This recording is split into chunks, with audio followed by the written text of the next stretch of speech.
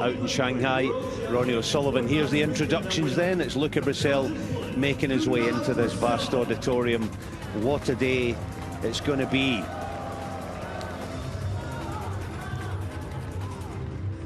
Nice introductions there, Luca Brecel, as I say, the reigning world champion.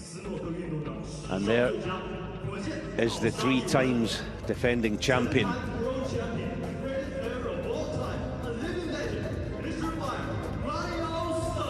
Yeah, the living legend is correct. The intros and the roar goes up as the man makes his way in. Referee there, Peggy Lee, she'll be overseeing this final.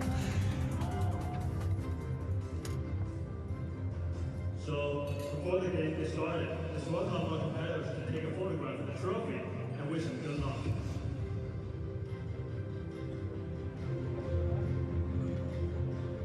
So the seedings, they've got absolutely right. It's the number 1 and the number 2.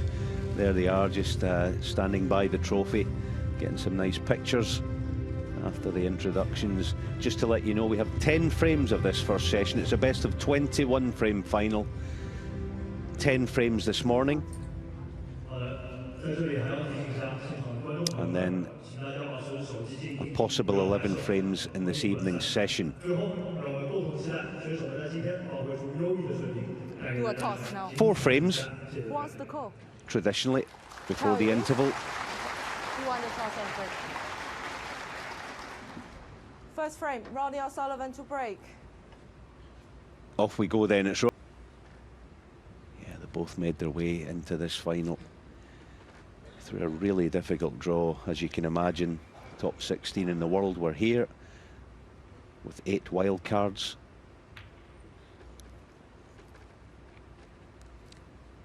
And I know we're all very much looking forward to such a big occasion, as is my colleague Fergal Bryan. It's a big one, Fergal, this.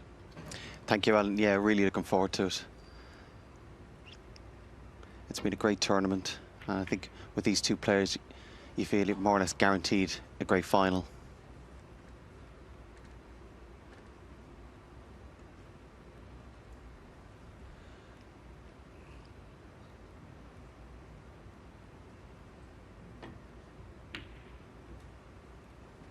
Yeah, of course, Ronnie O'Sullivan has had a day off. He played on Friday to book his spot here in that rear guard action against Mark Selby.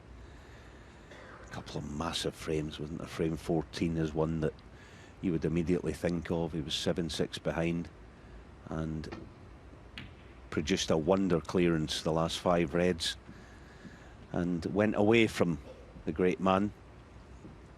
Luca Brecel yesterday against Neil Robertson, he sort of had the upper hand pretty much all the way.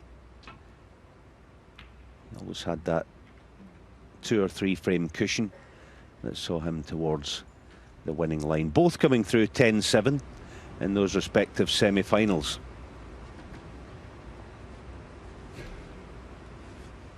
Yeah, I think it's going to be crucial today at the start of each frame, the battle between both of them to try and get control, get the first chance.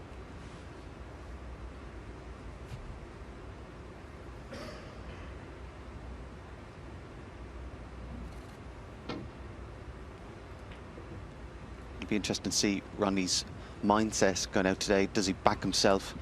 That I think most people agree he has a superior safety game.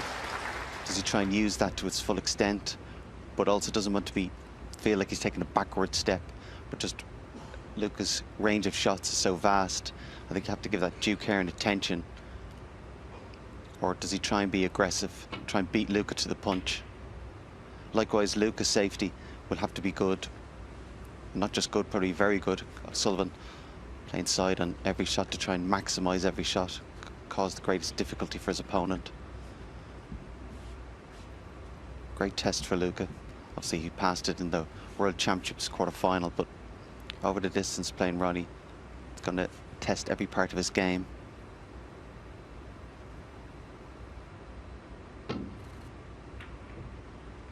Yeah, just to give you the head-to-heads, it's 3-2 in wins for Ronnie O'Sullivan, but by far the biggest was that 5 months ago at the Crucible, where Luca came into that third session 10-6 behind, got the job done by winning the last 7 frames, no less, on his way to the title at the Crucible.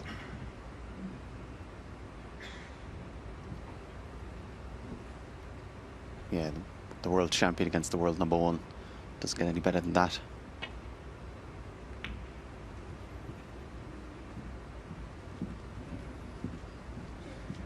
Just containing safety from Luca.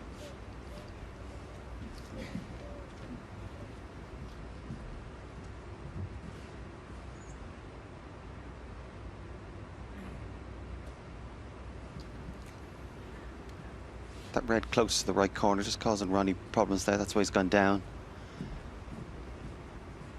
To have a look, where exactly can he leave the white? And of course, there's also red close to the left corner.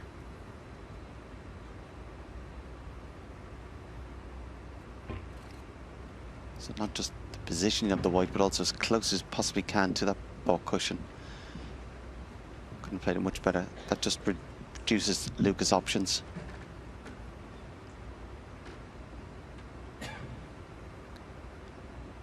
And all of a sudden, after a few safety shots, a few reds have started to come out of the away from the pack.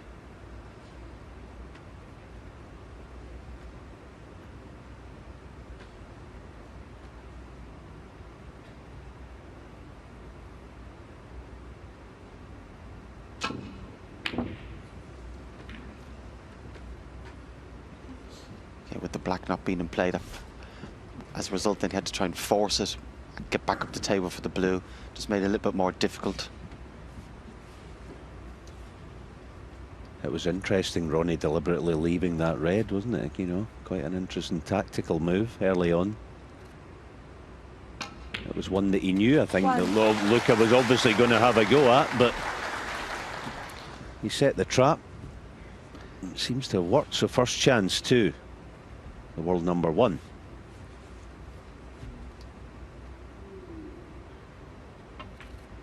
Yeah, sometimes you can't avoid leaving your opponent some shot, but that's why it was crucial that he left the white so close to the ball cushion. 7. And also, Luca then had very little angle as well.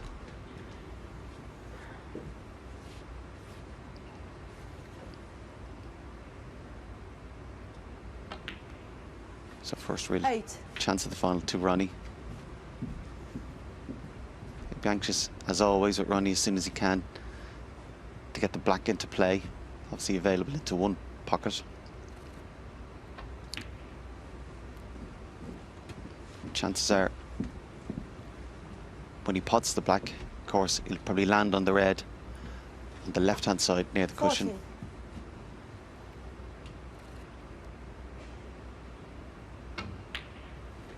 14. 15.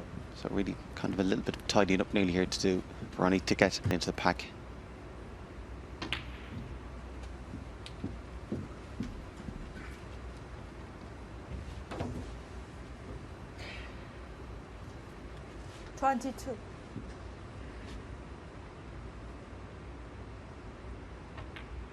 Yeah, just touching on that 23. semi-final, Ronnie, against Mark Selby, I did think, certainly for the first half of that match, he was searching for his best form. And as is often the case with him, one moment of inspiration, and it was definitely frame 14. 30. 65 behind, he produced pure magic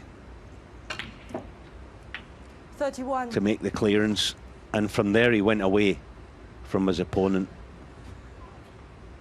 So it certainly feels to me like he's coming into this final in a very good frame of mind. That one's gone astray. That's end of break, barring a thin cut, I think, to middle. 38. Just lost the cue ball, not like him.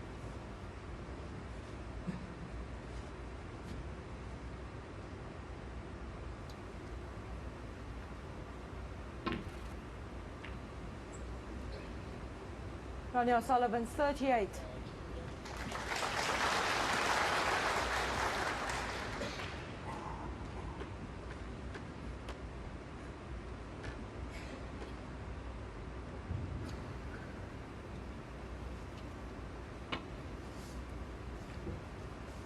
Yeah, we almost take it for granted that when Ronnie's in amongst them on 30 or 40. You're just automatically going to clear every time.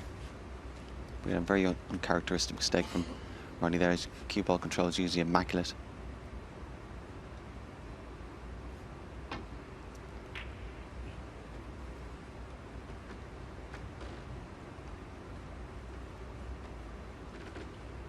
Again, classic example there of Ronnie's safety play, playing it with a bit of side deliberately to try and bring the white ball back over to that side.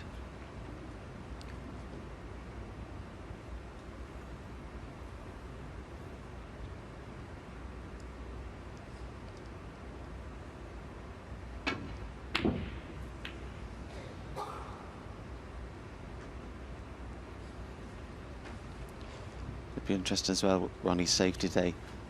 Does he play thick, aggressive safety shots off the pack? Does he play them quite thin, keep the pack tight, and play them at side and let the white ball get into the position he wants?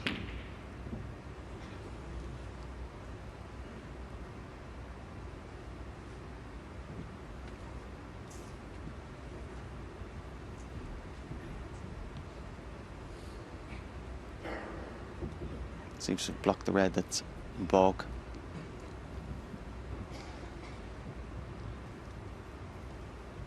Even for somebody of Luca's ability, testing on red.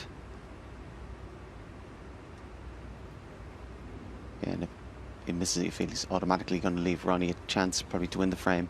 There's pressure on this.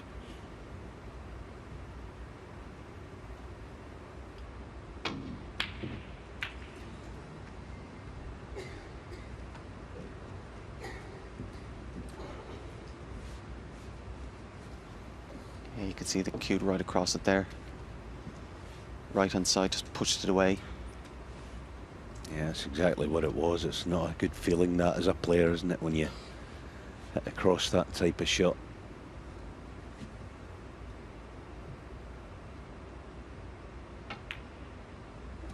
One.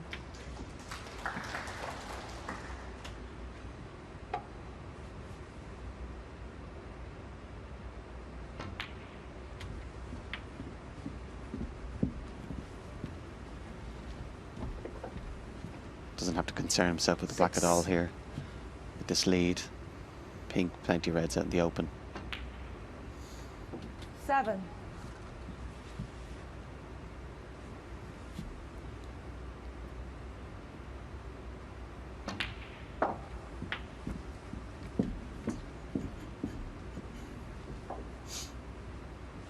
$13.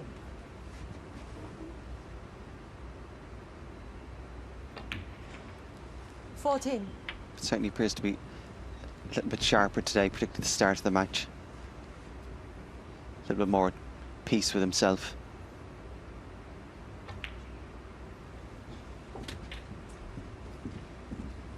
And of course having the confidence of beating not just John Higgins but Mark Selby, and the way he did, the way he finished both matches, 20. will give him confidence.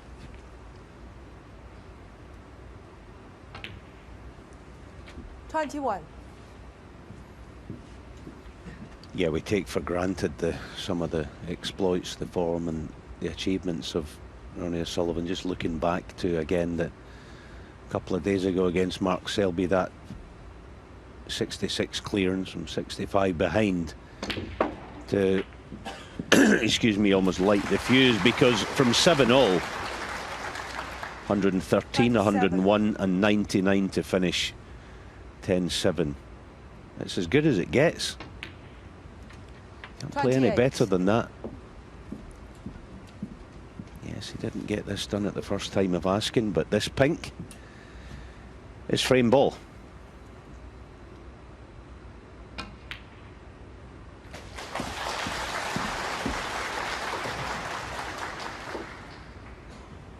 $34. $35.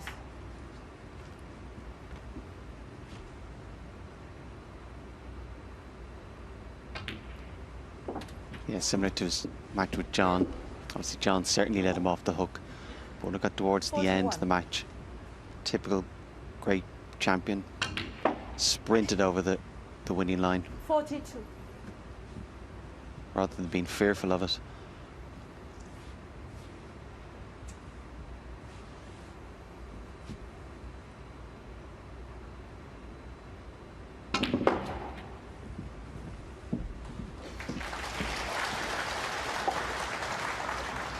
Forty-seven.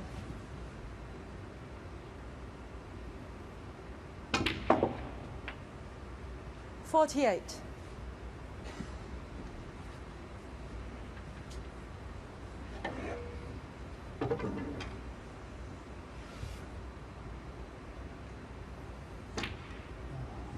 Foul.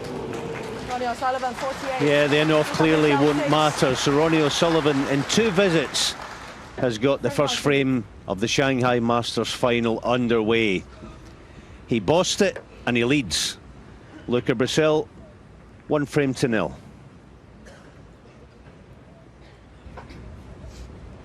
Welcome back to the grandest of stages in Luca Shanghai. Luca Brecel didn't get a foothold in frame 1. Off we go, frame 2. 10 frames to be played in this session, 4 and then the interval. It's an unusual number, isn't it, to have 10 frames before, you know, in the first session all told. I don't know if that's ever been a thing. Yeah, a couple of times in the Shanghai Masters, but other than that, traditionally, I said it's best of 19 is the final distance, 9 and 10.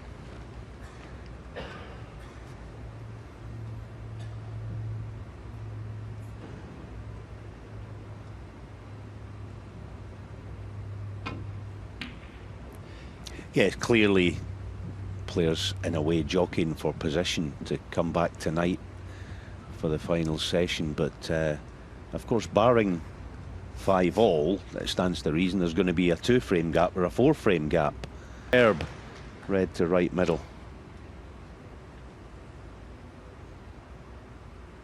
That's what he's good at, I think, isn't it? Those kind of shots that need unerring accuracy, he seems to find the target. Yeah. 8. Yeah, that's the problem for Ronnie as well today. Not just with Luca's cue pair, but also his range of shots, unusual shots, quirky shots. Not only does he go for them, but more importantly, he gets them. So what's safe or deemed safe against probably at least 90% of the players is not safe against Luca. Again, he's going to go for them.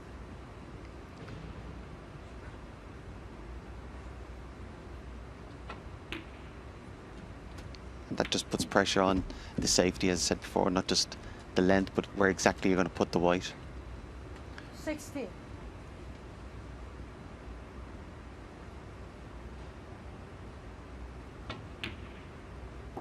70. I think Luca far less likely to get bogged down in tactics or game plans. Just sees it, pots it.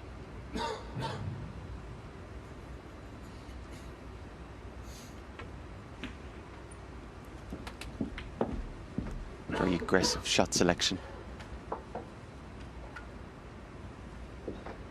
22.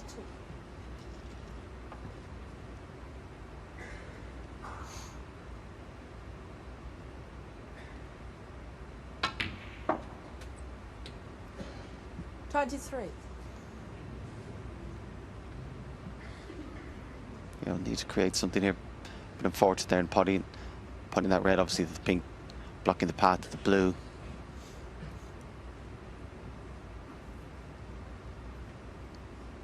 Looks to be quite straight even on the yellow. Obviously loads of cue power. Besides to screw back for the reds, you need all of that power.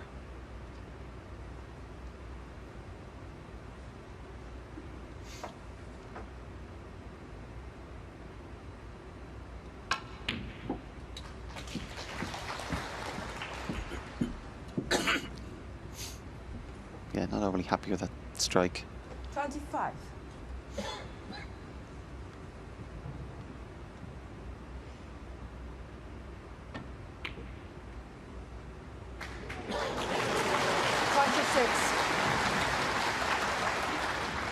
Looked like it could be end of break, but again, Pink ball. picked out a little gem there. Of course, has the pink over the middle pocket to continue it.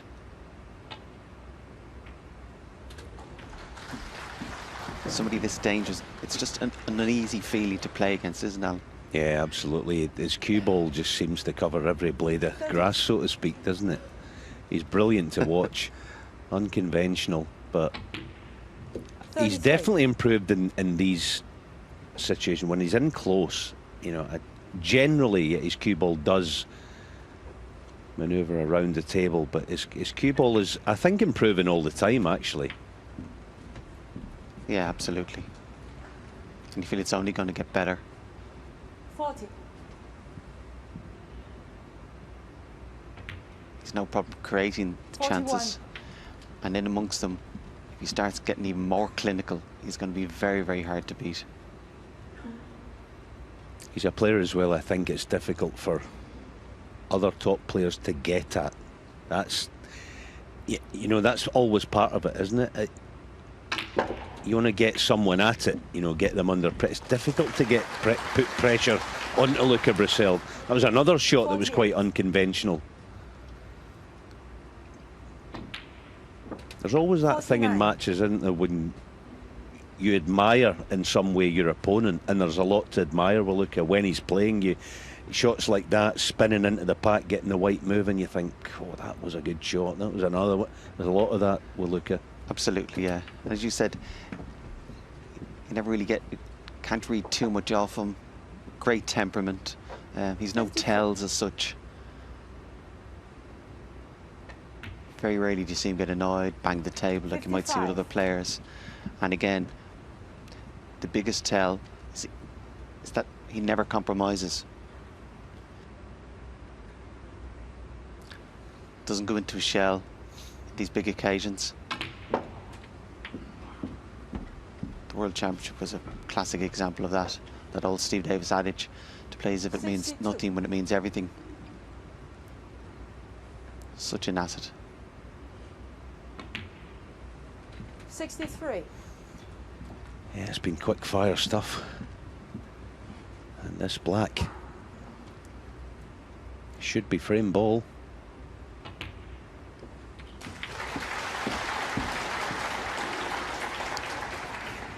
Also as well, 70. Not intimidated by Ronnie. A lot of times players have been a little bit apprehensive, a little bit fearful, more importantly in the World Championship, so that's not an issue. Sometimes we see with players when they become world champion for the first time, they've been a little bit a burden, it was restricted them or they felt pressure, but I think if there's any player or person that can deal with it really well, it's Luca. Just goes about his business. Looks like it. Loving life, loving playing snooker. Why wouldn't you?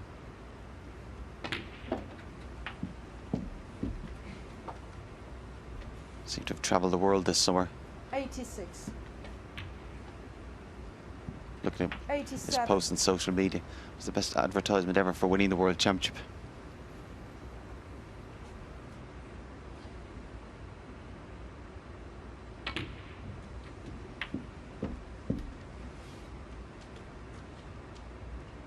$94.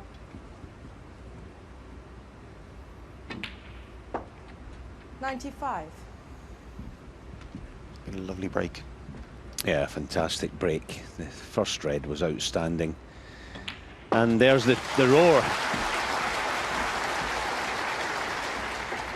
The perfect response 100. by the world champion.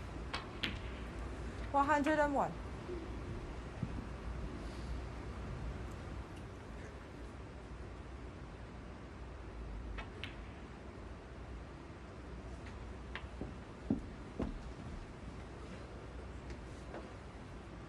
$107. 109.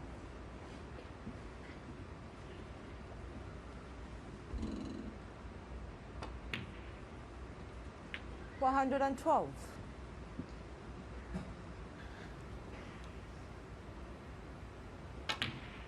It's so clear to see this boy's got talent to burn, isn't he? Talent in bundles. He's just brushing these in. Yeah, and Ronnie knows it very well. Ronnie was gushing in his praise after he'd beaten him for the talent he has. 127.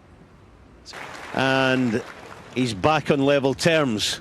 This final is truly underway. It's one frame all. Ronnie O'Sullivan. And then a sparkling 1-3-4 by Luca Brecel to draw level. It's 1-all. Off we go. Frame 3.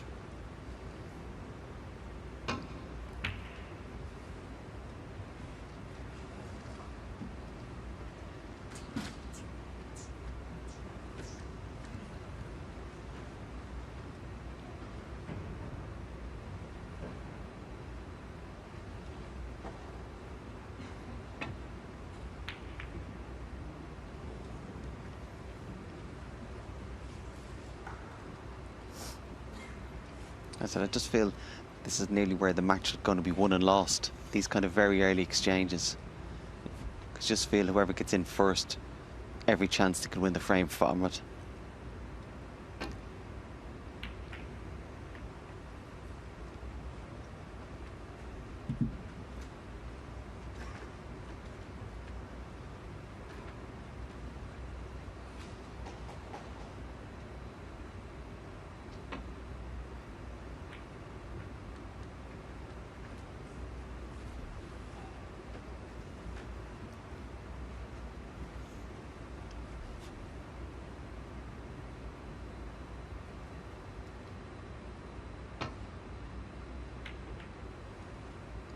Conditions can be a little sticky in Shanghai, as we know, but I think the conditions overall, in terms of the bedcloth on this table, you'll see it here with a safety shot. The cue ball runs out beautifully towards baulk, and it's one of those that the players will enjoy. It seems to run out that bit more. That doesn't look like it's going to reach the baulk line. Of course, it's not maybe quite, but it just runs out nicely. Players enjoy that. Yeah, exactly. When you're playing those safeties, particularly if you're catching a little bit thick, you don't want to feel like you're forcing them.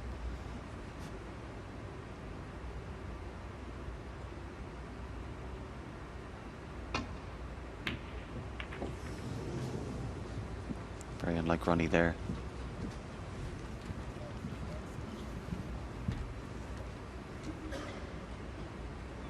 That kind of shot swinging around the angles, brilliant at.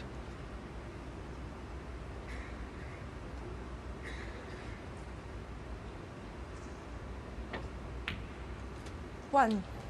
But every safety shot Ronnie plays today, you'll have to give this full attention, because we've already seen in the last frame how dangerous Luca is, not just from distance, but obviously in close. So they let that slip away. He was hoping to be on the black.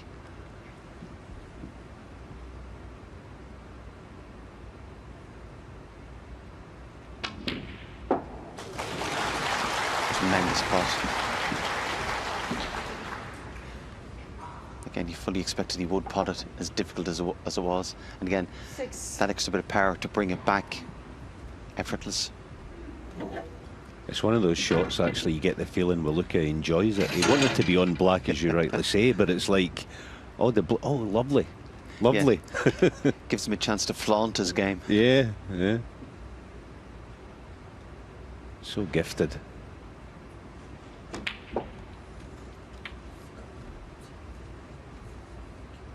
Seven.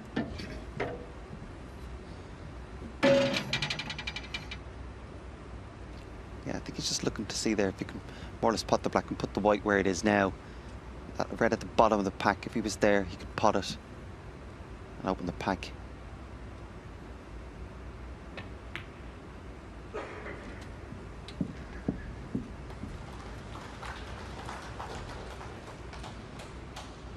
$40. 50. Okay, a little bit short of pace there. Quite straight on the black here. Probably have to just resort to playing the red into the middle, then trying to get back on the black with an angle.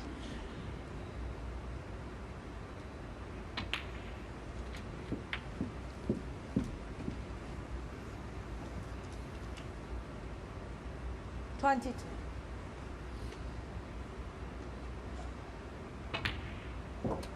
$23. Yeah, poor enough there to land straight.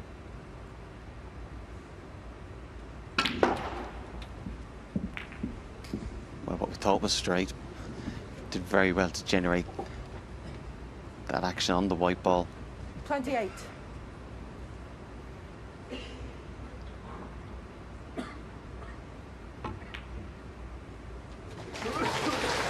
29. Yeah, this is brilliant stuff, isn't it? Once again, the cue ball, but so making a few journeys here and there, but he's able to keep this going. Now, this is a toughie if he plays with left-hand side, 2 cushions. Has 1 loose red. Oh, just gone wrong. He keeps you guessing, doesn't he? Yeah. I think he keeps himself guessing, actually. Yeah. You better stay quiet, let him play it. I keep saying it's just those range of shots. But Yes. what do you think his end of breaker for normal people is? He can find something. He'll have to find something here again.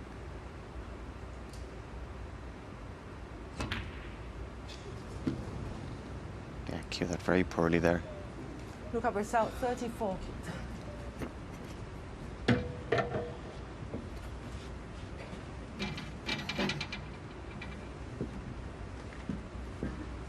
Yeah, that little contribution of 34 is all part of the charm of Luca Brecel, the way that he plays.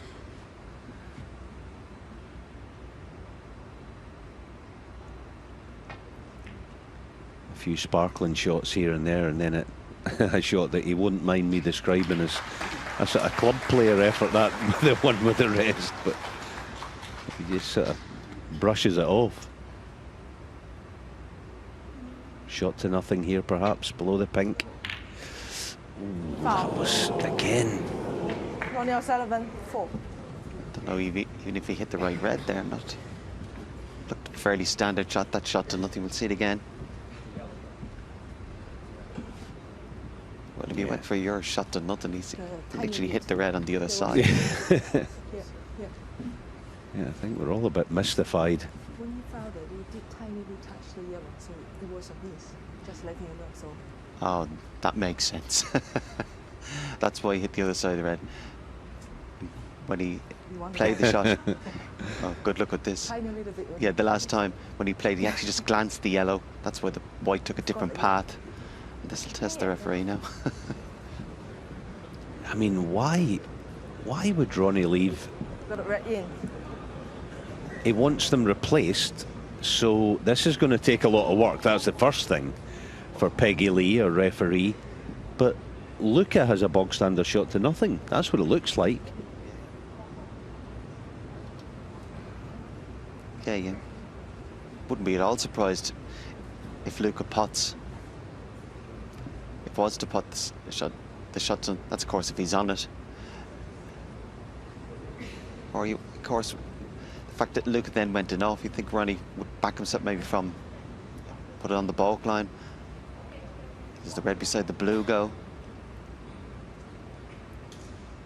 Yeah, this is going to take a few minutes. I mean, don't know exactly how many reds moved, but it was a few. It was a good spot by Peggy Lee, the actual foul on the yellow. Yeah, and of course, also in playing that shot, a red did go into the pocket as well, so that has to be replaced. Yeah. Yeah, thankful. I'm very thankful I'm not down there. Yeah, absolute nightmare for a referee. Yeah. Yeah, if you've just walked in, just trying to replace the balls, it hasn't been abandoned the match. Yeah, just brushed it. Well, it's been very important, apart from the reds, in a half an hour's time, when she does put the white back, that it's exactly where it should be, where it was, in relation to that Luca has the exact potting angle for the shot to nothing.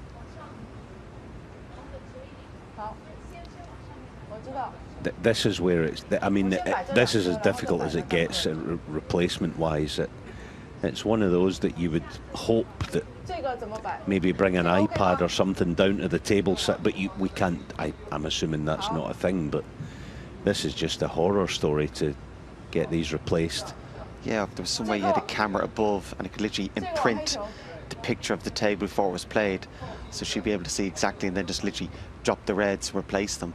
Whereas she literally gone ball by ball. tour assistant. And in this instance, it's going to be 7 or 8 shots have to be individually replaced, all important. And as I said, none more important than the white.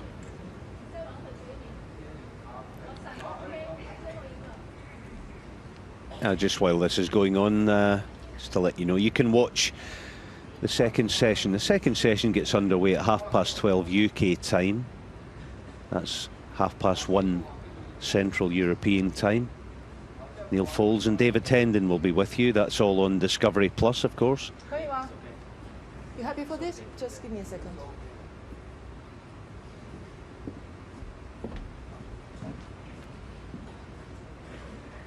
Okay, so you're happy for the playfield run. It feels to me like there was a red farther to the left that was a potential problem, but anyway, that was a tough job. So off we go again. Yeah, interesting there. Luca I'd have decided he didn't have the angle, or maybe because it was confusion.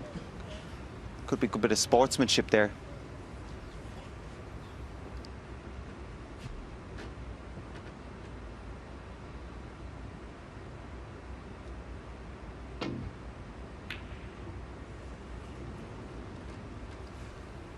Yeah, it's possible Luca there, because it was such a fine margin, didn't want to play it, or didn't want to be seen to play a shot that wasn't on.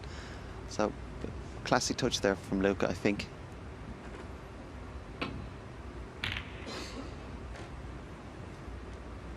Yeah, I completely agree. That would have been... It's one of those, if you play the shot that you tried to play first time round, of course, miss the yellow, pot the red, you know, your opponent may be, well, hold on a minute.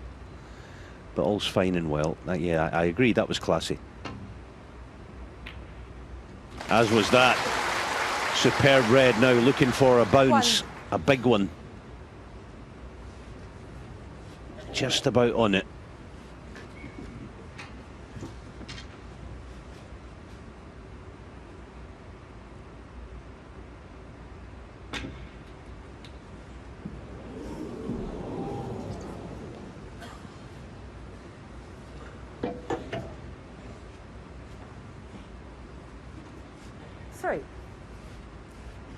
In the jaw of the middle pocket, left himself testing red here.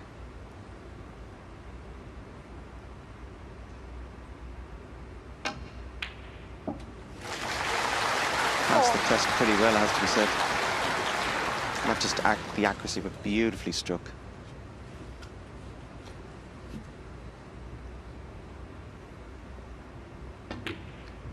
Long backswing, lovely slow, smooth delivery of the cue. And hit it absolutely perfect. 11.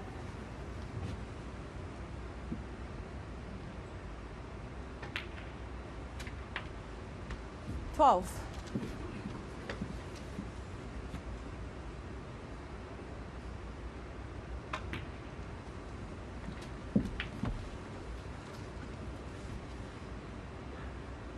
19.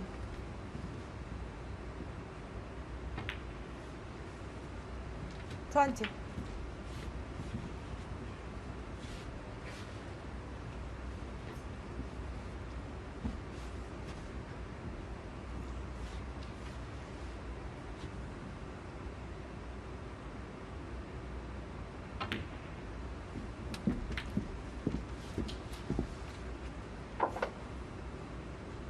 26.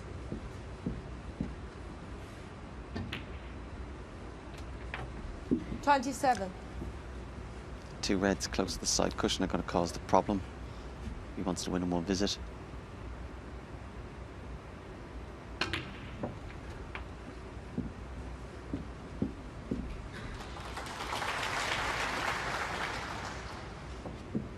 $34.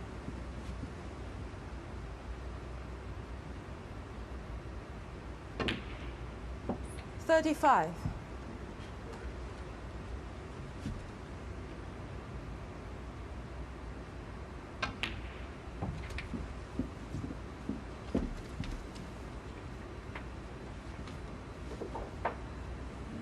41. 42. 45.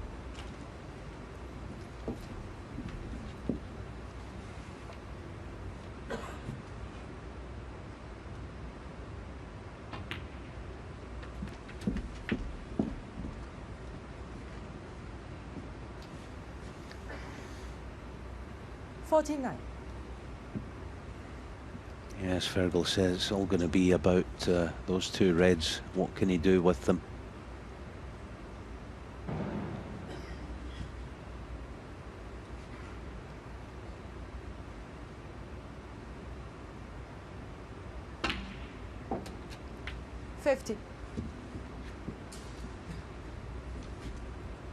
Here we go then.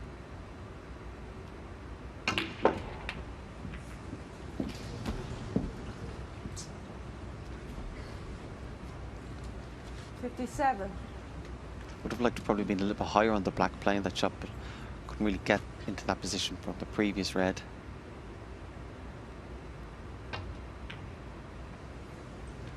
And a lovely 61 break. Ronnie O'Sullivan, 57.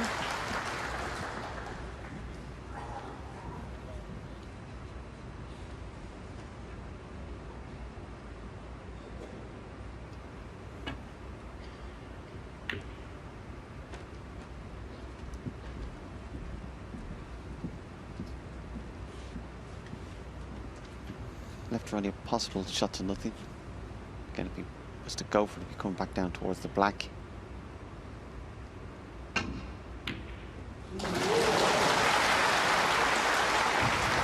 that black would make it 35 ahead.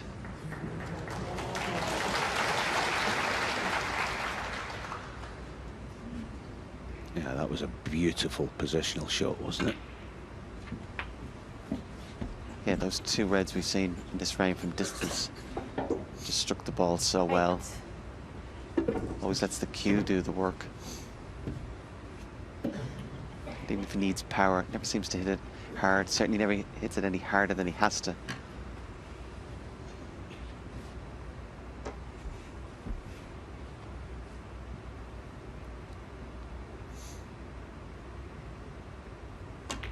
Foul.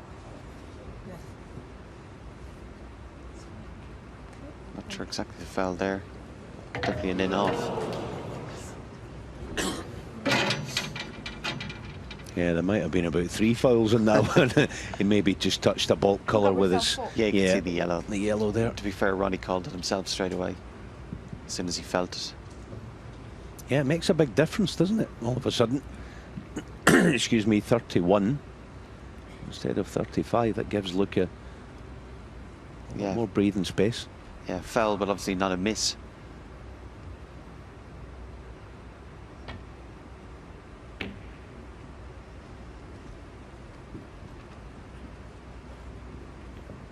That's twice, isn't it? It's half loose. Is that kind of mistake going to be good enough in the end game? As Fergal says, Ronnie's been good at this so far. There's another. There's another. One.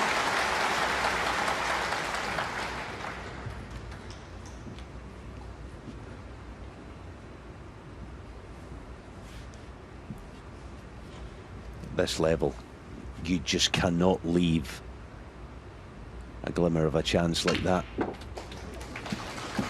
Yeah, it's those little mini games at certain times during the match Luca's going to have to win. 7. Again, when you're playing safety, you don't always have to play a brilliant telling safety. A lot of the time it's just a case of when your opponent comes to the table, he can't pot a ball. Yes, absolutely. Ronnie picks up the pieces from a couple of Luca Brecel safety errors and is back in front again. The defending champion leads 2-1. Of course, Luca Brecel over 200 centuries. You'll agree, Alan, that all the good players have had over 200 centuries in their career. Yeah, all of them. Yeah, myself and Fergal managed to squeak past over 200, I think, but managed to squeak it into the conversation. Yeah, so off we go then. The frame before the mid-session interval. There was an argument, I suppose, I don't know, for the fact that we have 10 frames in this first session. Was there an argument for 5 and 5? That doesn't really matter. Yeah, I think but so. I think it might even actually be more prevalent tonight, because if it was to go all the distance, the last session, when they come back from the mid-session, they potentially could have 7 frames. So certainly tonight probably could be 5 and 6, probably more relevant. You said 4 is just the standard amount. But probably certainly tonight could be a bit lopsided. Yeah, I mean, ultimately, of course, it doesn't matter. Just thinking more so of the, you know, the crowd, to give them an even amount of time between that mid-session. But yeah, 10 frames to be played before coming back tonight.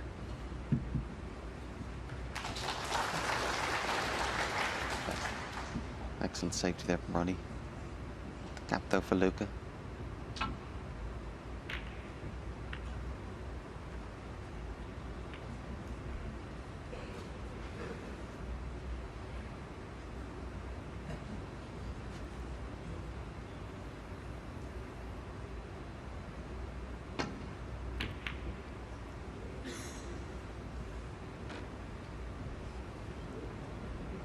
With the yellow, blue and brown being so close together, it's a big target. Try and get a safety, potentially get it behind those.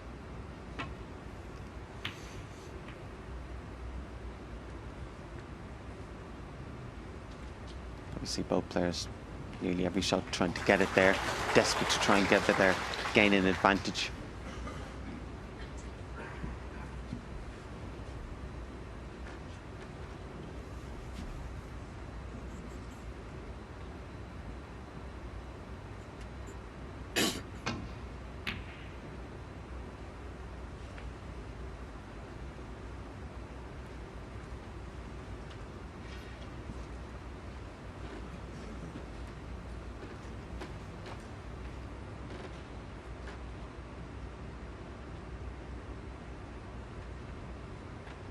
One of the problems Luca may have in this final is the fact that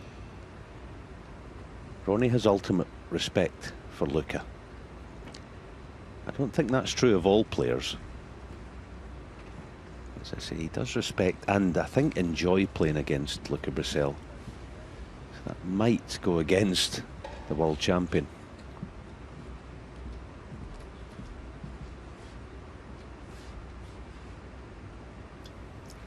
Yeah, Ronnie's going to give not just Luca, but every shot his full attention, absolutely no complacency, and just try and rise to the challenge.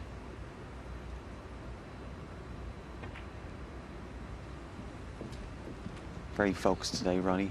You can see right from the start how focused he was, just totally engrossed in the game.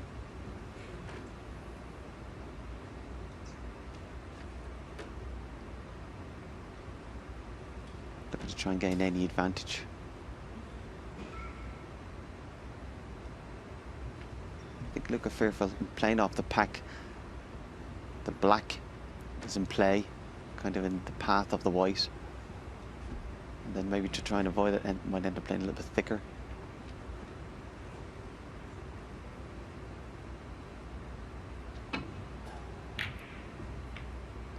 Played a little bit thicker. With a bit of exercise just to get in, get away and avoid the black. Get Ronnie probably play something similar.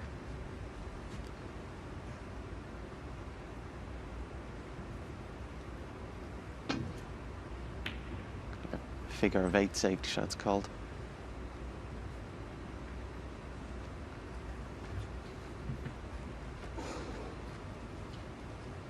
Luke will probably return the compliment.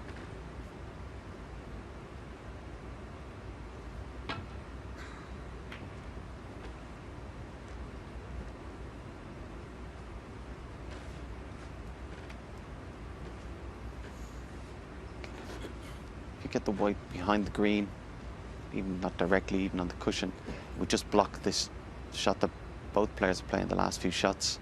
And again, unless Ronnie gets cover, Luke will be playing the same shot again. One of those cruise ship frames, isn't it? With the reds just going to one side.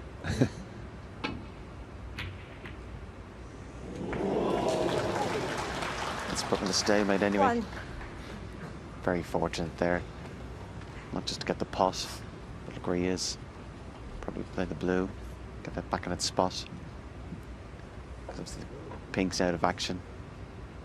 The back you feel within a couple of shots, we will be able to get on it. But worst case scenario, you can certainly racking up the points just with the blue. 6. But again, even if you did pot the black early on, going back in its spot, it's going to be blocked into both pockets. 7.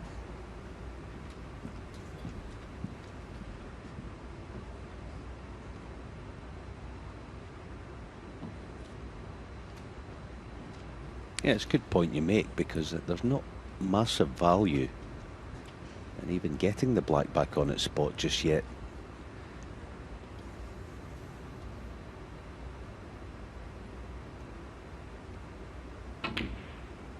If anything, it congests that area, doesn't it? Yeah, it's like more like adding to the problems. I think it nearly looked like he pot the red. It was only when he was on the black he kind of realised the consequences of it.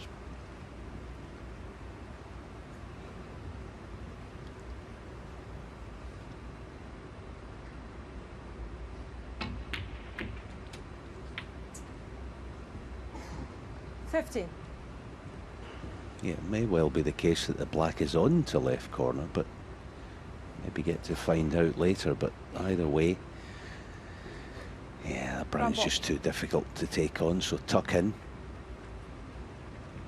Luca Brecel 15.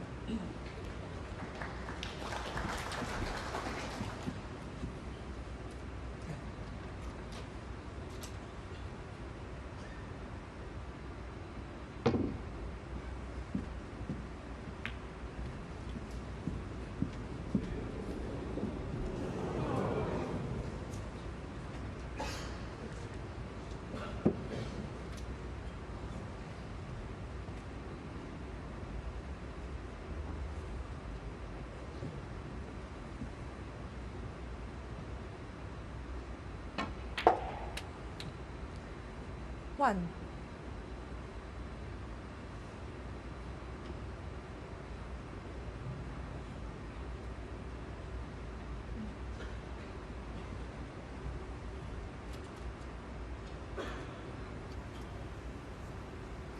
Same problem as he had the last time.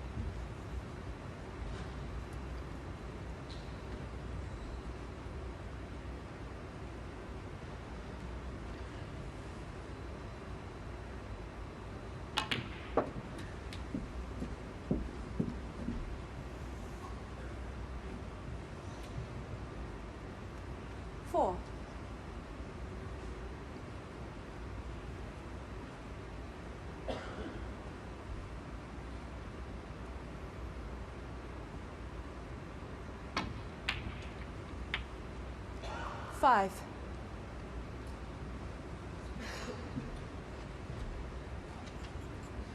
Not the worst little glance ever.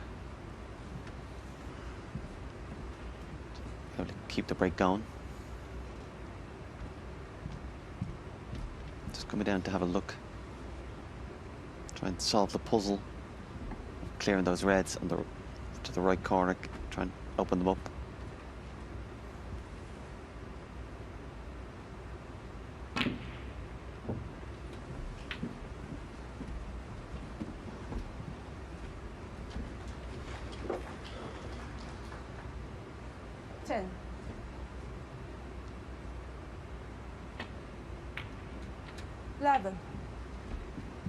Actually, the black going to the left corner makes a massive difference. Yeah, he didn't give us any clue as to whether it was on, but oh, it was tight and it's gone wrong. Luca Brecel 11. Played that quite casually. Yeah, as we clearly see, definitely went. It's actually not the full pocket, definitely enough for the black to go. One. Quite a bad miss in the end. Unexpected.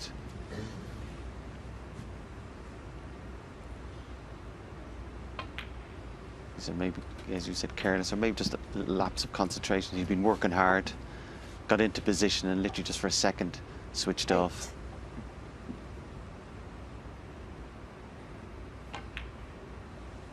9. Every shot, even the simple ones, require full attention.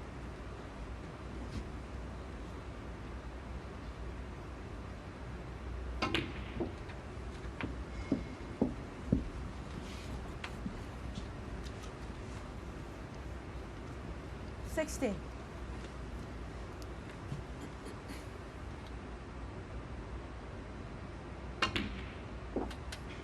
17.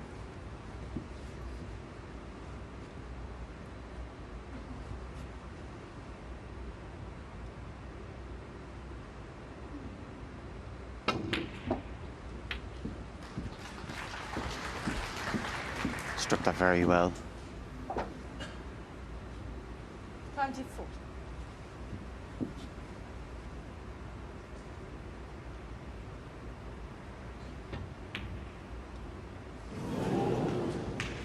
Ronnie O'Sullivan, 24. Slight.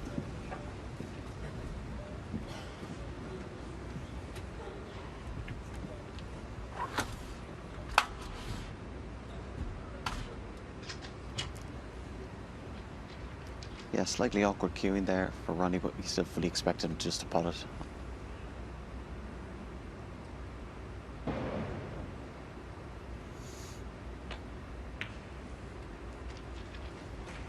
Even by Luca's standards there, there was a lot of cue from his bridge hand. Obviously, he had to use the extension and stretch.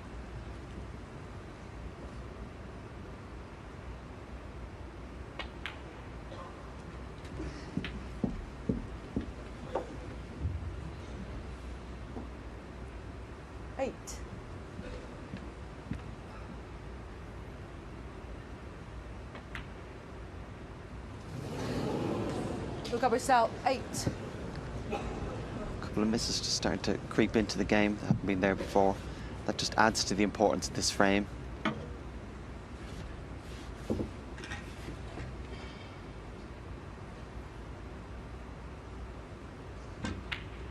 One.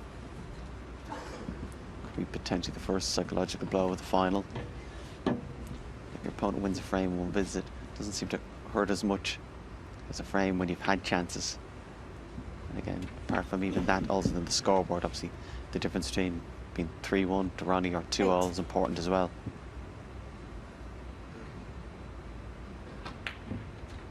Nine.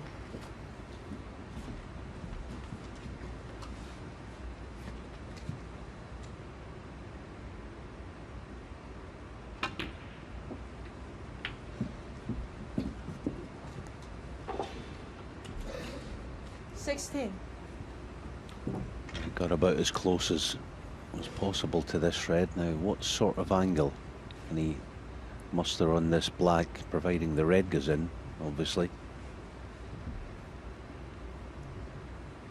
Sort of chance sometimes that he actually, I think, quite enjoys, where you got to be super creative.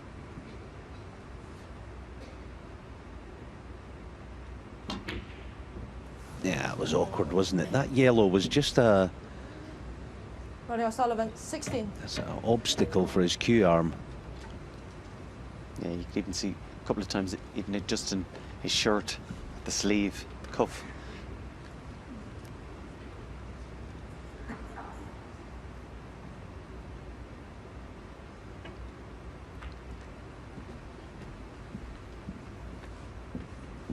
Just an anxious look from Luca, just making sure there isn't a gap. There is a slight gap in the path between the green and blue.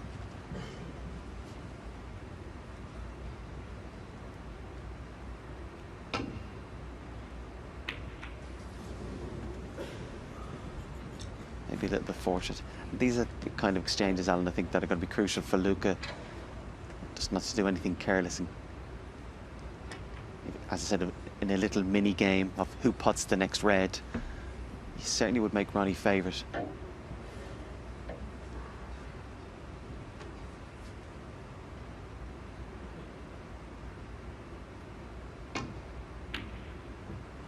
The last frame played a few careless safety shots, which Ronnie capitalised on.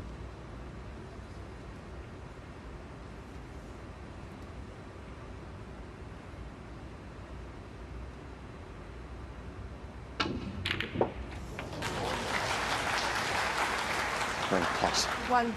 Yeah, it's a good point you make. I was just thinking, players see different patterns when they're in scoring, don't they? You also see different patterns in the safety side of it with a couple of reds left. What's the best move? That sort of thing. They all see it differently.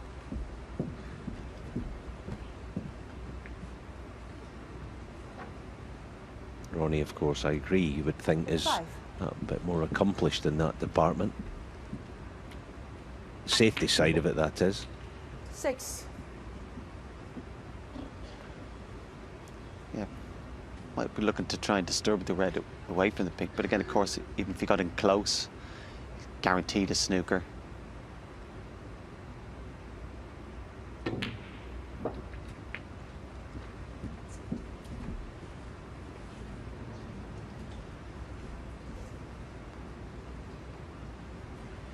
Probably just nudge both red and white onto the cushion, obviously with the pink in between. Yeah, he sort of finished a bit too close to it, then, because the escape now is, he might not get it first time, but there's no danger. He's going to get the red within 2 or 3 shots at the most, and he certainly isn't going to leave it, you wouldn't think.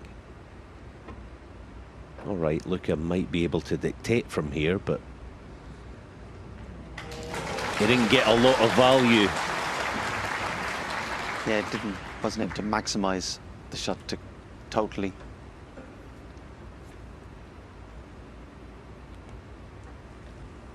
Foul Yeah. there, yeah, missed altogether. Yeah, I thought it was interesting the way that Luca played the yellow. I think you either play not to release it and just play for the snooker and put your opponent in trouble, or you play full-blooded to shift it. He kind of did neither. Interesting. Yeah. It's kind of like he more or less pot the yellow and then decided what he was going to do, whereas beforehand, if he decided to play the snooker, I said he could have played a very telling safety and brought the red. He still would have been behind the pink, but the red would have been an open play. As you said, the red being on the side cushion. Yeah. It was no great advantage. So obviously the free ball. Yeah, obviously can't roll it behind the black, has to play another colour. Green ball.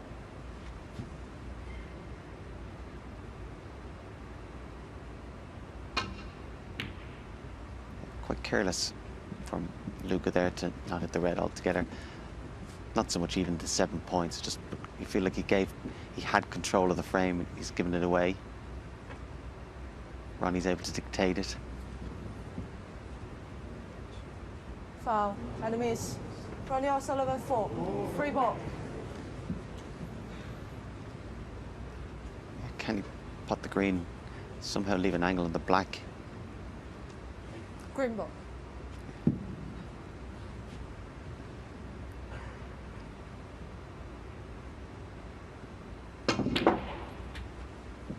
Manufacture an angle, try and take that red out. Never looked like he had that angle. Yeah, he's going to be eyeing up the brown here. This looks good, doesn't it? 1. He's got to just miss the yellow. Spinning round the corner. He'll get close to it if he misses the yellow.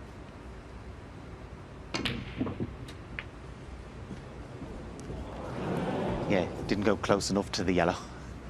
Yeah, he just didn't quite get deep enough. Yeah, had to be as close as you possibly could to the yellow to make that angle.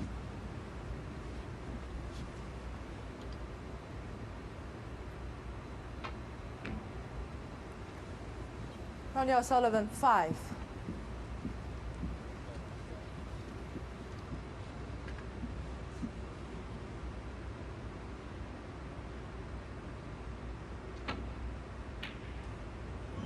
Foul. Ronnie O'Sullivan 4. Again, another careless from Luca. That wasn't overly difficult safety shot.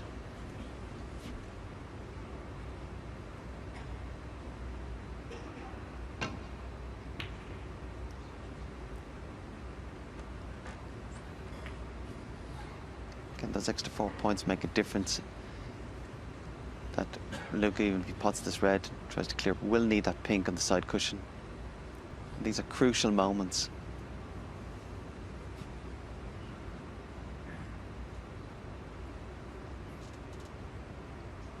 Tail. He's playing the best player ever. These fine margins are crucial. Yeah, I think you're right. It's sensing where the danger lies. Of course, he gives it, you know, concentration stuff, but sometimes you just got to 8. batten down the hatches with certain shots. I mean, just make sure you don't make a mistake that you're going to regret. Yeah, in tennis terms, just get the ball back over the net. Yeah. Make him play a winner. I think he's just about on the green. Again, of course, 19 ahead. The green for 22. Should be on the brown then.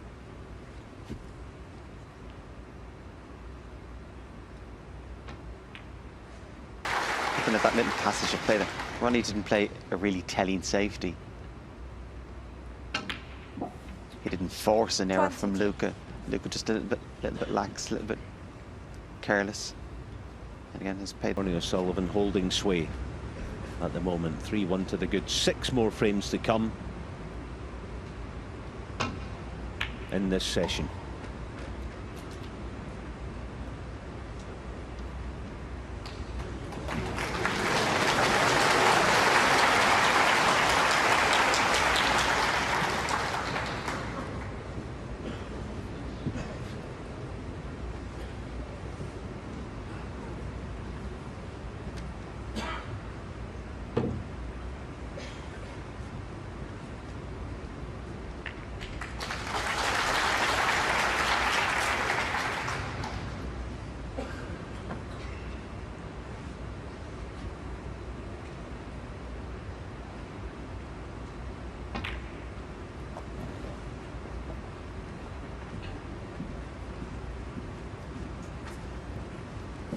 Similar pattern to previous frames. Both players looking to get control. 1. That save shot a lot thicker than he would have liked. I think he was hitting them a little thick to open them, but obviously not that thick. Luca Brecel, 1. And again, probably could have been a little bit, played that a little bit better. Obviously fearful not reaching the brown altogether, but still left a gap, too big a gap between the white and brown. Ronnie coming down to have a look with regard to the red beside the black. I don't think he can catch it thin enough and avoid the black. I don't think he can hit the red and not hit the black, so let's look at if he just plays a dump shot and just try containing. But if he leaves the white down there, what will he leave Luca? Can he avoid leaving him a shot?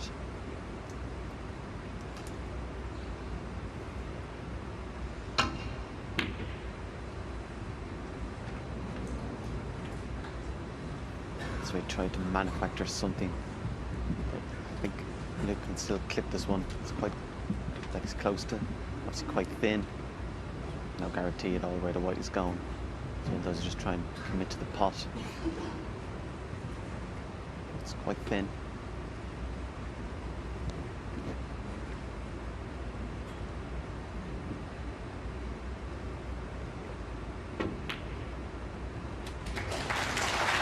One. Yeah, better shot than look there off with Pewee.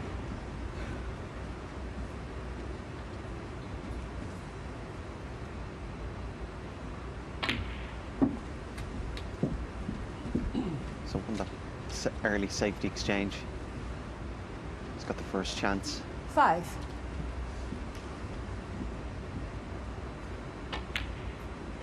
It's an important frame as they all are, but certainly doesn't want to go 3 frames behind, even if it is early stages against Ronnie's such a good front runner. Generally gets stronger with the lead.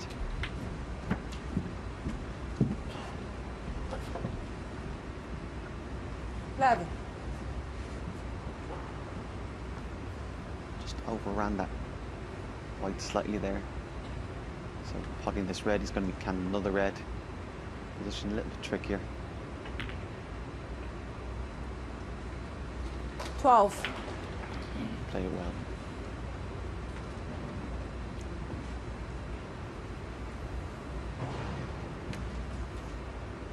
Yeah, there's always going to be someone playing catch up. Of course, for the time being, it's Luca, but as we know from recent history, he's never one to panic.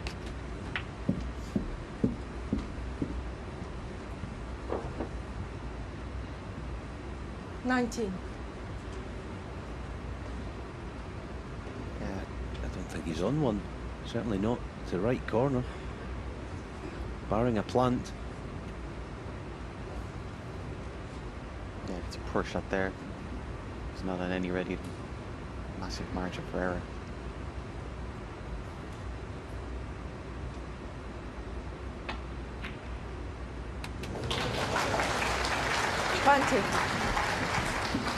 Yeah, typical Luca, able to have a tricky red, get out of trouble, continue on. You just feel he's creating chances. You just feel when he's in amongst them, just a tighter control of the cue ball. As we said, it's a great asset to be able to play nearly any shot and get yourself out of trouble. But the fact that he shouldn't be in trouble, and he won't always get away with it. 28. A bit more entertaining to watch. It certainly is. Keeps you guessing.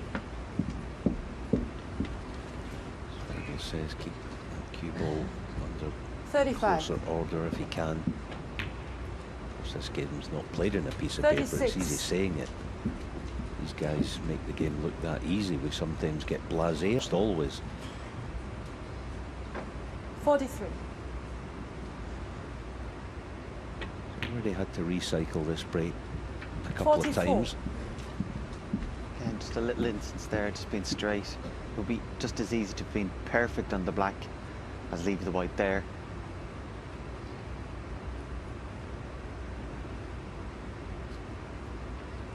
Yeah, it's the point of difference between both players so far, I think, isn't it?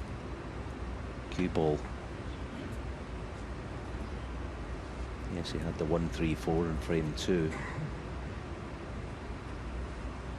But general, it's been a little untidy.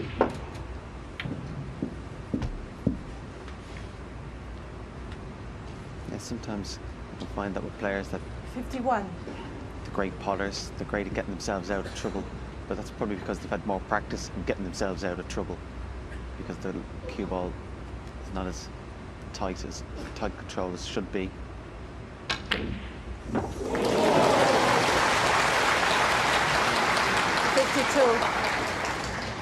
As I said, it's far more entertaining this way. It's harder, it's more taxing on you mentally, but for us watching, it's brilliant. But I suppose what we're talking about is not necessarily making a break. 59. Ideally, you want to make a break and you feel within it. You haven't played one good shot. They've all been easy pots. 60. Just percentage-wise, he's doing it here, but percentage-wise, you're less likely to be making these breaks when losing position. You won't always be able to pull out these little gems as he's done today. 67. 68. Also worth noting, the testament to his temperament when he has run out of position. He hasn't made a big deal of it. He's just got on with it. Hasn't affected him. He hasn't let any disappointment carry into the next shot.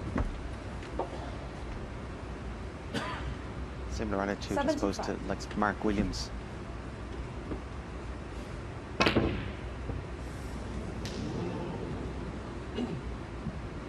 Luca Brecel, 75. Yeah, Ronnie stays in his chair, so even Luca Brecel breaks down on occasion. This time it was in 75, but he had done more than enough to get back to just one frame behind then.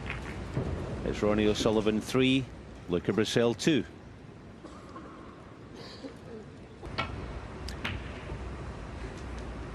Welcome back. We're halfway through the first session. The Shanghai Masters final. Ronnie O'Sullivan holding the advantage at 3 frames to 2 after an adventurous 75 break by Luca Brecel in frame 5.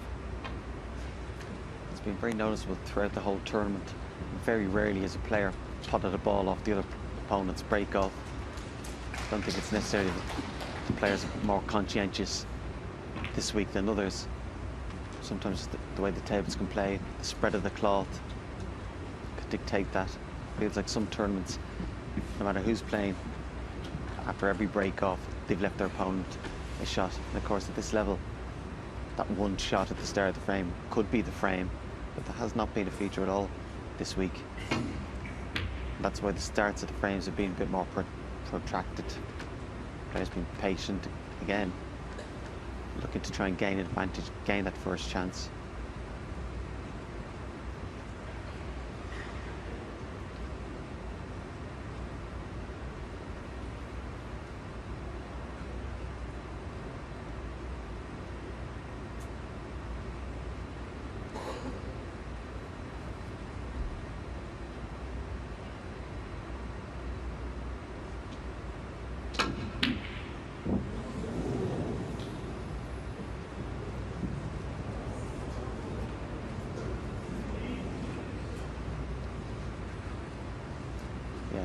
Maybe his strength can also be a weakness, as in he's such a good long putter.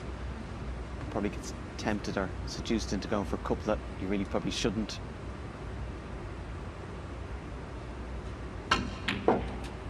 One.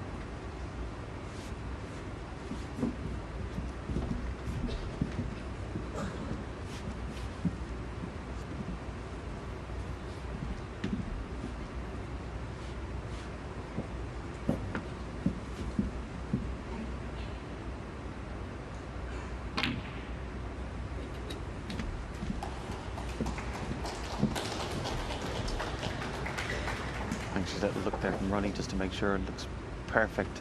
I want to keep the white where the red is, or just a little bit below it.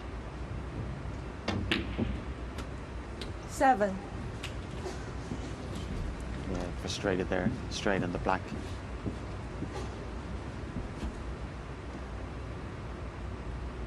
Yeah, I'd be very annoyed. Not with that shot, just that he left himself straight 40. on the black. Such a strength in his game to be perfect on the black. Again, even there, could have played. He was so close Ronnie to the black. O'Sullivan, Could have played 14. a thicker safety.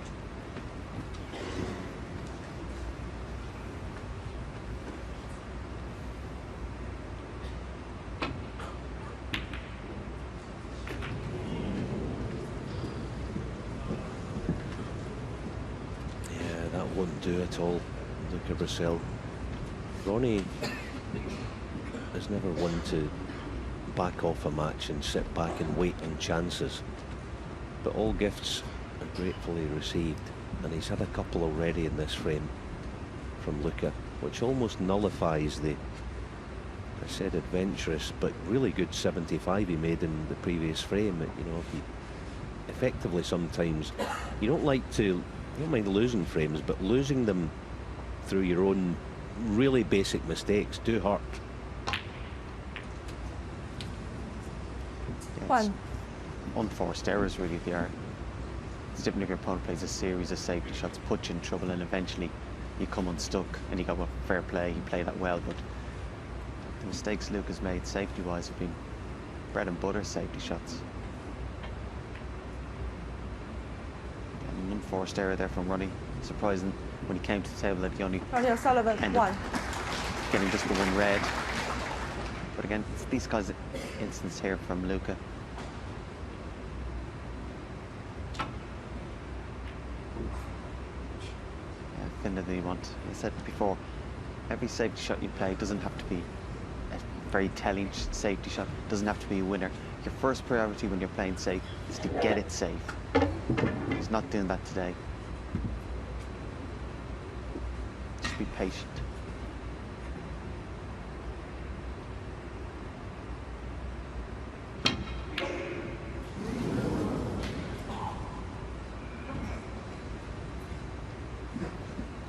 Yeah, you wouldn't think so, but there is actually an art to in snooker where every time you leave the table, leave it having played a decent shot or something, or a leave where your opponent can't hurt you. One. Volume of that is telling in a match, isn't it? You just keep the guy at bay for a long period of time. It doesn't have to be a sparkling safety shot, but that's where Luca's got to tighten up. Yeah, it's what you're saying. It's literally like a consistent body of work over the course of the match. So your opponent has to work for every chance he gets.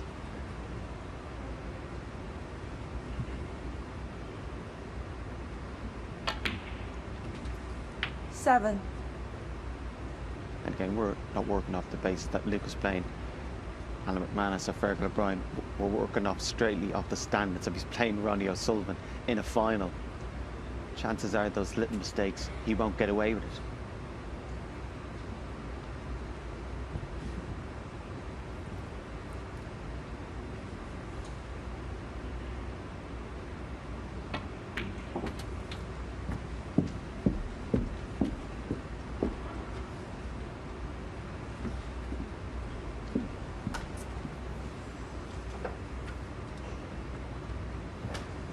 Yeah, make the other guy tired 30. of facing problems.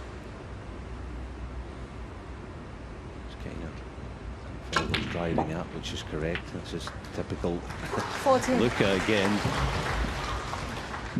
Brilliant to watch, obviously. I wouldn't like to be his dad, Carlo, though. A bit stressy. Yeah, as I was saying, it's such a good asset when you're in trouble to be able to get yourself out of trouble. It's just today, he's been the one putting himself in trouble. 19. But again, having said all that, only 3-2 behind. As it looks sharp, playing well. So nothing to worry about, far from it. Just maybe this evening 20. when the pressure's on, you can tighten up. Just it's on a couple of shots. In the best of 9, best of 21, we could only be talking about 5 or 6 shots.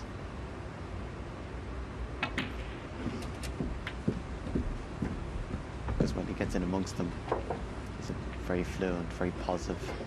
25.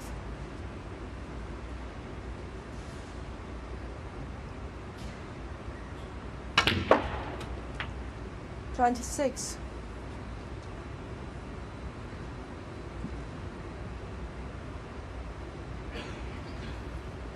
Just got to be careful here. I think it's not an absolute certainty. Then it looks like playing it. Might be coming up, cannon in the black. And potting the pink, it will go onto the black spot, which will just free up that area as well.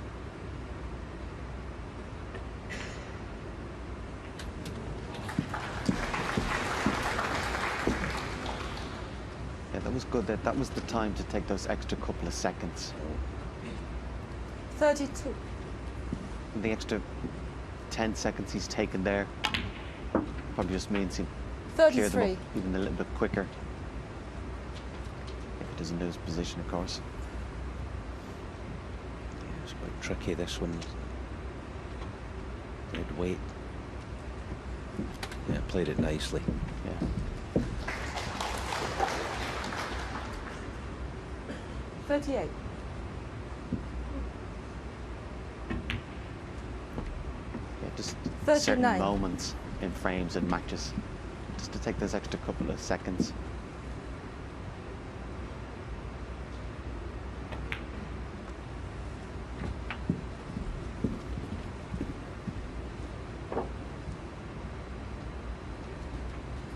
$45.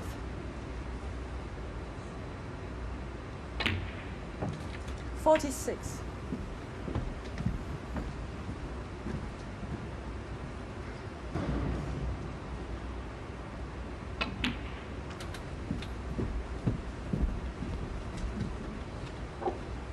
You never quite know what the narrative is going 51. to be, but what it's been so far is that Luca Brecel is the one who's doing the 52. heavy scoring. Ronnie, just on occasion having to not live off scraps, but to pick up on the odd mistake by Luca. But when he gets in, he's such a live wire act, isn't he?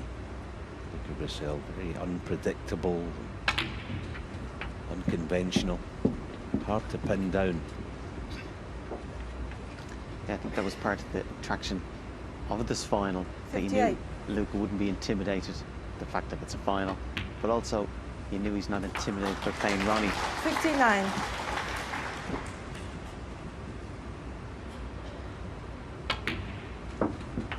He's just in his own little world there. His opponent is irrelevant. As great as Ronnie is, he can do nothing 65. sitting down.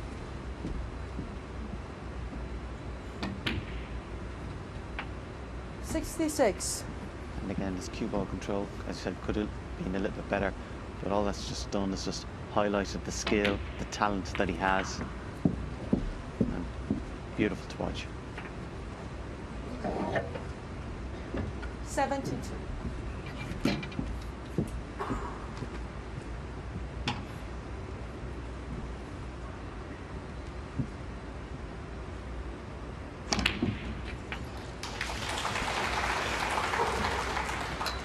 Yeah, when he plays like this, just seems to be totally free of doubt or anxiety.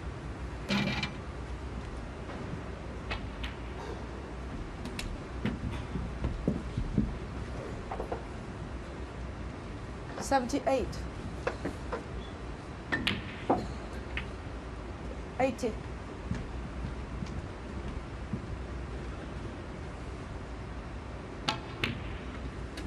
$83.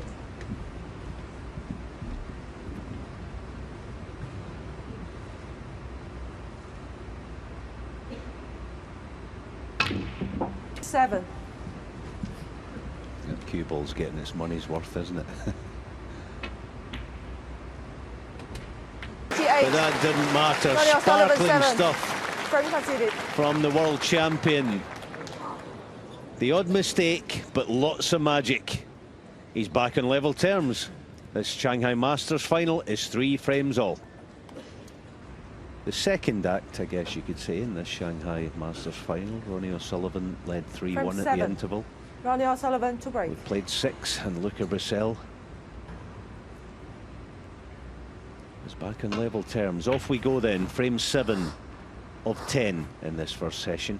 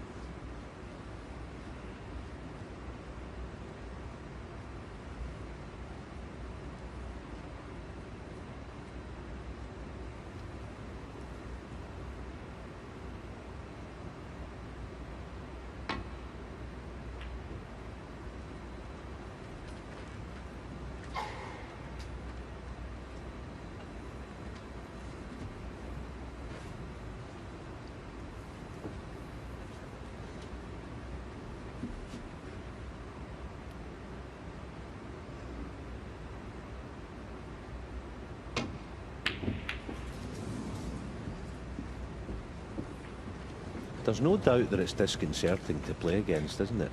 Yeah. You know, for all that Ronnie's mind and game and all the attributes he has is the best has ever been, you can throw someone off kilter, can't you?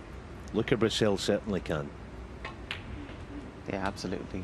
Unsettling is the exact word you'd use. Tied into, of course, the fact the last couple of frames he's been sitting down a little piece. That red at 3-1 was a bit easier than now 3-all, having been sitting down. Again, Ronnie likes to ideally bully players, and Luca's certainly not a player you can bully. He's not a person you can bully. I said he's 6. If anything, looking the more stronger, more dominant player.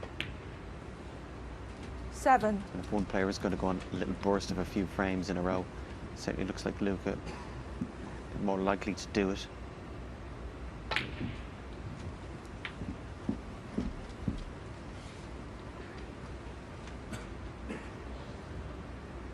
$14.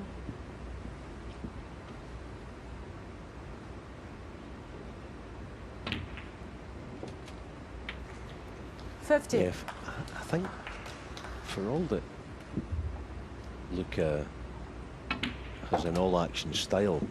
In some sort of way, it's like he can sort of quietly creep up on a match, and creep up on his opponent and get away from you. It feels like 10 minutes ago he was 3-1 behind.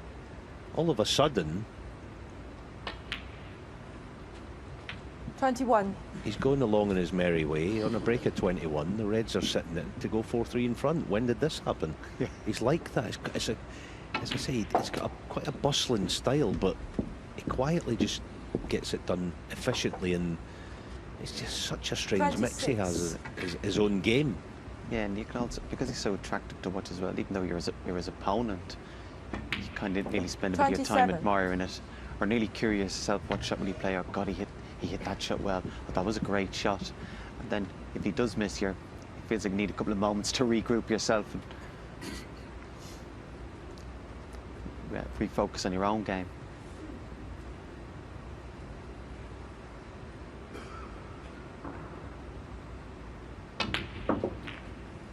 Plus this whole manner, I wouldn't say Luca has or ever will have somebody you call like a rival. And again, this 34. match, even though it's a final, it's a totally different feel to when Ronnie played Higgins, and certainly a different feel to when he played Salby. You just feel if he lost to Luca, it wouldn't hurt him as much as if he lost a major final to Salby. That can be a good thing, but also a bad thing.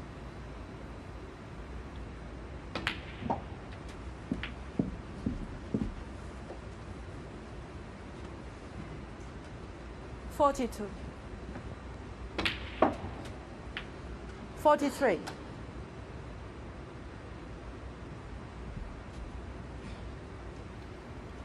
Yeah, he keeps you guessing. It's like this here, you know, he shouldn't be going into the pack. He probably won't, but it wouldn't surprise you. It's just a, there you go. It kind of isn't the shot, because, you know, he's 42 in front. He's got maybe, you know, 3 loose-ish reds, but it's a risk going into the pack. But he goes in. All of a sudden, if this goes in, he's on easy street and he brushes the frame away. Yeah, he doesn't have to 51. be precise in some ways. He just go into the 4 reds. If one of them pops out, well, I'll pot that, pot the one after it, and it might take 3 or 4 shots, but then I'll get back into position. Whereas other players have to be precise because their potting isn't so good. It's that kind of dance. At times it's a great strength, at times it can be a weakness.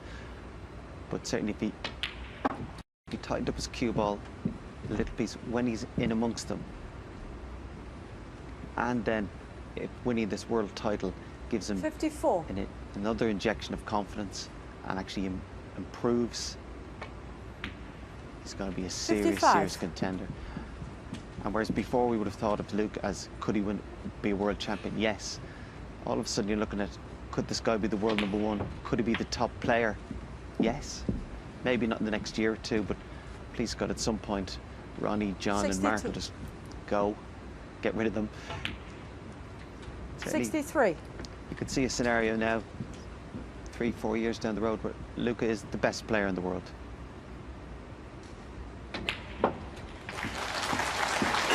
So the Neil Robertsons, Mark Selby's, Judd Trumps, other potential world 70. #1s, other potential players looking to dominate and become the man. 71. It's worrying for them. Thankfully, if not something me or you have to worry about, Alan. Yeah, absolutely. There's not so much untapped potential. 78. In some ways, it's endless, isn't it? 79. Yeah, it's not even a case of the player he is, it's the player he could become.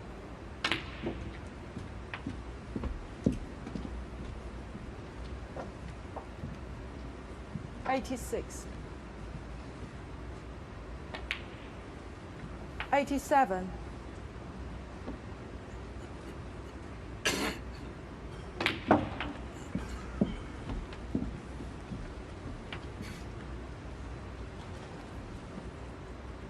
$94. 95. Because at the moment, the world champion is in control. He's in front for the first time. It's 4-3. Welcome back to this thoroughly absorbing Frame 8.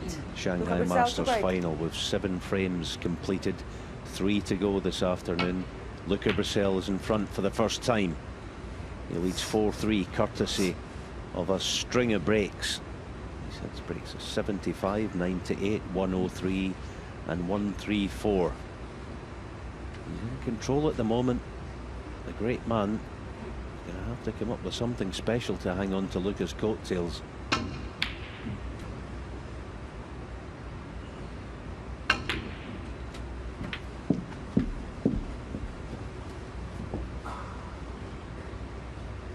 Eight.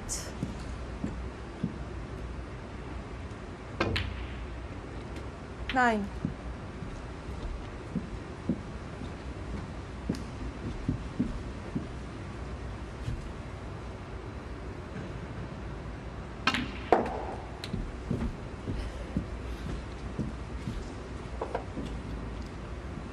Anxious here to get an angle on the black.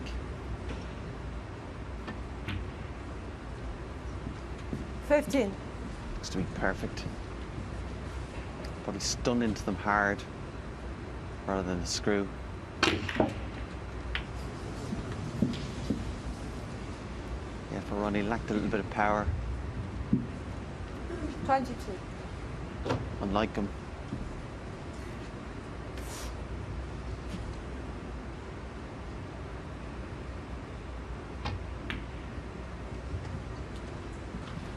Ronnie O'Sullivan, Again, 22. we've been talking about Luca and small details that matter. Luca now playing so well. For Ronnie, those small little details and not being perfect on the black, not getting the exact cannon on the reds, they could be costly as well.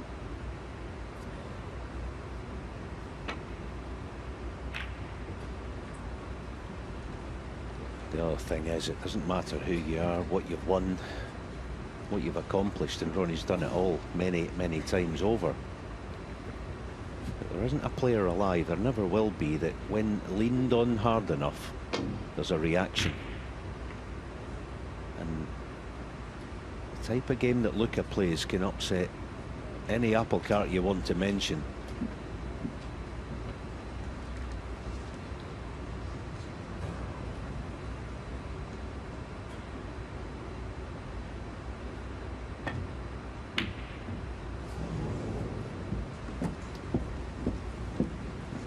He's been playing, nearly a surprising miss from Luca there.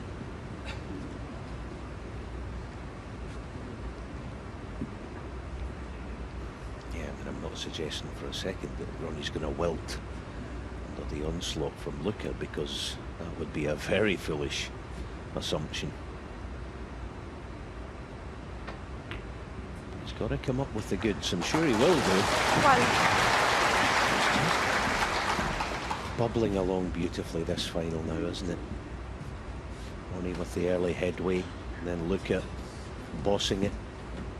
It's going to to and fro all day, this.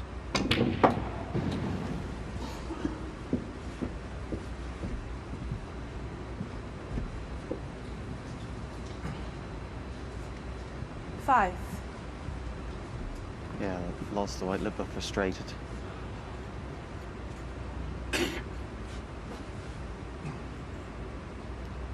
Plant here. Six. Yeah, that camera angle, because it all looked straight. Looked easy enough, but that needed a bit of making.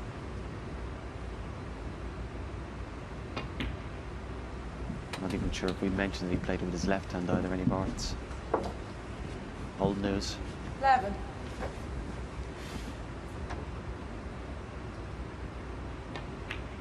Yes, frankly, it's 12. ridiculous, isn't it?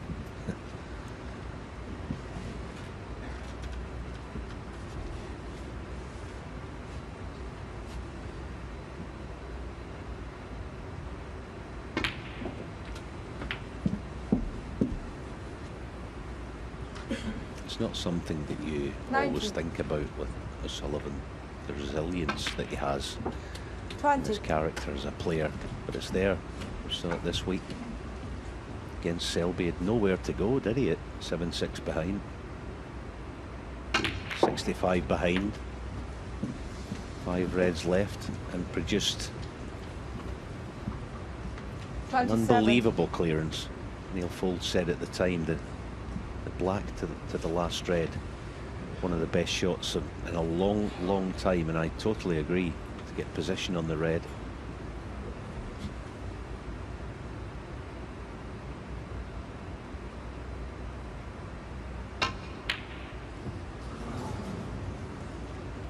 Ronnie O'Sullivan, 27. Yeah, very unusual. It's twice now in this frame. Ronnie potting the black, gone into the pack, didn't land on anything.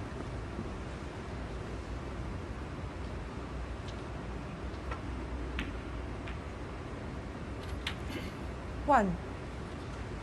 Probably felt because he was at the table, he had to take on that red. Probably afraid of taking a backward step at all. But it wasn't an easy red.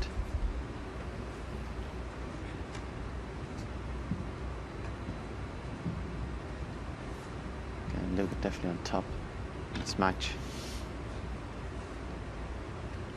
But that can change so quickly.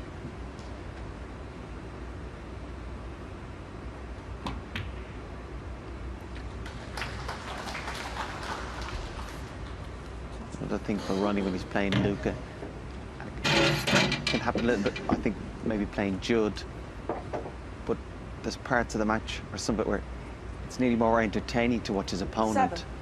He loves being the man, he loves being the showman, the entertainer. But Luca and Judd, with their 8. range of shots, their cute power, they're entertaining and fascinating to watch as well. So the crowd are never as one-sided. They prefer Ronnie to win, but it's still great. They get to see great snooker.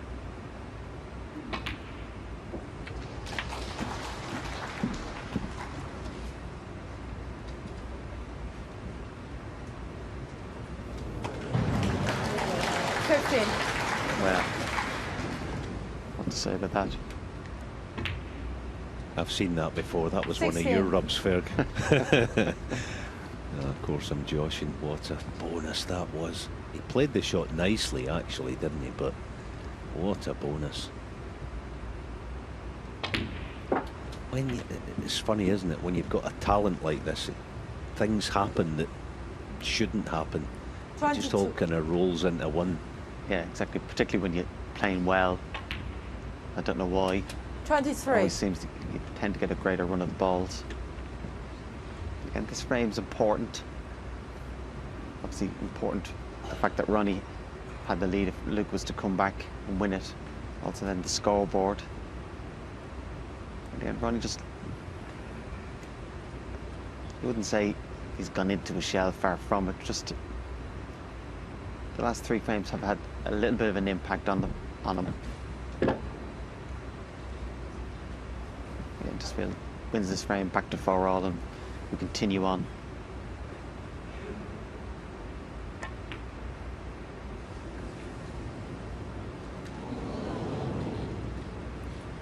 Look at result, 23.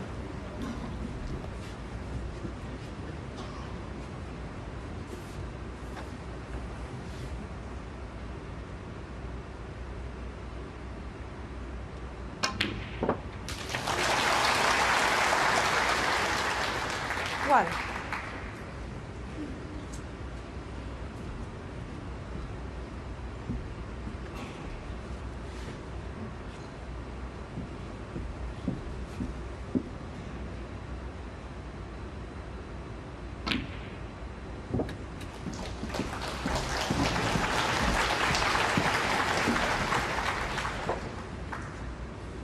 Six.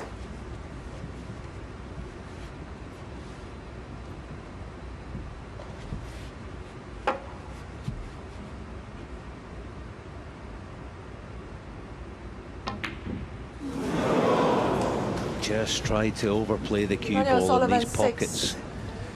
People sometimes say they're huge. Have a look at this. Yeah, I'm not sure why, with the black over the pocket. Didn't have to be precise. Feels like once you drop the red in, you're going to have some shot on the black to get either red out.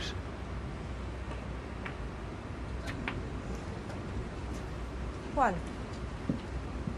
Yeah, it's just the fact that you play it slowly, dead weight, the pocket accepts it, no problem. It's a guarantee, isn't it? That's what the players work on. They like guarantees, generally. Yeah, Ronnie's always looking to maximise every shot, but he just didn't need it there at all. Just the black is over the puck, just drop the red in, and then from there decide which of the two reds is easiest to attack.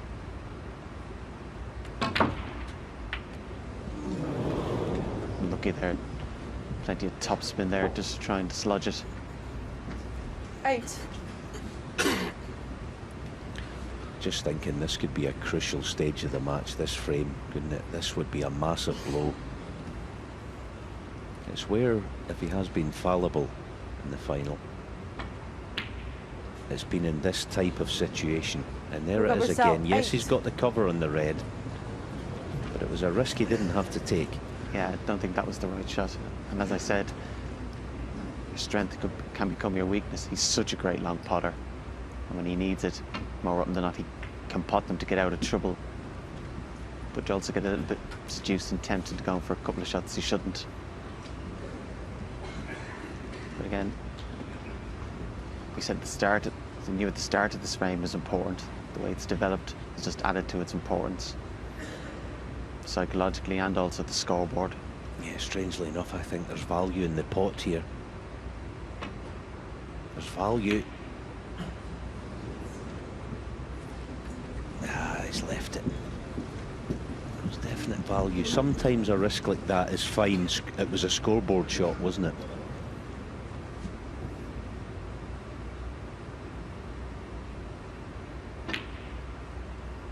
One. He felt he missed it. More often than not, he would get away with it. Didn't though.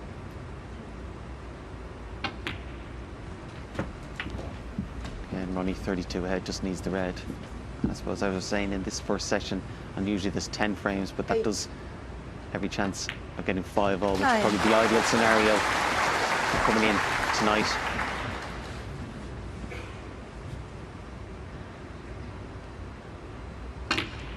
Tendency when it's 4 all in a 9-frame session, really sometimes 16. not overly pushed whether you win the frame or not. One of us is going to be 5-4 ahead. Okay, 18. we come back out tonight. That's not the case here. Neither player certainly wants to be 6-4 behind.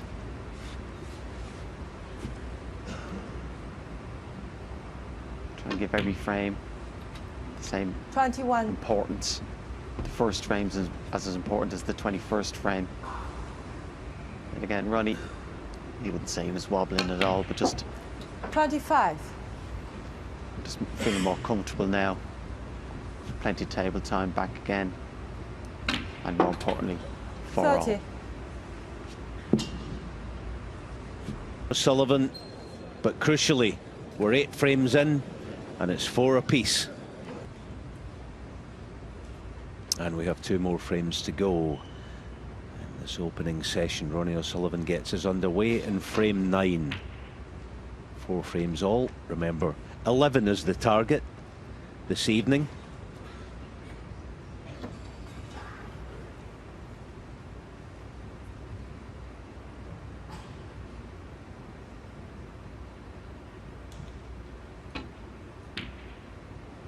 One.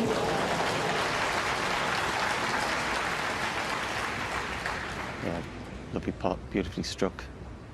Again, could probably pot the black here. Can disturb a couple of reds and still be on the red above the black.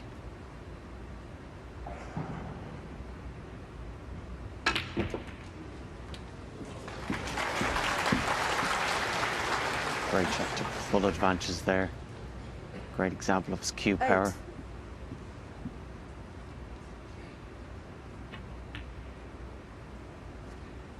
Nine.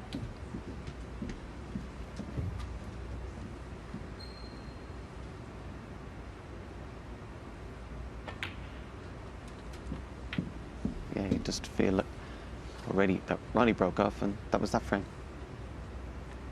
Yeah, he's 16. able to produce magic. That black off the spot was something else.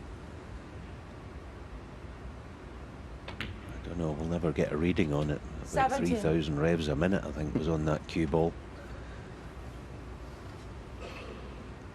Not many players, not many people in the game can do things that Ronnie can't do, but he can certainly spin the ball more than Ronnie can.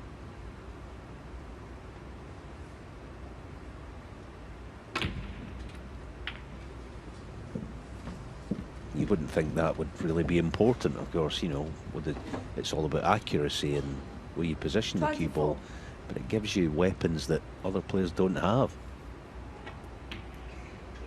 A range of shots, as you so rightly put it, Fergal. 25. Yeah, there's probably only Judd Trump as the only other player where it's similar. Probably has more cue power and a greater range of shots.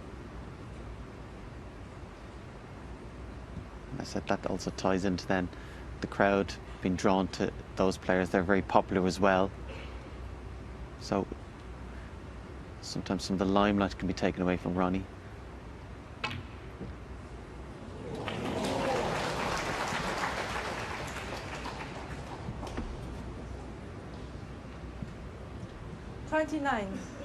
And he makes it look so easy. Cut back Brown, wrong side of the baulk line. Yeah, blind, no problem. Just slices it in as if it's like toffee, and away he goes. Yeah, that's the magic and the frustration, you might argue, with Luca there. In the blink of an eye, he had the balls open. Luca Brecel, A tricky 29. Brown, potted it easily. But just as soon as he had the balls perfect at 16, the very next shot, he was straight on the black, ran out of position. That's what cost him. And on the red, on 16, it was as easy to be perfect on the black as be straight.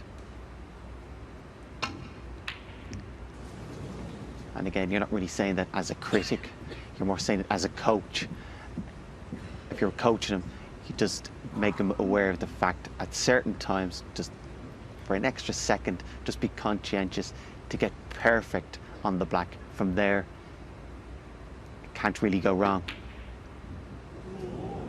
He won't always be able to get himself out of trouble.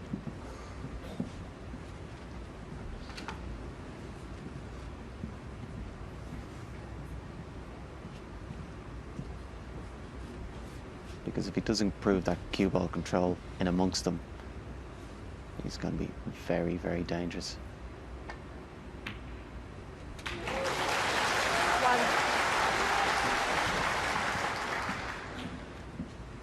Yeah, without preempting anything, Ronnie O'Sullivan is also probably one of the, or maybe the smartest player of all time. He senses stages of matches, doesn't he? There's 2 frames to go here. 5-5, yeah, that'll be okay. He wants 6-4 badly, like really badly. He doesn't give off that air, but you know, as I say, just in match situations, he's able to, I think, put the pedal to the floor at crucial stages. Yeah, there's never been anybody better to understanding the dynamics of a match. The ebbs and flow of it, the importance of certain frames. 16.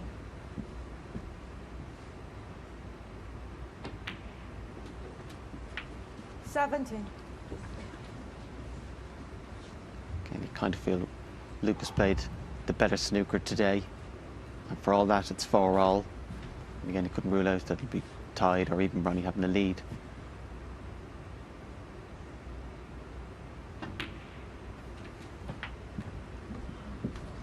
But certainly, even if it's 6-4 either way, or ideally 5-all, beautifully poised for tonight.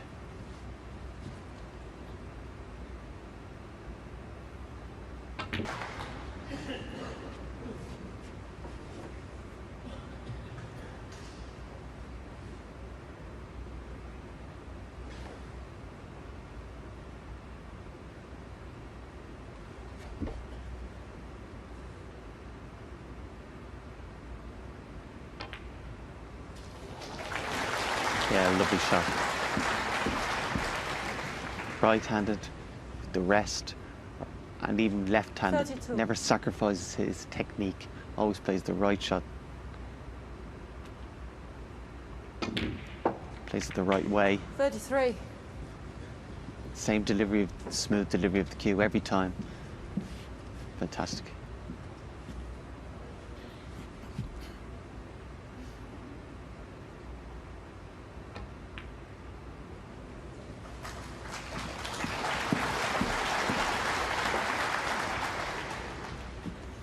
40.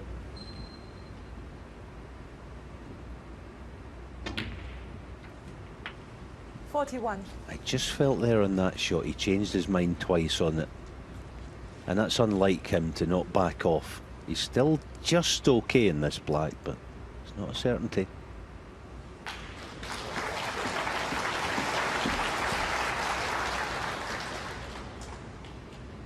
And as a result of that, just let the white ball leak a little bit towards the side cushion. 49.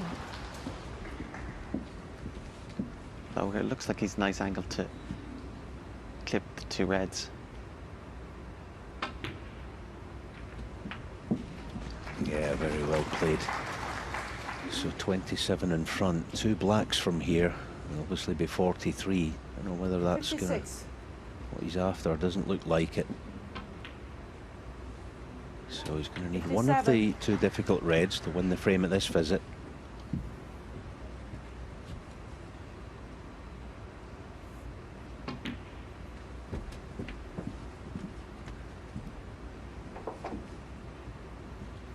$62.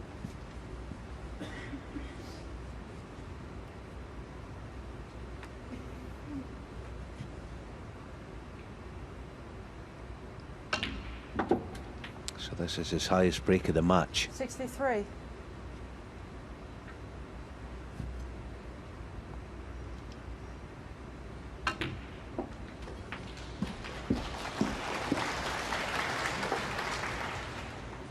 $70.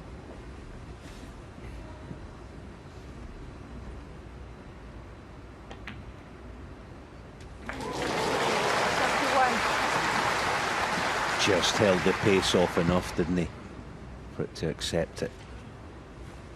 Yeah, I think a little bit harder would have stayed out. Again, there was moments of 4-3 where he looked a little bit, not distracted, but he lost a little bit of concentration. But again, won that frame. Now back right in the groove. Ronnie O'Sullivan, 78. Yeah, Luca Brecel has had enough then, so Ronnie O'Sullivan's highest break of this final has come just at the right time. There's one frame to go in the first session of this Shanghai Masters final, and it's a huge one. Ronnie O'Sullivan leads 5-4. Final frame of the session. Welcome back to what potentially could be a pivotal frame in this Shanghai Masters final. It's the last of the session of 10 frames before they come back tonight. The first to 11 will be the target to lift the £210,000 first prize. £105,000 to the runner-up. But that's inconsequential. What is important is the title itself, and Ronnie O'Sullivan is just showing signs here that he's going to finish this session the stronger of the two, because in the main today so far, Luca Brecel has by far been the stronger. He's been the one scoring, but Ronnie's in front.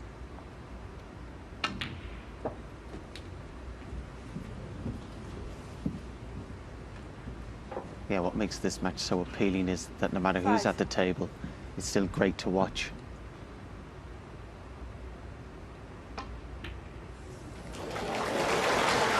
I really feel a bit sad that this is the last frame and it's over after this. Of course, Dave Hendon and Neil Foulds doing it tonight. It's been very entertaining, very intriguing.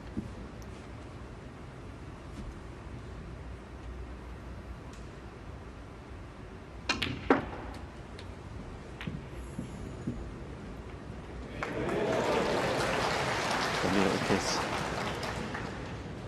9.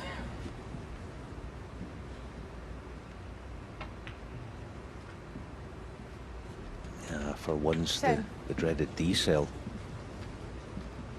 It's going to be end of break, barring something special from the brown.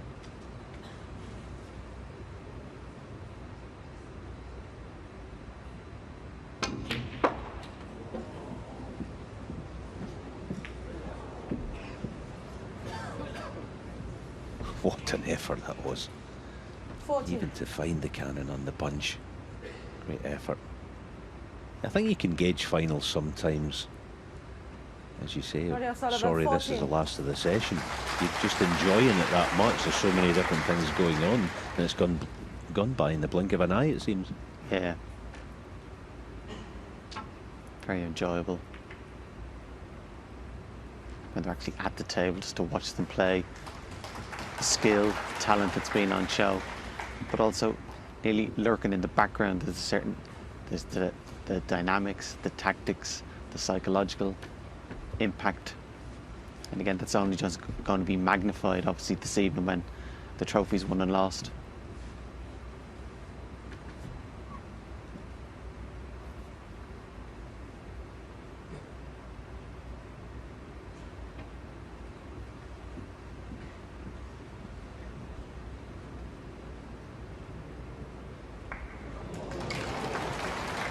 So we already had the European Masters, great tournament. Barry Hawkins played great, but you certainly feel with this tournament, the calibre of players in it, that this has really kick-started the season. And again, of course, we've such a busy run of tournaments coming up. And again, for players that aren't in the top 16, you're looking at the standard that's been on this week and the work they're going to have to do and the standard of play they're going to have to produce to get into this 16, because the players we've seen, you don't really see them dropping out of the 16 too easily.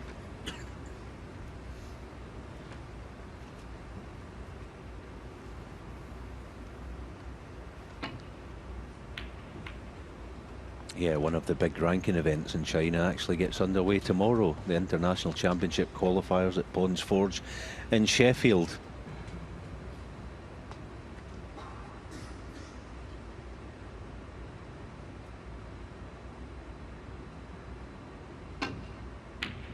Oh, brilliant long red by Ronnie and a perfect result. Yeah, obviously this is the one that everyone wants to watch, and I'm glad you're watching this with us. Say tomorrow, the International Championship underway. Barry Hawkins, the winner of that European Masters, as Fergal mentioned, he plays tomorrow, as does Jimmy White, Stephen Hendry, Stephen Maguire. 7. Watch that with us on Discovery Plus. Great to have your company for it all week, Monday to Saturday. The here and now is the big frame, the last of the session. 8. What a big one it is.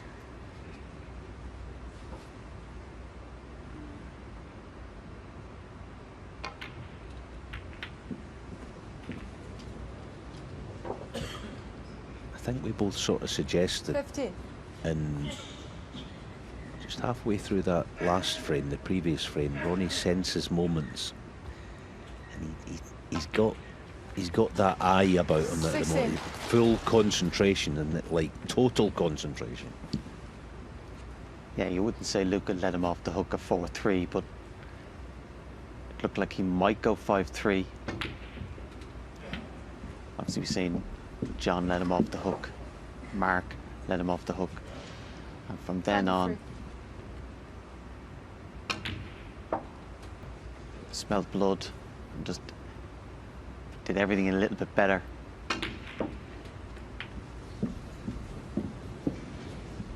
Unfortunate there. Again, it's like he's realised the 31. significance of having a 6-4 lead, as if they'd be tempted to think we're 5-4 up, even if I lose this frame 5-all, okay, we come back tonight. But now he wants the lead.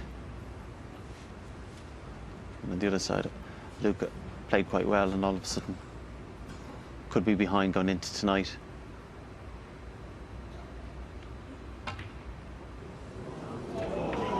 Foul. Ronnie O'Sullivan, 31. Yeah, Luca that Brecel, was 4. sort of very risky.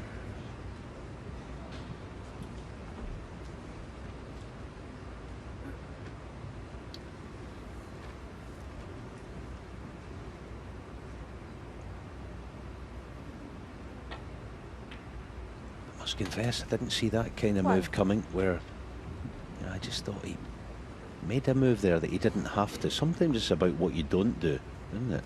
Yeah, I think the fact that he was at the table, it was his visit, he was very reluctant to walk away. if it had been left that shot by Luca, he might have played something different. Because it was his visit, wanted to win in one visit, got a little bit seduced into playing a risky shot, but wasn't that easy a pot, but very careless to going off. And it's the fact that he went in off has given Luca this chance. And again, by breaking down, just magnifies the importance of this frame.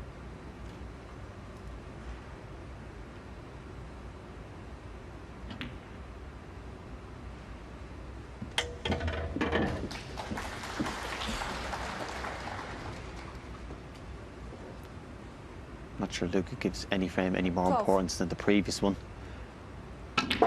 Such a great asset as well. 13. Meanwhile, I'll just give them a crunch, get them open and be able to put something. Yeah, the epitome there of fast and loose, wasn't it? It's a brilliant way to be able to play. I know, certainly myself, and I'm guessing yourself, it was difficult to get into that mode, ever. Yeah, we're not being critical, we're just jealous. Yeah, absolutely. I'll look at this shot. If there's any justice in the world, it'll run. Oh, not quite. 20. Yeah, What as a you said, shot. plays with such great freedom.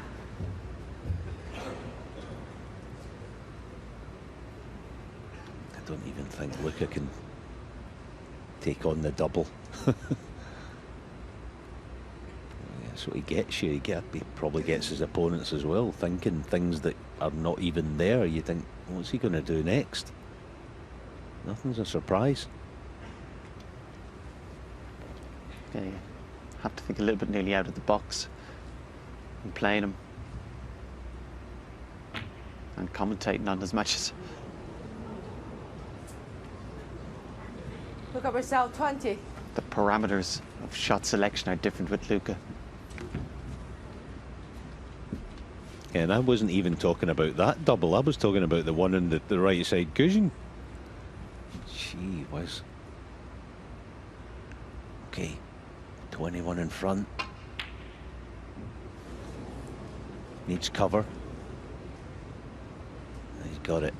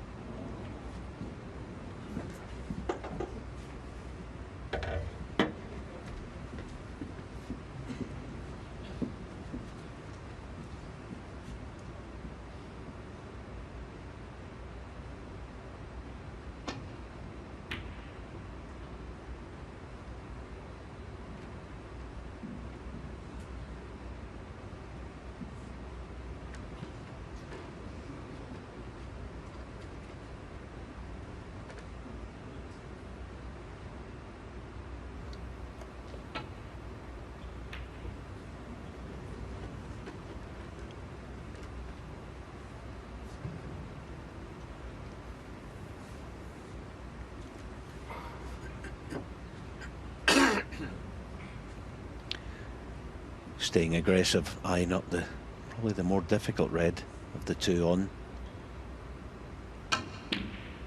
Not this time.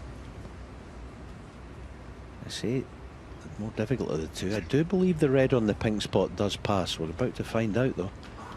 Yeah, Ronnie under pressure, if anything, gets more aggressive. Really tries to take the game by the scruff of the neck.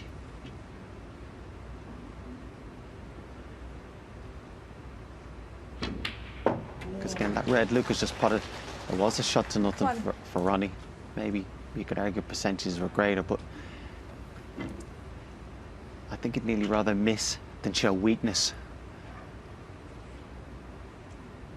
And he felt turning down that red would be taking a backward step.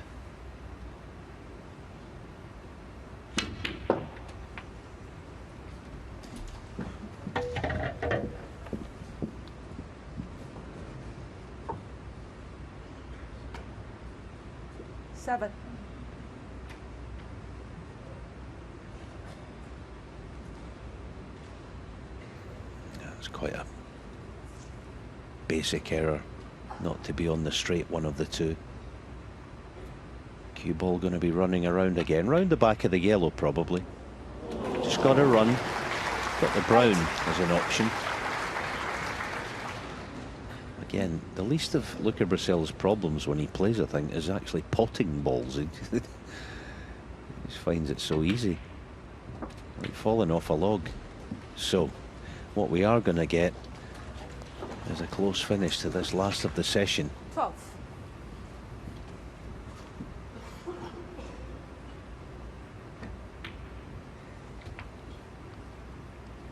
Yeah, if he's an angle on the blue here, might be able to pot it and just screw back towards the side cushion. The red on the right hand side, which always felt the red up and baulk was going to be the more difficult of the two. 18.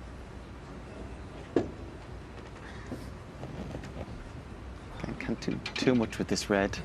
Just really try and got to make sure the pot hopefully is an angle then on a colour to then go and attack the last red.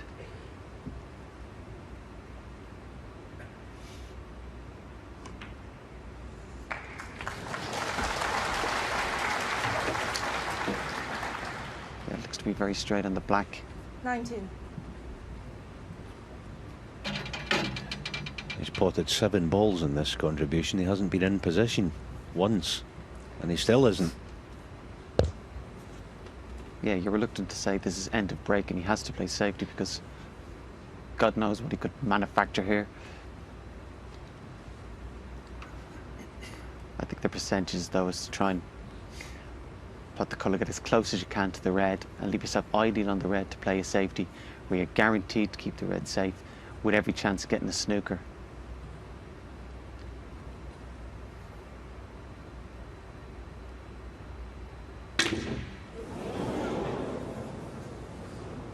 Tried to force something. Luca Brecel, 19. That wasn't.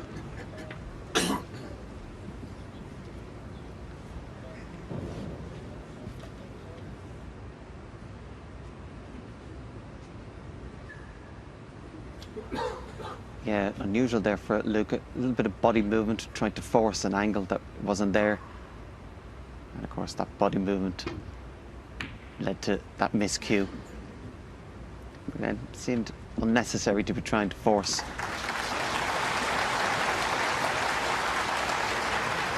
Again, if he pot the black, even if he's playing the red from distance, he had the first chance to play the tell-in safety, which he gave away. And again, obviously, a hidden hope. He hit it, and not sure if he's left a shot to nothing.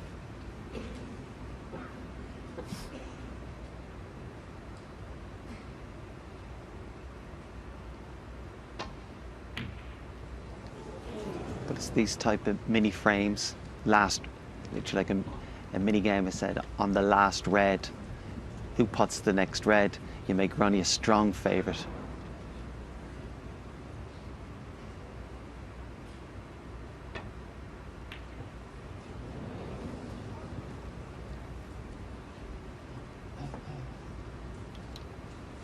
Living on the edge at the moment is Luca. I think he's lost his way just a fraction. You know, when you do that, you have a lash at one, yeah, trusting to luck, and then there he's a wee bit unsettled. I think he knows. I think he's trying to play a bit of a bluff game at the moment, where yeah, I'm just, you know, I'm free and easy, but he knows the importance of this deep in his heart. Yeah, I don't think he'll refuse this one.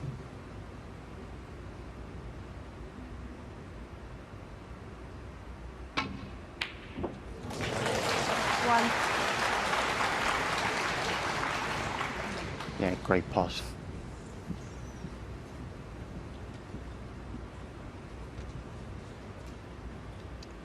Sure was. Now what do you do?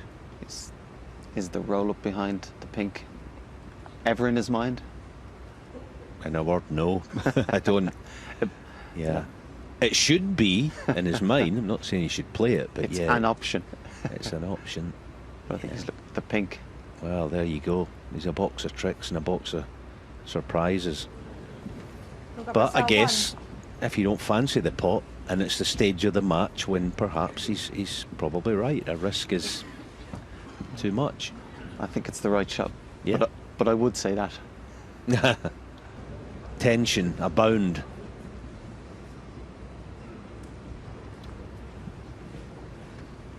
In the grand stage at the moment, on the grandest of stages.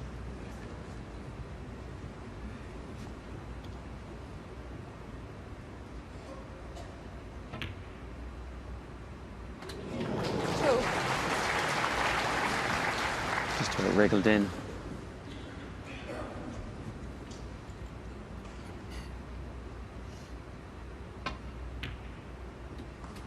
Five. Yeah, I don't think you'd necessarily say Luca was unfortunate going off. Should have really avoided the middle pocket. 9. Yeah, the tension all of a sudden has subsided. This sitter of a blue. And Ronnie O'Sullivan 14. is going to go into tonight's session with the 2-frame lead that he was after. Ronnie O'Sullivan to get the final session of the final of Snooker's Shanghai Masters underway. He leads Luca Brecel 6-4. This is the world #1 versus the world champion. Of course, they had a memorable meeting at the Crucible last season where Brecel produced that incredible 7-frame burst. He's only 6-4 down here. It's first to 11. Long way to go. It's been a quick match. Average frame time just under 14 minutes so far. Brecel's had 2 centuries. O'Sullivan 6 half-centuries. It's turned into really enjoyable contest, but of course the pressure is going to come on this evening. Can O'Sullivan get away early? Can Brecel peg him back? We're going to find out. I'm alongside Neil Folds to talk you through it.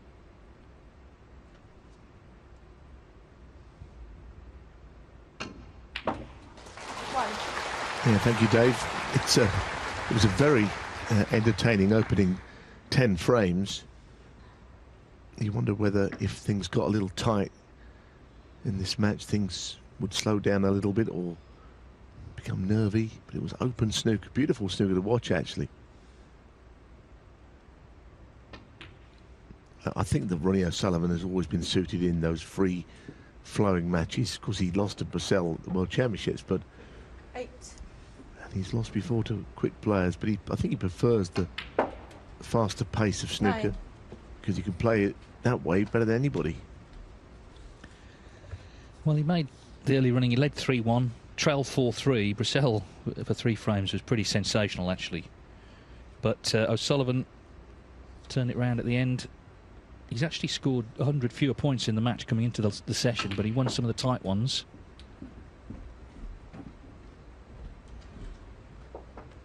As he attempts to win the Shanghai Masters for a 4th successive staging. Of course, it's not been on for 4 years, but he still hasn't lost here since 2016.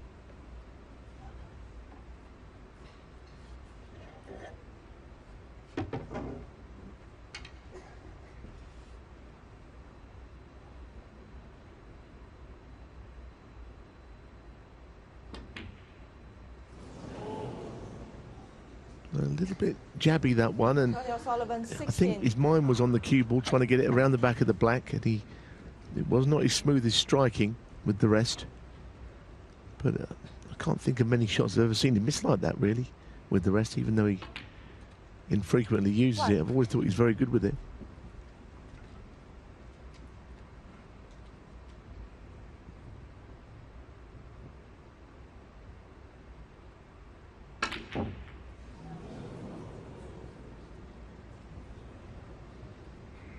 Already a few nerves, perhaps.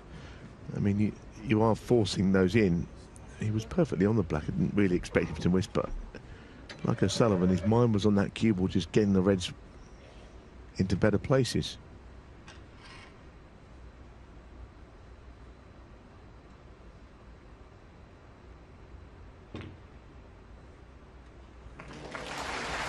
Well, O'Sullivan, when he gets an opportunity, he doesn't often need a second one, but it's come around quickly.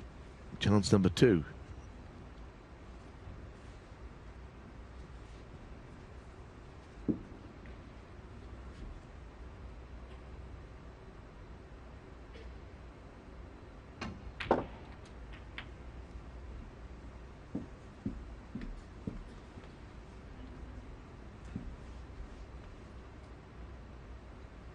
8.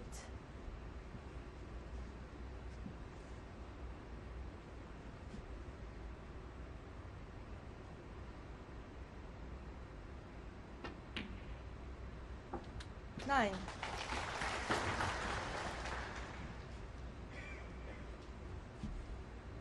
Did start the tournament a little slowly against Ali Carter, but came through, and then of course really should have been beaten by John Higgins, who led him 5-2.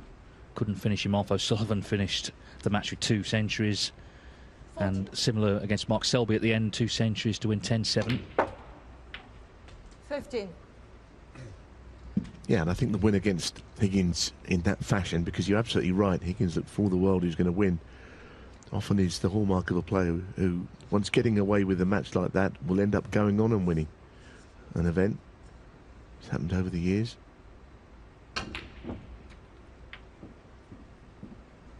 I know that in 2012 he won the German Masters at one point 4-0 down against Andrew Higgins. Best of 9. 22. Could have easily lost that heavily, but won the tournament and almost kick-started his career again. Won the world title that season as well. It's hard to say one match would make all the difference, but you know, sometimes you just need something to go your way. Yeah, I mean, his focus all week, regardless of how he's been playing, has been exemplary. That's been one factor, clearly. It certainly was with Higgins. He never gave up in that match. And if he can win this tournament, I mean, 4 Shanghai Masters in a row, same tournament 4 years running, is very rare. The last person actually to win that many in a row was Ronnie O'Sullivan himself, the Premier League. He won it 5 times running in the 2000s.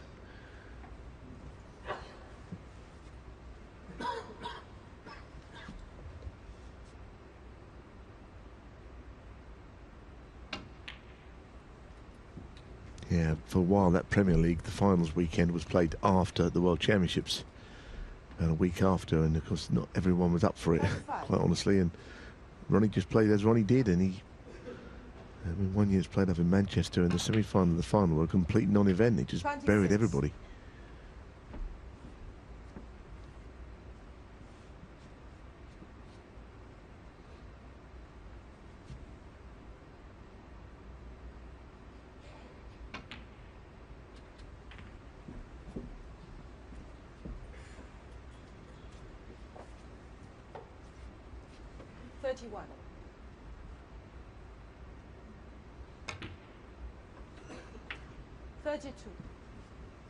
Very significant frame to build a 3-frame advantage. You know, it's starting to pull away a little bit. Luca will need to draw on memories of coming from 4 down at 10-6 when they met at the Crucible and reeling off all the remaining frames. He wouldn't ever underestimate Brecel, but he's not at the table right now. There's not much he can do. Yes, in these long matches, you often get a spell where one player is dominant. At the moment, clearly, that's O'Sullivan, looking to win his 4th successive frame.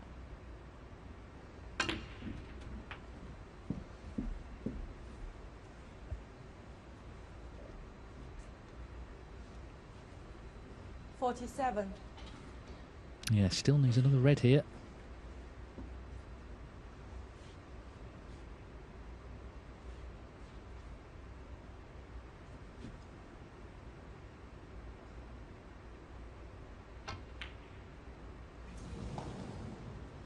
Ronnie O'Sullivan, 47. So there's enough on with the clearance.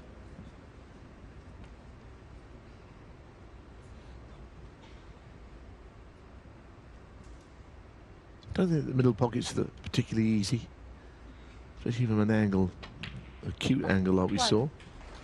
So we're always searching for turning points, moments in a match. Luca could really do with winning this frame somehow. It's not that bad a table. I mean, it's not a lot that's difficult, but of course the situation is probably the most difficult. He needs to do it.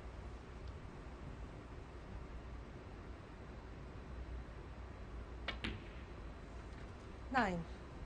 The play, it's putting clearances away like this that can really turn matches, certainly psychologically. Try and keep things simple here. Tight control of the cue ball. And, of course, most importantly, control of himself. 15. Of course, that cue that he's using is the one that he won the World Championship with. He didn't have it in Germany. It had gone missing in transit, but thankfully he's reunited with it and has played some good stuff this week. 16.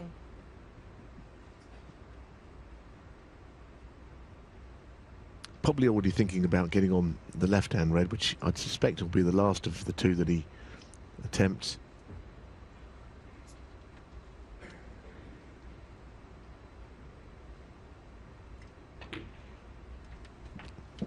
I'm saying that, I think he played a 2-in-1 shot. He knew he would be on the red to the right corner, but he looks like he's tackling the other red now, or he could do. 23. To be a little watchful of which colours he takes. He can't go very low value with this red. He's got to go for the more profitable colours. 24. It's a terrific shot, isn't it? I mean, I hasten to say that he's well and truly favoured to clear, because it doesn't mean he will.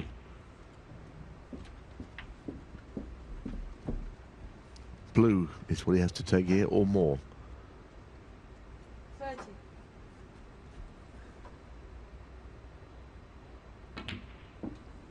31.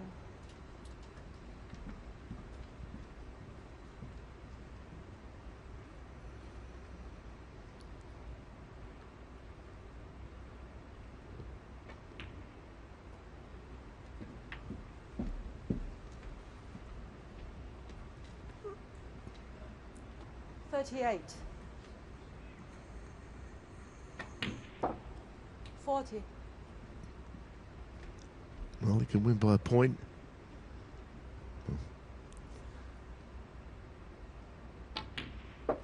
43. More than a couple of points, in fact. But the point is, he really needs to take these now. He's done so well to get to this juncture. Probably the last difficult shot, just getting in behind the blue nicely.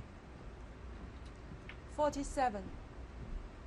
That red that O'Sullivan missed in the middle, it was a fairly acute angle. Yeah, and the problem he had was there was 56. nothing safe. He was going to be leaving this chance. Brecel's at very cool, been taking it, pink and black, to win an important 58. frame, because the danger was the final was going to be going away from him. 65. But Luca Brecel duly makes the clearance. So dramatic start to the concluding session of this Shanghai Masters final. Ronnie O'Sullivan's lead is cut to 6-5.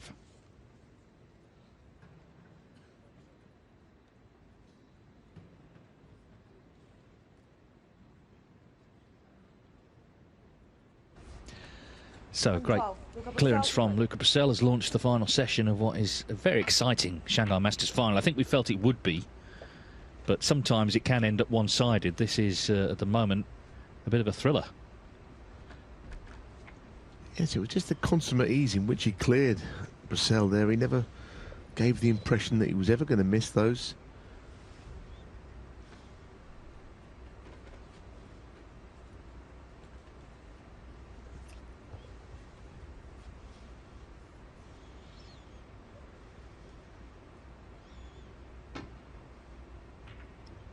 It's very early in the season, and I guess if Luca Brecel won the Shanghai Masters today, then all the talk of him as champion, maybe not having the best of seasons, and beating this man twice, not only at the Crucible but here, it'll be the dream start. That's not necessarily going to help his cause, though. He got a bit of cover on the blue, I reckon so. Poor shot from Brecel. Played in behind the brown, caught it too thick. The red, of course, was not supposed to finish over the pocket either.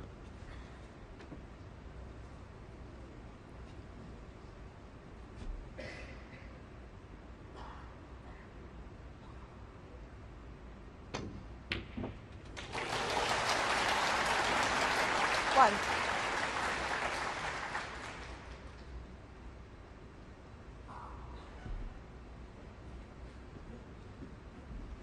Quite a bit riding on that shot, wasn't there, with the other red over the pocket.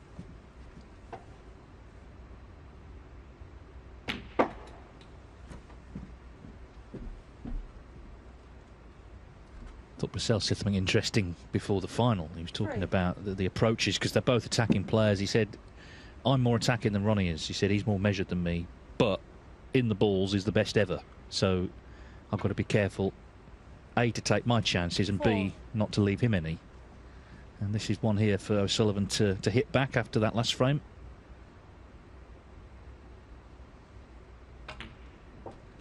Yes, where O'Sullivan was very good already in this break was from the yellow. He played on the red that was on the black spot.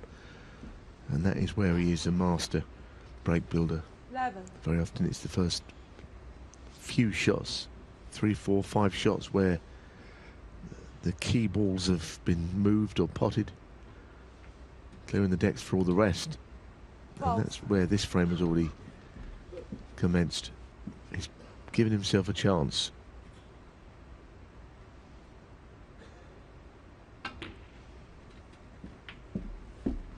Looks to be in good order to me. I mean, we're not sure going into this event 19. what sort of form he might be in, but I think 20. he's been inspired by the big matches. Yeah, and I think he feels, you know, this is a sort of event that deserves his attention, frankly. You know, you get treated well. It's a prestige tournament. It's not a cast of thousands. There's plenty of room backstage and all the rest of it. 27. And of course, one of the great cities of the world, Shanghai. 28.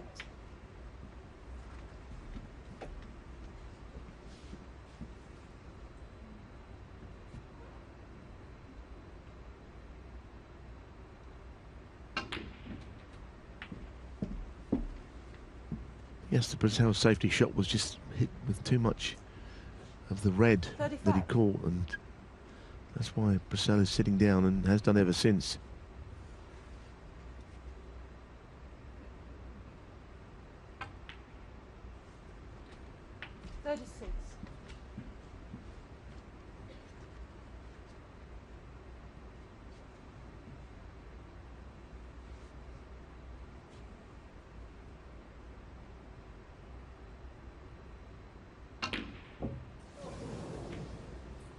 Well, that pocket again. That pocket Ronnie again, the red in the previous 36. frame. We were right behind it. I mean, had he played it slowly, I think it would have gone in, but at that pace, it had no right to drop, and it didn't.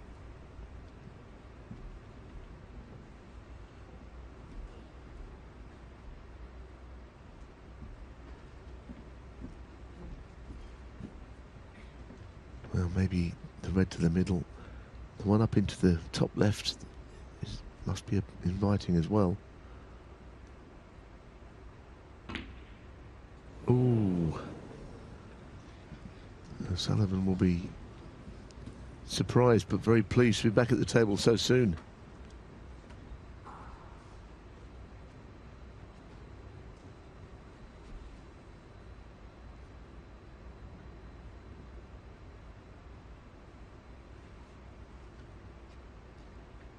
He was just slightly distracted there.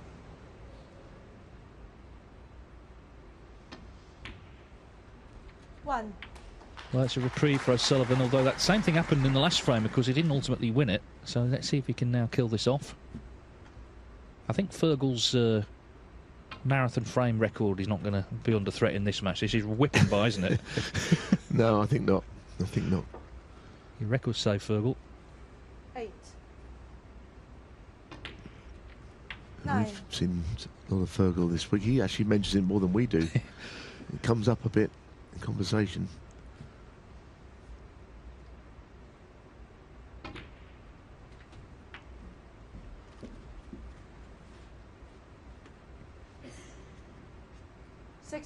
O'Sullivan, before the match, was saying nice things about Brecel. He said he's his favourite player to watch.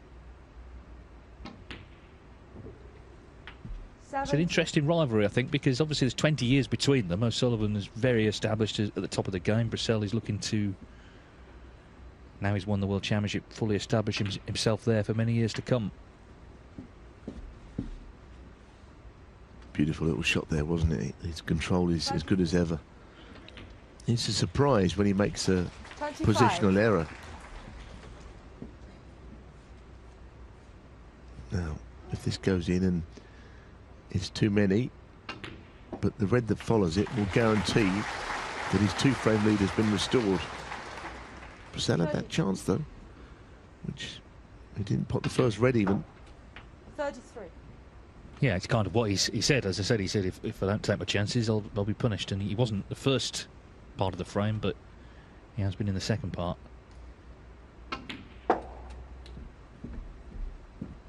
O'Sullivan looking for his 77th professional title, all told. 38. In this glorious career that continues at the very highest level. 39.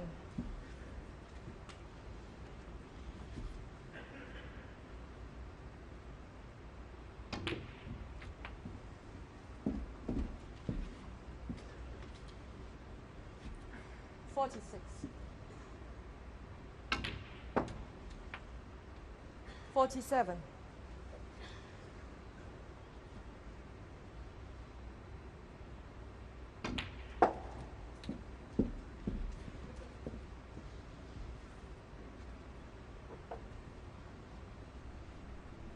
$52. Not quite on that red, I don't think. Doesn't matter.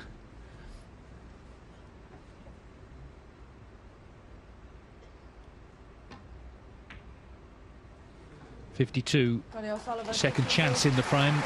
Another quick one. It's gone to O'Sullivan, who restores his 2-frame advantage. So in this race to 11, O'Sullivan leads Brecel by 7 frames to 5. Frame 13. Ronnie O'Sullivan to break. 7-5 then to Ronnie O'Sullivan in the Shanghai Masters final. 2 frames to come before the interval. Brecel looking to stay in touch here before the concluding mini session.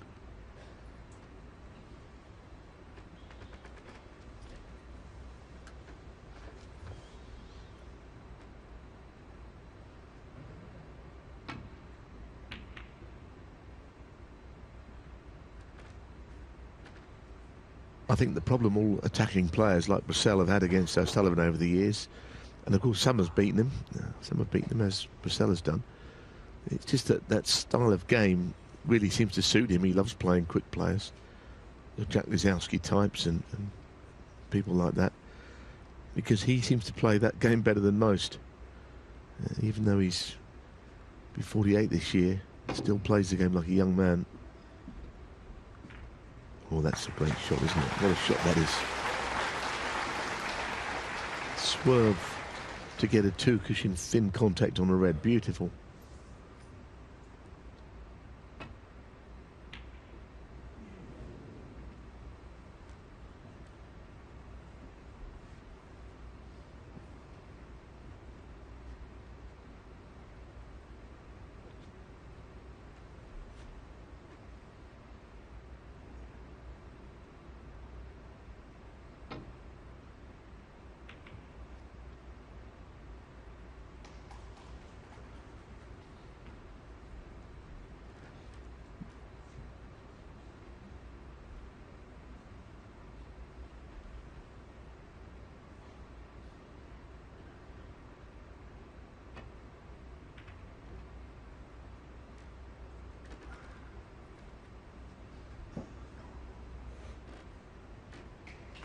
Looks good.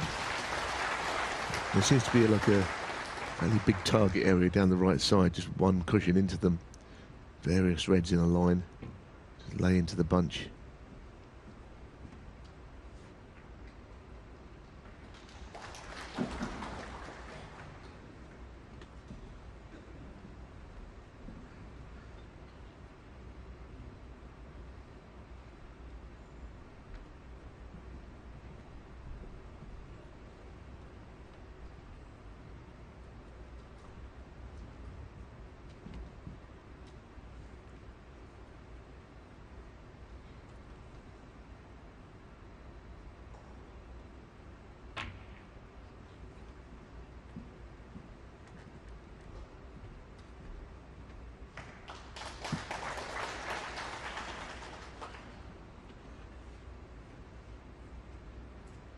Well, he got a smattering of applause, but I think the red is reachable.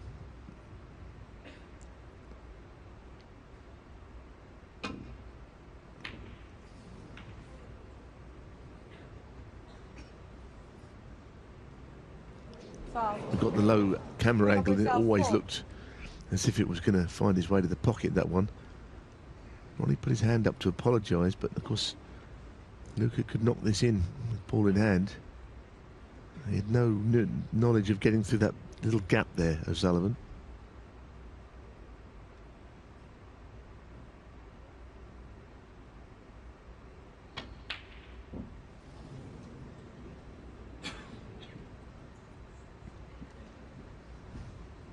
That was not easy, but he would have expected to get it, I think. Cueing shot like this, dead straight.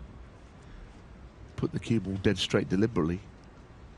Yeah, he was getting plenty of those in the first session, but they're not flying in yet in this one. 1.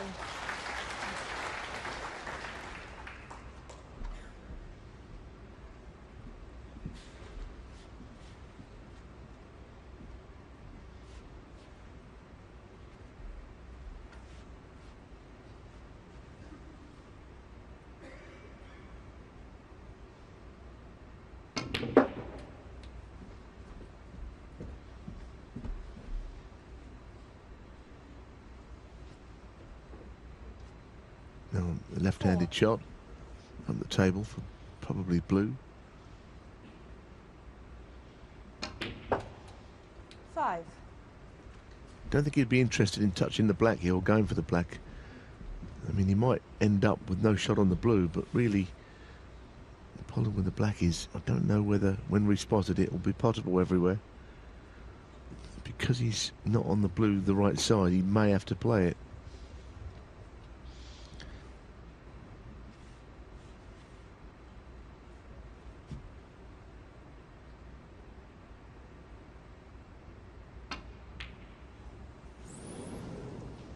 Ronnie O'Sullivan, 5. Unexpected, that one.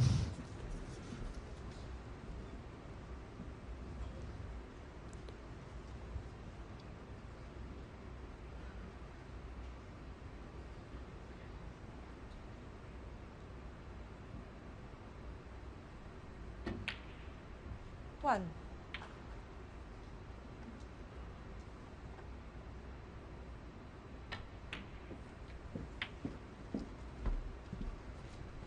Well, from 3-2 down earlier, he made Brecel 75, 98, which would have been a century, but for an in-off, and 103, and he just looked unstoppable for what was not very long. It was about 20 minutes or so. So that's what we know he's capable of. We saw it when they met at the Crucible, but he may feel he's got to try and produce that this evening.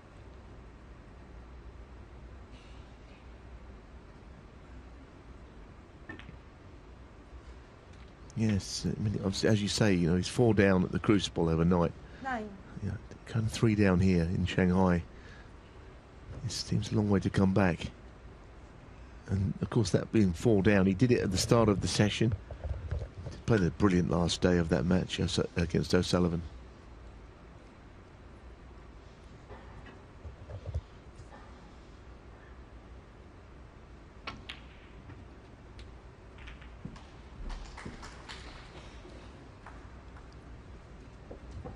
Well, it deserved a better fate than that. He's on a red, but it's not easy. No, but the very fact he ended up on the green off that red, it tells you that he wasn't quite in control. He needs to recover here with the rest. And it stays out. So he sort of lost his way early on in that break. He was unlucky, though, not to land on a red nicer than that.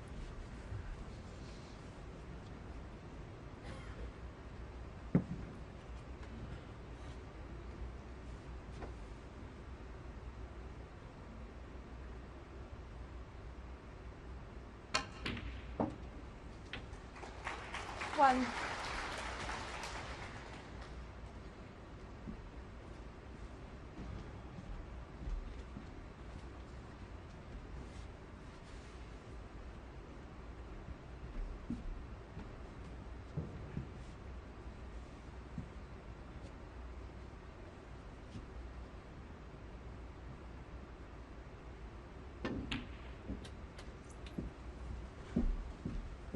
That was not good. A little bit of a lazy shot from O'Sullivan there. He potted the blue into the corner of the pocket, not into the middle, and as a consequence the cue ball just drifted further away from the red. I think he played on the red by the pink.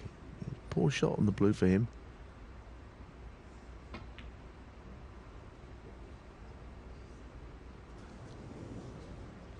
Ronnie O'Sullivan 6. Just had a slight lapse in his concentration this frame.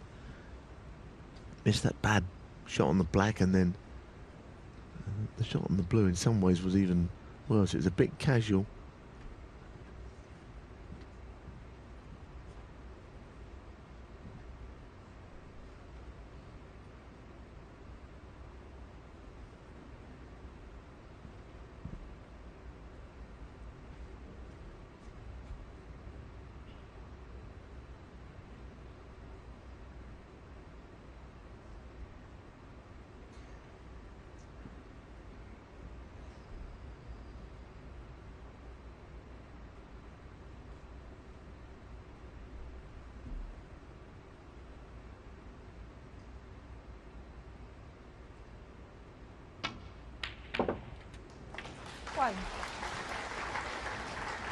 Well, there's a big shot coming up because he's played on the black, and that'll open up all the reds and could be a frame winner if he was to get this shot right.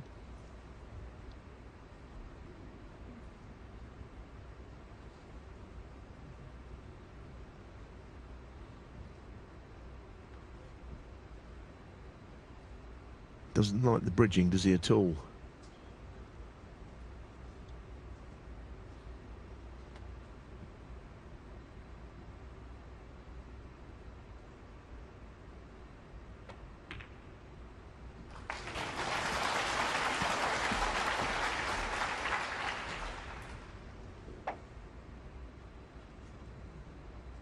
I've not even seen him use that sort of bridge before. Always showing his knuckles on the shot.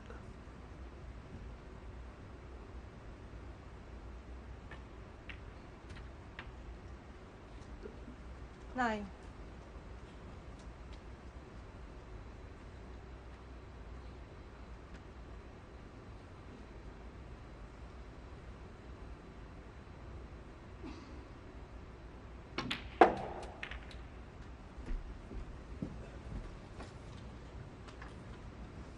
Well, not so much hit and hope, but he didn't really know how that was going to pan out. 14. I don't think there's very much on. Could be a very thin red to the right corner.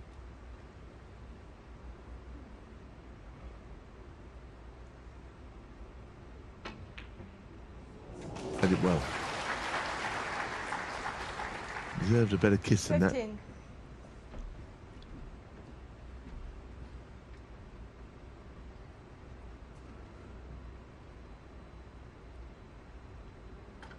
Yeah, I mean, he's such a positive player, isn't he? He's always going to try and keep the break going, but sometimes you just have to accept it's done. Green ball.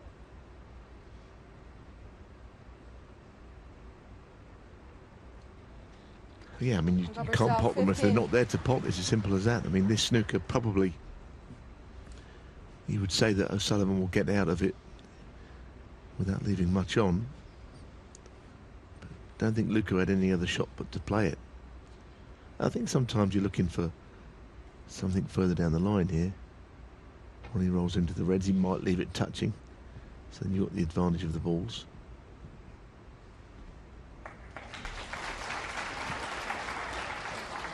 Not quite this time. It's an interesting point in the match, I think, because O'Sullivan's 7-5. It's a useful lead, but in this frame, for whatever reason, he hasn't looked so good. He's been missing and just getting a little frustrated. So Brecel can't afford to set up an easy opener, which is maybe what he's looking for right now, O'Sullivan.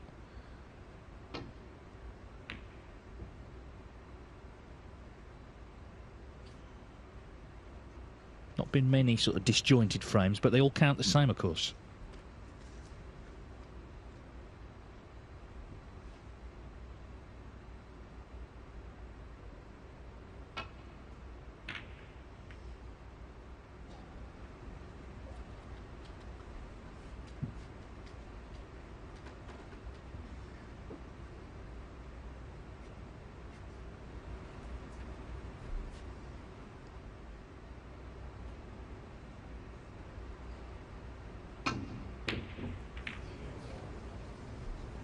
Well, that's a big mistake this time. Surely Brecel can capitalise on that. And there's no doubt that O'Sullivan's concentration has gone. Cue ball crashed into another red. 1. Didn't pot that cleanly. Just got to make sure that he gets this frame 1. Gets to within 1 frame.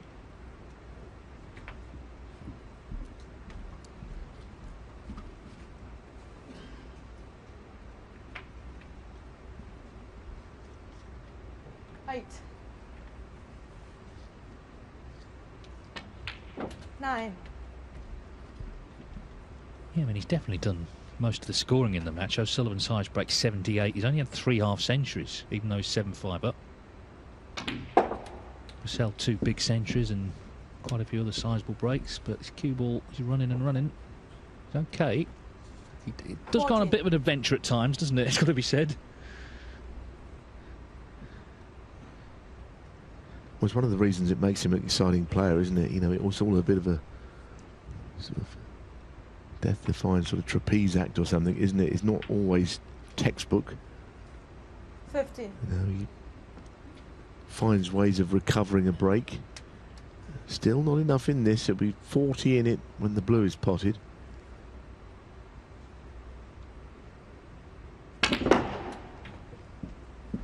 Oh, there's an example of the cue ball going running. Look at this for a shot.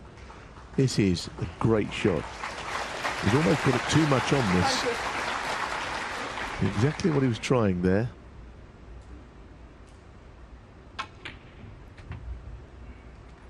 $21. Needs another red after this black.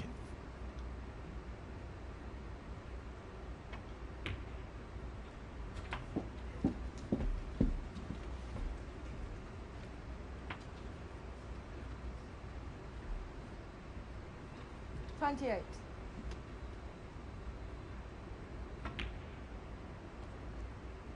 $29. Yeah, a typical Brecel contribution, really. Eye-catching. Times a little dicey, but he kept it going.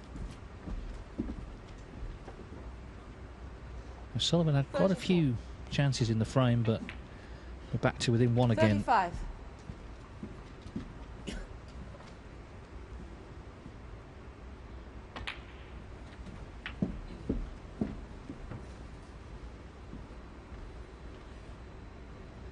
$42.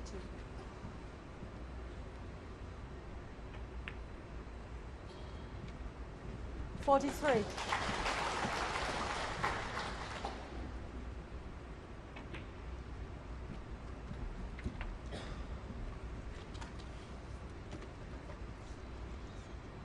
$50.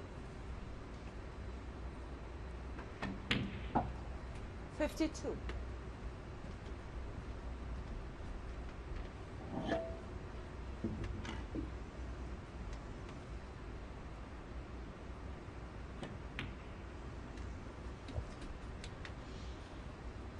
$55.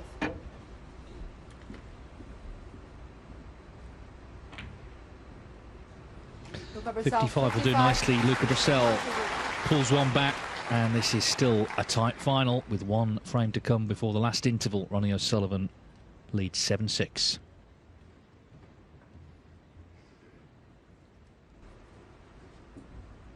Frame 14. Luca Brecel to break. Well, it would certainly set things up nicely if Brecel could win this frame and make it 7-all going into the final mini session. O'Sullivan, of course, not interested in that. He's looking for 8-6, but either way, it could yet be a very close finish to this Shanghai Masters final, and great for the Chinese snooker public who've been waiting for 4 years to see these top stars again. They've been served up, as I say, a bit of a thriller.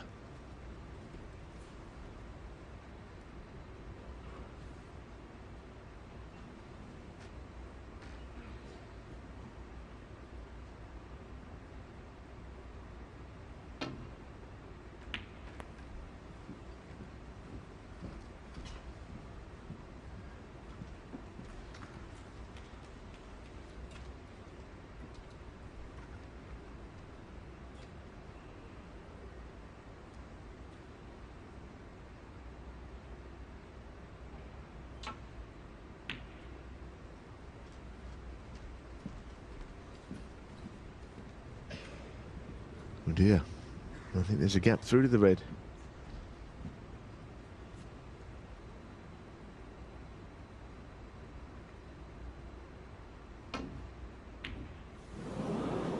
That was not difficult. That was not difficult.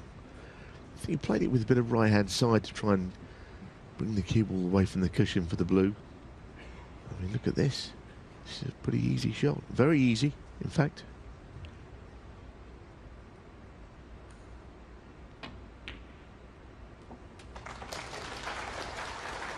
One.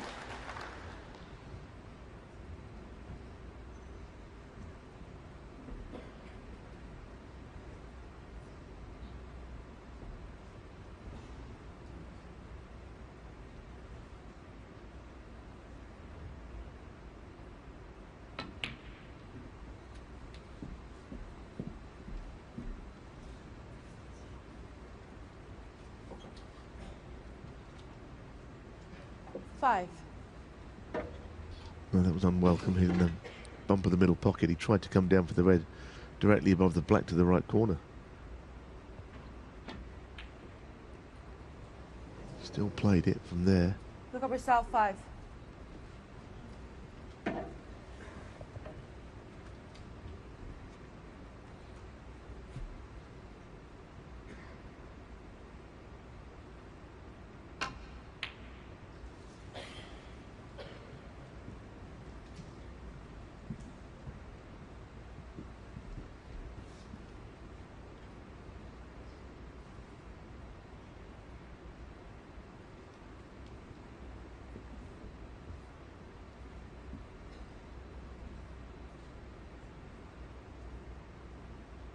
Looked quite a difficult plant this. He's got to cut the first red thinner than the potting angle to make the other one a possibility.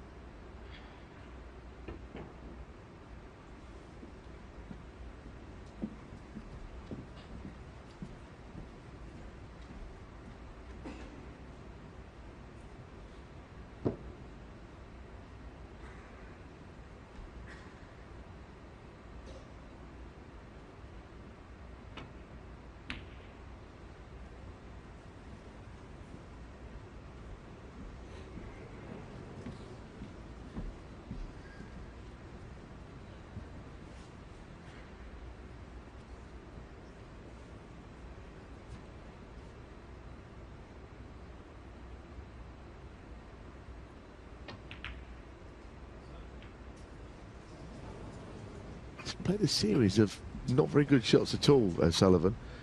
The last 6 or 7 shots, barely one of them has been as planned. Spanning at the end of the last frame and a few shots he's played in this one. Not sure why, but that's what's happened.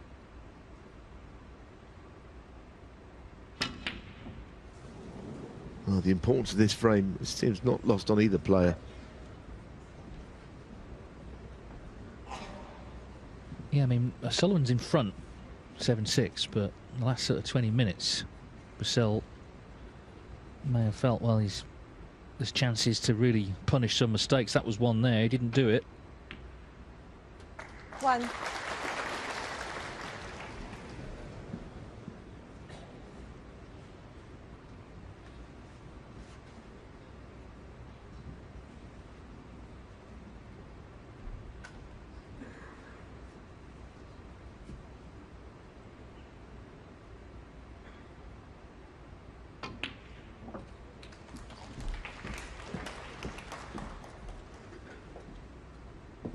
We saw against Higgins how he was struggling and then suddenly things just changed.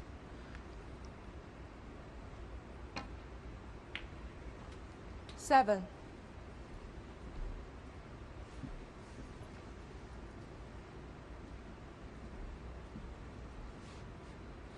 He really wanted to be on the blue there. It was such an easy shot to get from blue to red. Bolt colour to red. He's got to play a screw shot here. Bit of power. Looks okay, though.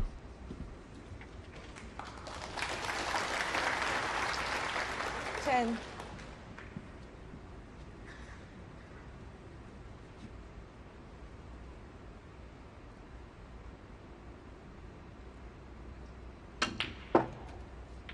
Eleven.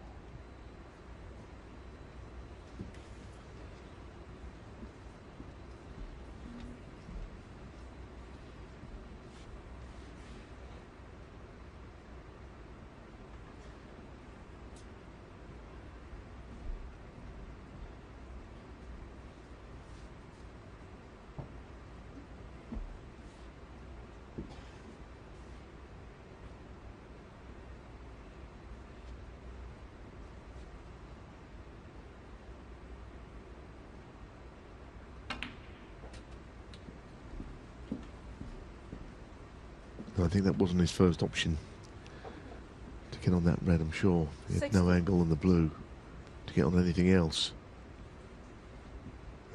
Someone's moved, I think, on his in his eye line there.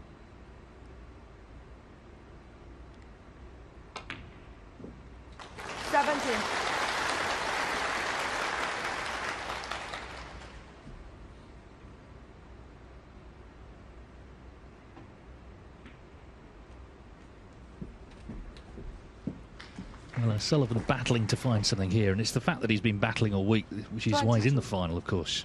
When things haven't been going so well, he's dug in, shown a lot of resolution. 23. In common with Neil, a man whose birthday is today, Ken Doherty, former world champion. He seems to look younger every year, though, Ken. He's never changed, has he? And he still plays a good game of snooker. Often the last to leave the bar in the evenings as well. Well, he's going to play Ronnie in the new 28. Wuhan Open. In fact, I think he's drawn him in 2 events in China, the International Championship as well. 29.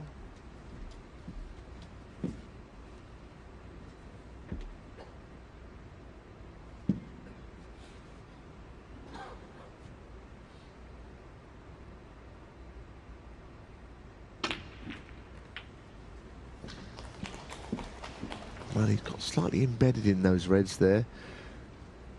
He sees a quite good 36. split, but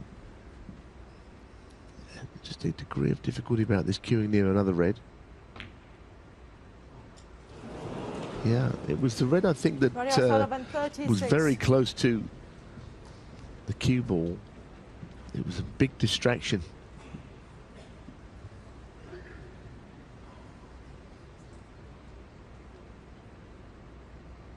Had that gone in, you can't imagine that he wouldn't have won the frame from there.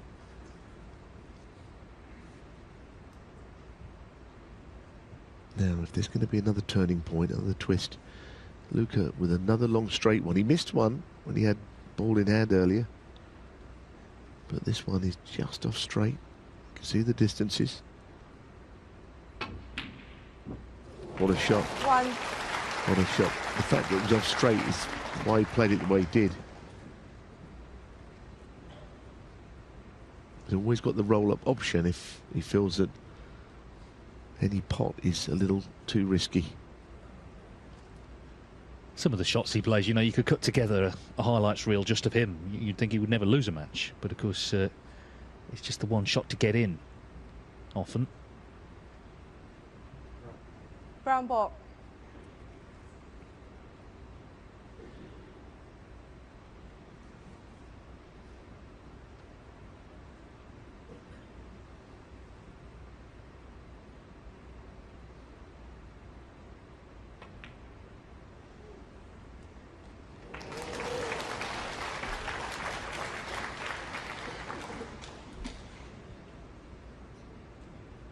Five.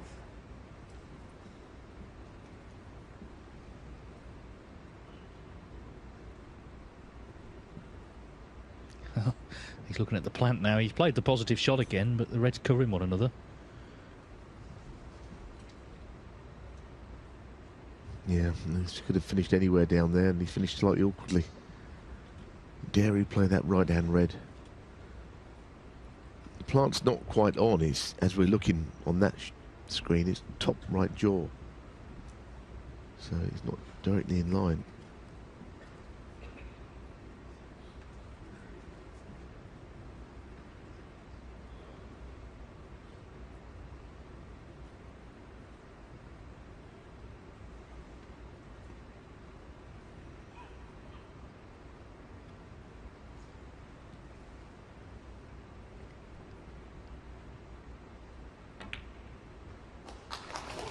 That's okay. That is okay. Very crucial 6. passage of play in the context of the whole match, the whole tournament. Luca wins his frame and gets back to all square. Then after they come back to conclude, he's got a slightly different look about it this match.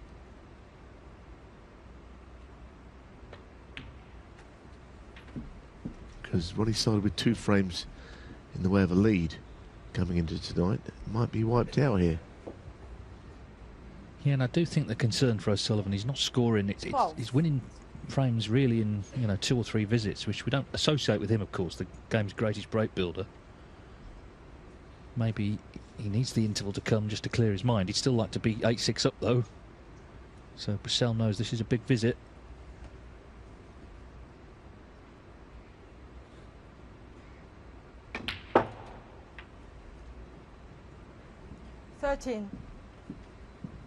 Crucially, he's the other side of the blue, which is perfectly okay.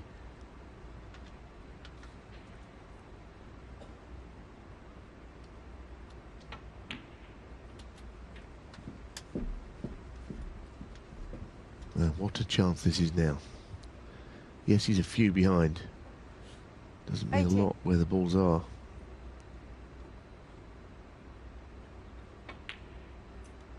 $19.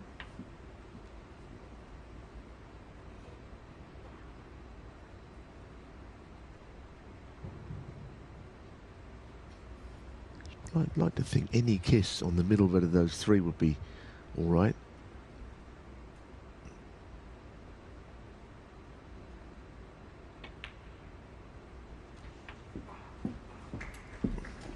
Well, he did glance it.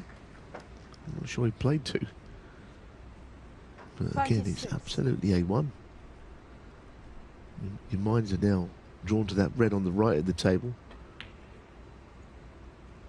27. It's a right-handed player when it does come about. Shouldn't really need the rest for this shot.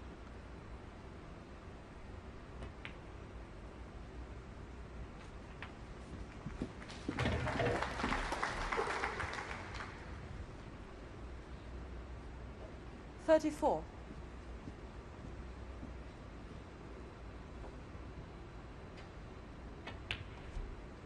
35.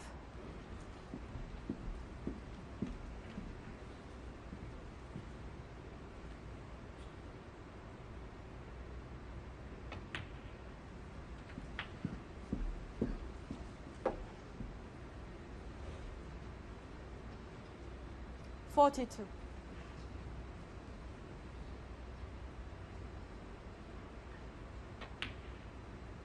43.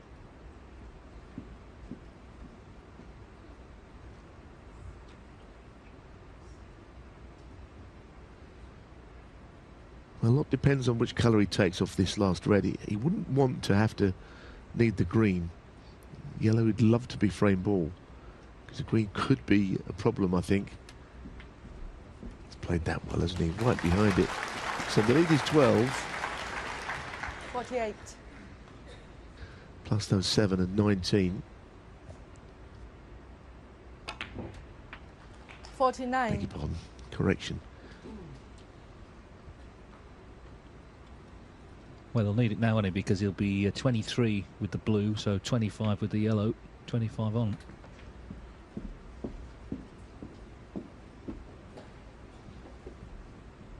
Yeah, I suppose that he's got the 54. cushion though still, isn't he, of the fact that he'll be able to only tie O'Sullivan.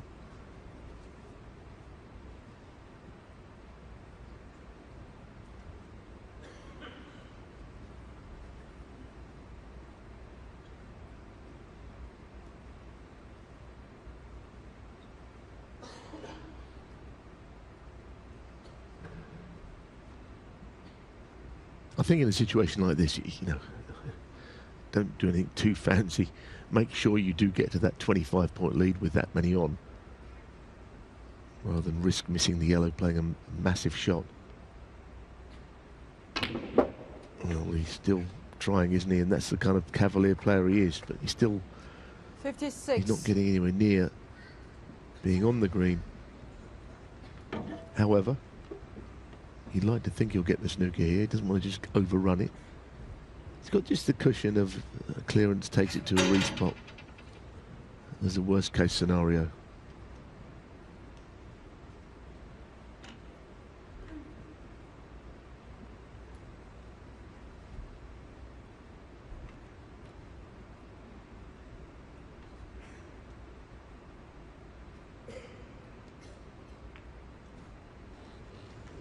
Luca Brecel, I think 56. he might be okay. You could see what could happen there. It could just run and run, that cue ball.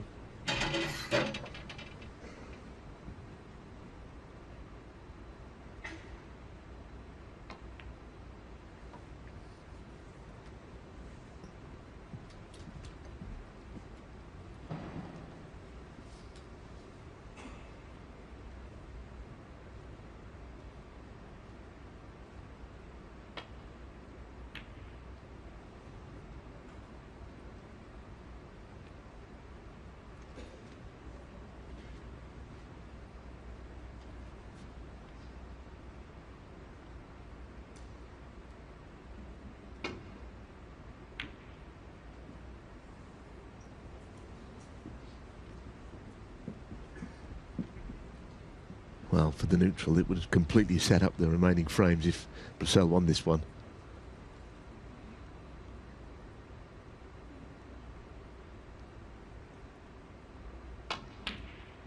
Oh, fantastic pot. Yes, he was only playing to pot it and not get on the ground, but barring a couple of snookers, he has won this frame. Goodness, what a match we've got here.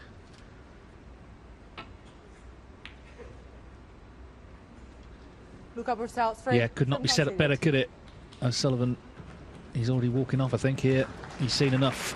So Brecel, I'm sure, was looking to win the mini session. That's exactly what he's done. So from 6-4 down, the players head into the last interval of the Shanghai Masters final, all square at 7 each. Here we go, then the resumption of the Shanghai Masters final. It could not be set up better. 7 each between Ronnie O'Sullivan, the world #1, and Luca Brecel, the world champion. First to 11 to become champion here this evening at the grand stage. It was 6-4 to O'Sullivan. Indeed, it was 7-5, but Brecel has fought back. So all to play for. Still a possible 7 frames left.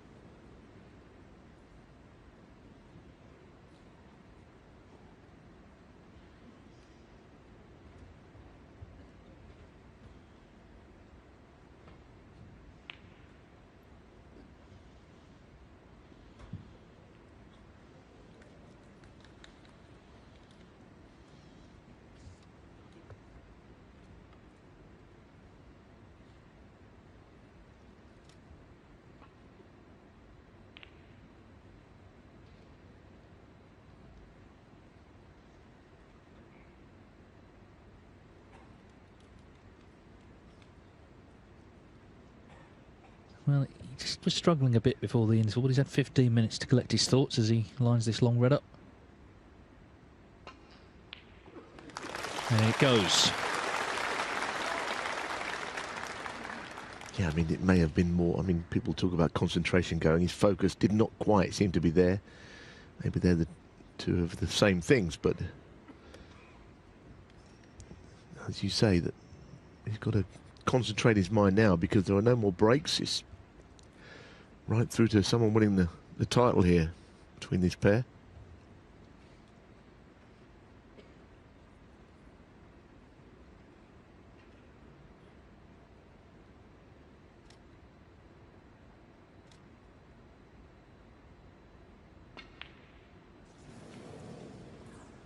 Well, it was a good sign with the red going in. It was a bad sign, clearly, missing that by such a distance. The thing is, I mean, it's a long match, isn't it, for one day, 21 frames. I can't think of any other tournaments where in a single match you play 21 frames that day. So it is a test of concentration for sure, even though it's been a quick match. One.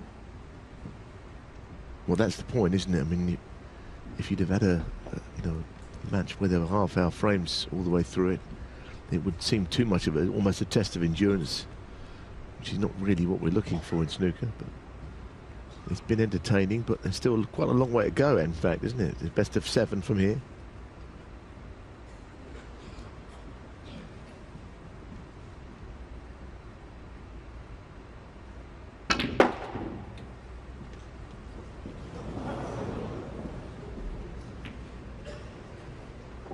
It's one of those shots where you don't know whether you want to go in off 2 cushions with lots of left-hand side, or maybe play less side and open them off the 3rd cushion, the sort of the black cushion.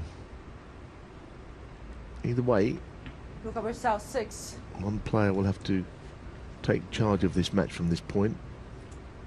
Ronnie knows that Luca can beat him, otherwise he wouldn't have done so at the World Championships. Of course, from 10-6 down, he played brilliantly. Maybe that memory is in there somewhere for O'Sullivan. He's not phased. Brecel. Luca is not to be underestimated under any circumstances. I think we know that about him now, what he achieved at the Crucible.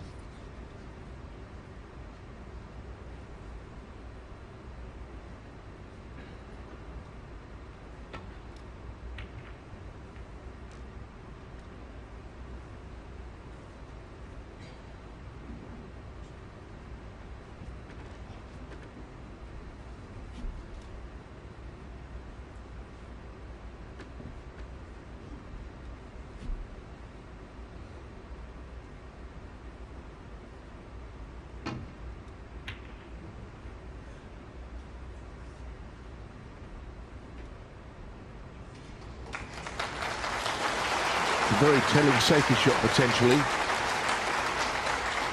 had the brown ball in his eye line. This would be hard to get safe from. I don't know what the plan was there, quite frankly. I don't think there was one. Enemies. Ronnie O'Sullivan 4. I wonder if there's a temptation to have these put back, because I don't think Luca knew exactly what he was doing there with regards to leaving it safe. Anyway, Ronnie probably popped this, I suppose.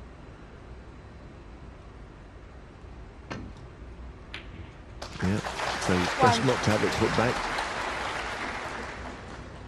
Just a bit half-hearted, wasn't it, the Brecel shot? No great thought process in how he was going to escape from that snooker.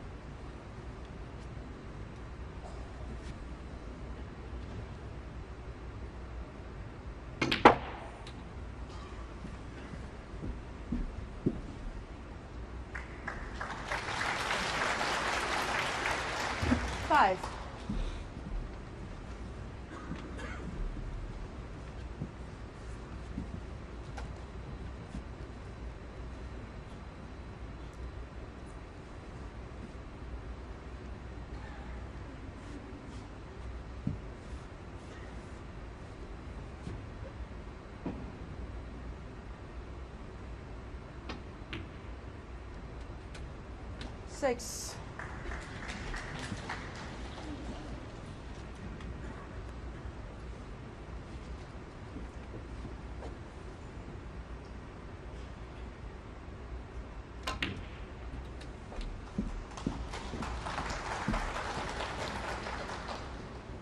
Now, when the black is respotted, is it clear?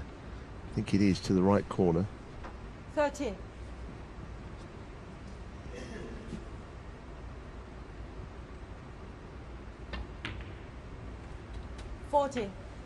A bit awkward queuing, but he really wanted to move the red just below and to the left of the black away, if he could. Might still be able to here, perhaps. Just grazed it, that's nice. Just pushed it down from its position. 21. Black will be freed up completely in a minute. This is where he is an absolute master. I mean, people talk of, if you're old enough to talk about top of the table billiards, where players play beautiful cannons and nursery cannons, all of these shots which they've become absolutely amazing at. Snooker's equivalent really is O'Sullivan around the black spot. 30. He's an artist getting the balls into positions where he wants them. He's done it here again.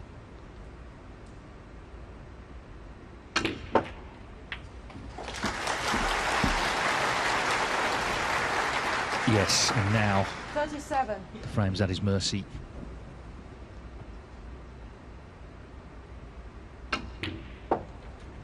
$38. I think his concentration did go, but his attitude has been the key thing this week, really. He's come here, clearly he's a tournament he respects hugely, having won it so many times.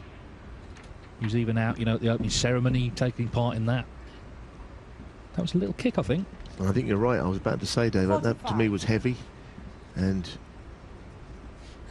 for that reason, his next shot is slightly more tricky than it should be. But it looks like he's recovered it well. You don't like to see a player's chances of making a break stopped by a bad contact.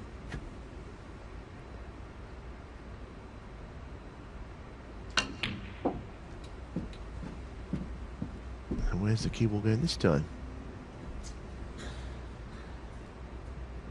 48. When he potted that red in the middle, he played on the pink, I would think, there, and ended up playing the yellow. And this frame has not been put away from something where you'd have Ronnie you might not O'Sullivan, have lost, 48. put your house on it, but you probably would have lost your garden shed there, thinking he wouldn't win the frame. It looked a certainty, didn't it? Well, certainly when he developed the reds, he got into them, he just looked over the frame, but things went wrong, and it's only 47 in it. Another frame where he's not made a sizable break. It's been a bit of a pattern today, really.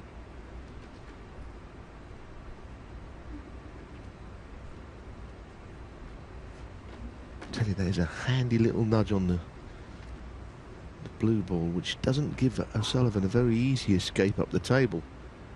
Is he going to find a way? Goodness me, that looked... It didn't look like there was a path back.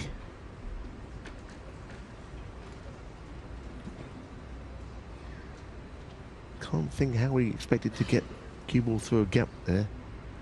Reds were moving at the time. Well, now, is there a twist in this frame? There could be. Well, he made a terrific clearance, didn't he? First frame of the night, 65 to pinch it on the black. He's not led since he was 4-3 up earlier on.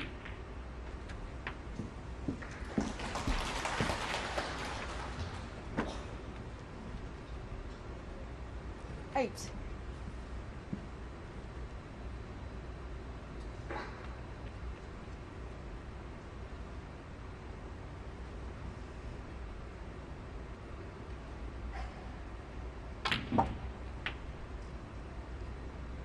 Nine.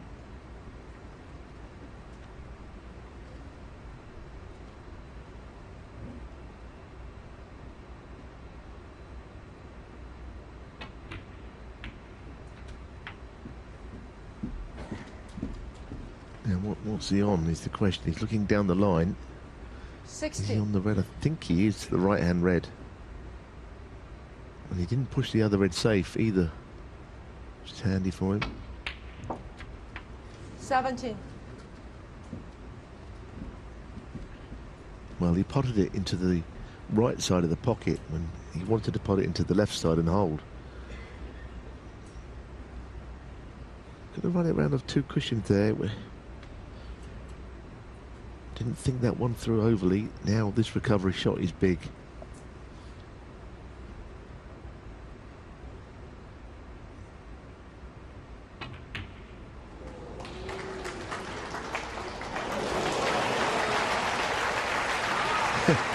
It was even thinner than our first thought because it only just reached.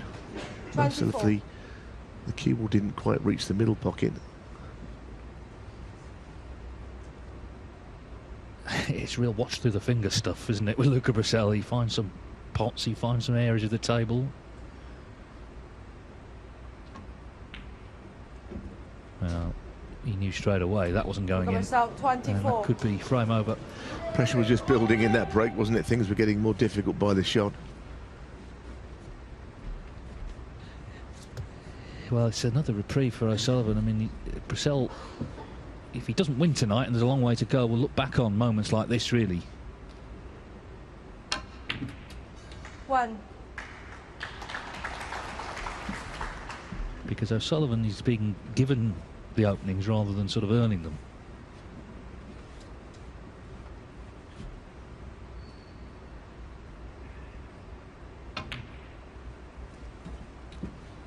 Not his problem, of course. He's trying to get to 11. That's the target. 4. Needs the 2 reds here for 8-7. 5.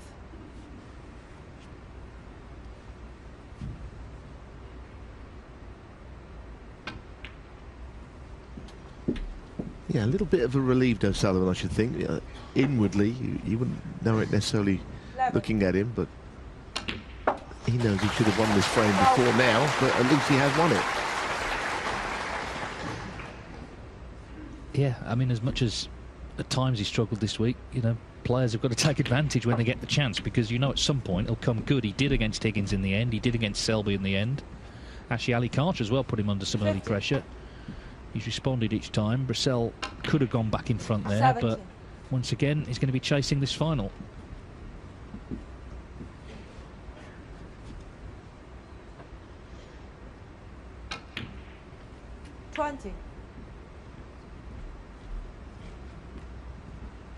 He just lost his way. Again, the cue ball was finding past the table he didn't really want it to find.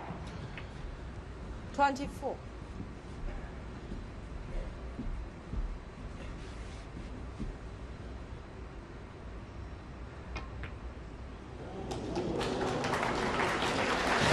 Well, this audience loved that one. Putting the ball across the baulk cushion.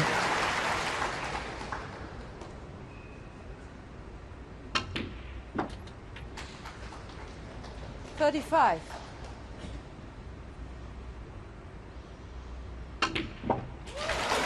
So Brecel had the chance to steal, he didn't take it, and Ronnie O'Sullivan delighted to get in for that contribution. He's back in front in this thrilling Shanghai Masters final at 8-7.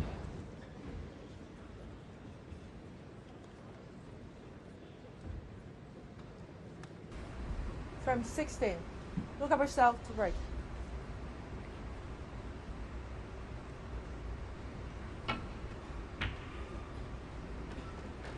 So Luca Brecel gets the final underway again, frame 16.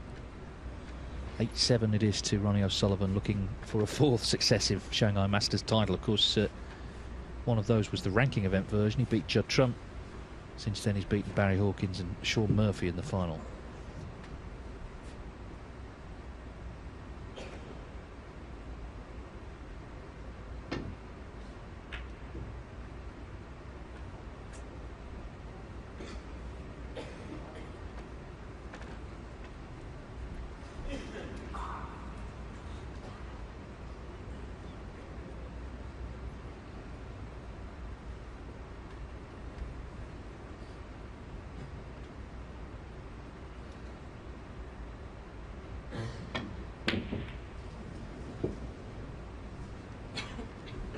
Well, he didn't get all that close to that one.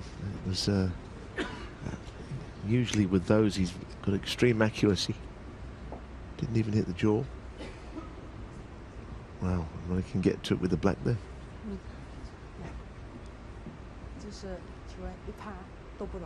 It might be a photographer possibly there, just moving in his eye line.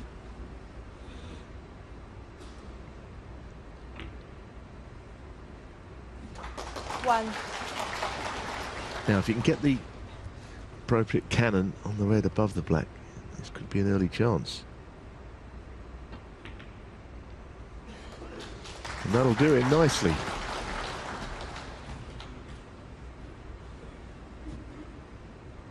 Yeah, if he can win a frame in one visit, then that really does put Brecel under pressure, because most of the frames O'Sullivan has won today, he's needed several chances. But if he can start to score, then obviously he's a big favourite. Highest break 78 today from O'Sullivan. 16. 17.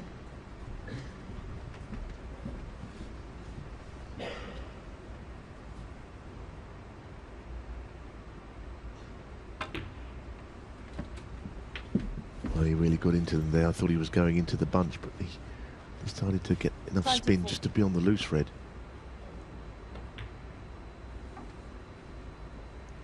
$25.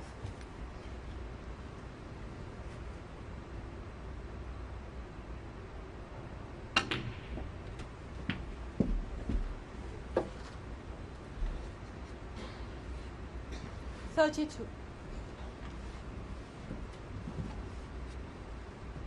Well, he will have to get into the bunch. I'm just wondering how and when. 33.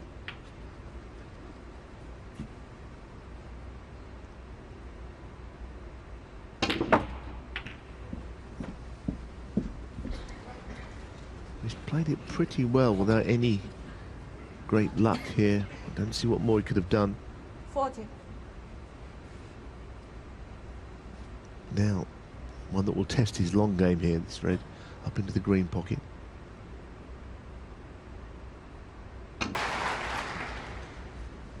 Oh, hard stun shot there.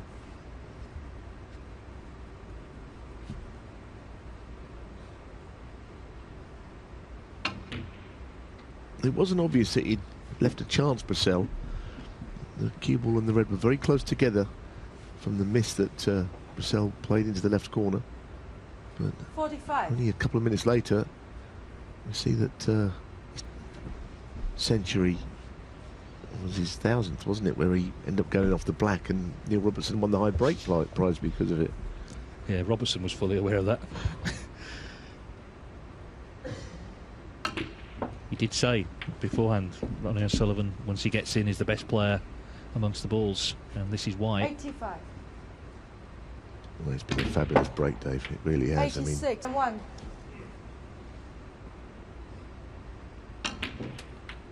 $102. Even that shot was terrific. Screwing back and leaving the angle perfectly to get on the red.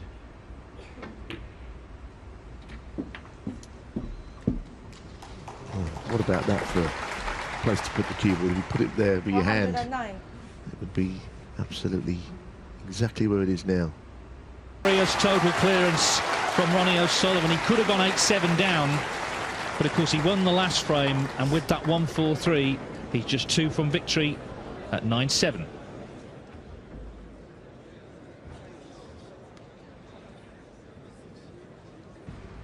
Frame 17. Ronnie O'Sullivan to break.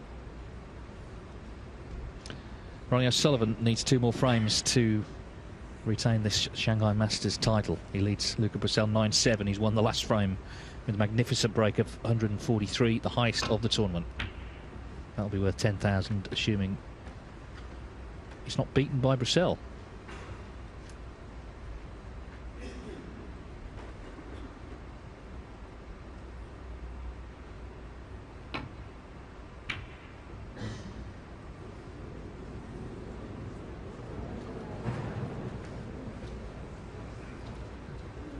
Well, talk about a red going over a pocket. We had one over each pocket there, and after on the back of that break, you don't really want to leave him anything. Never mind a choice of reds.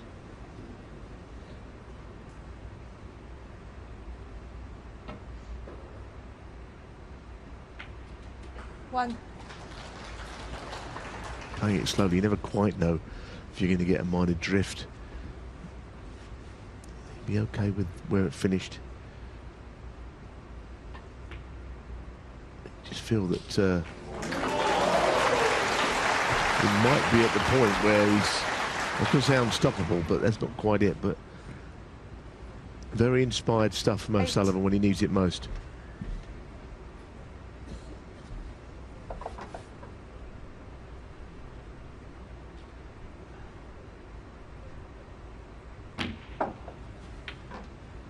Breaking all the rules there. You're meant to sort of, if you're changing your mind between what you're going to play on, you're meant to start again, but he just did it on the shot.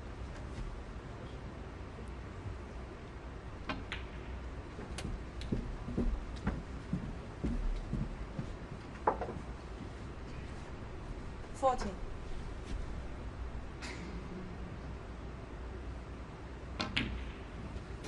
$15.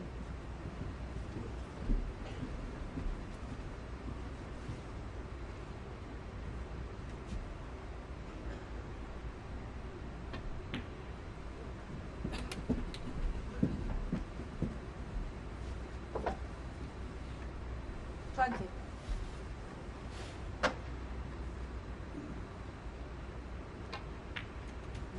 21.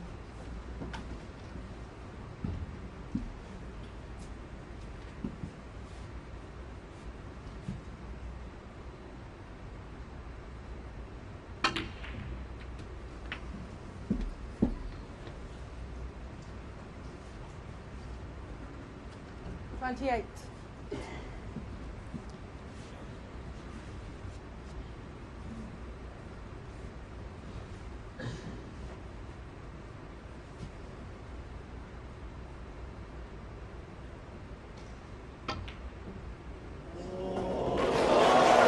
'Yes, he was just about on it.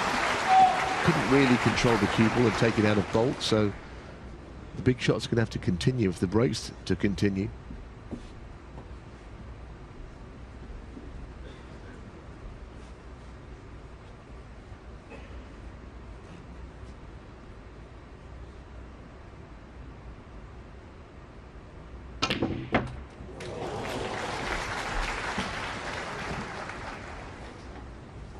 Great shot, but I don't know if he's on the red or not. I think the blue might be covering. I don't see how much more he could have done 31. With that shot than what he did. No, I mean, he's sort of out-Luca-ing Luca at the minute, isn't he? But break looks like it's over. Well, maybe not. The red's gone in. Luca got out of his chair, didn't he? In the expectation of playing the next shot. What does he do here? Is he looking to take it even further, or he saw it hit two reds on the way through, the one that was potted?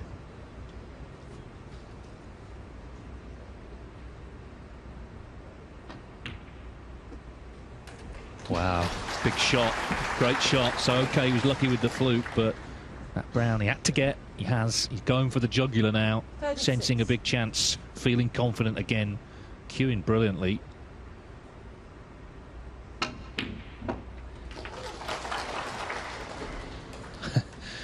This is still a struggle right now.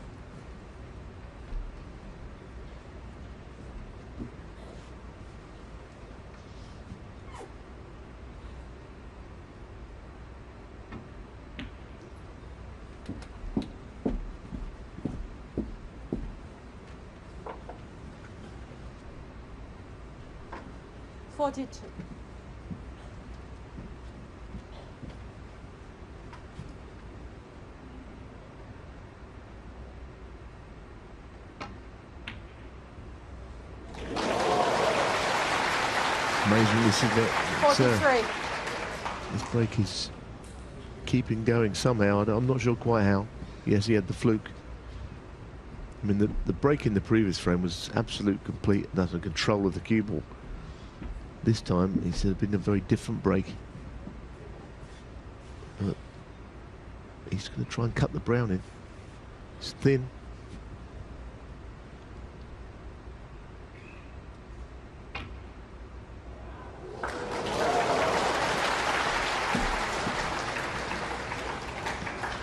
Now what?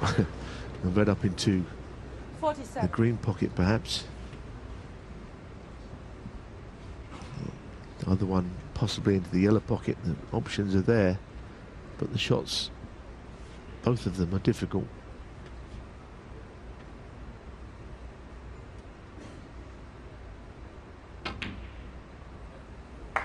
Doesn't seem to be any stopping him at the moment. No, I mean, this has looked like a sort of Brecel break, hasn't it? There's a sort of adventurous way he's made it.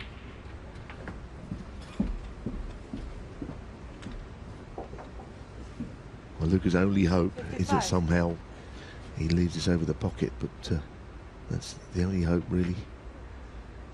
You don't feel it's going to happen because he doesn't look like missing right now. Well, he had a great chance to lead 8-7, but in a couple of moments' time, he could be 10-7 down, one from defeat. It just shows how things can change. Just one more red after this, and which red he could go into the 4 or play on the red down the cushion.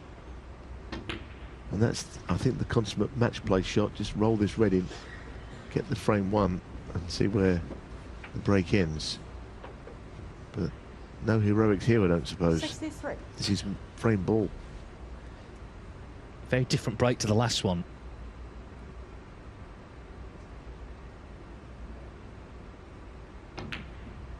But surely a frame winning break all the same. He was in complete control in the last frame. In this one, he's seen parts of the table he didn't know existed.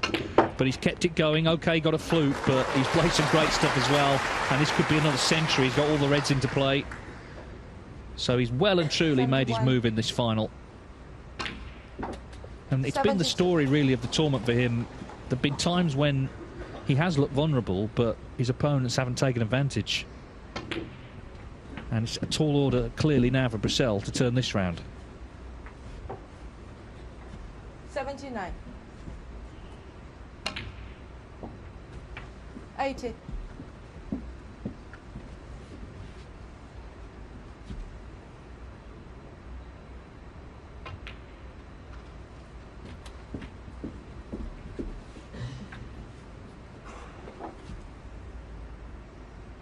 $86. 87.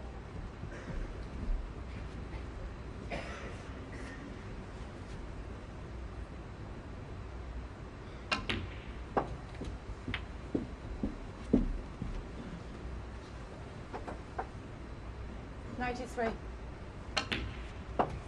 94.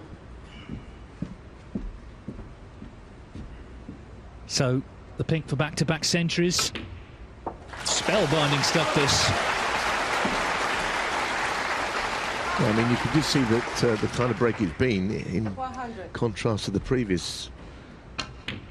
102. The various different colours he's had to take. He's been up and down the table. Cue ball's been everywhere. Whereas in the last frame, it was a magnificent display of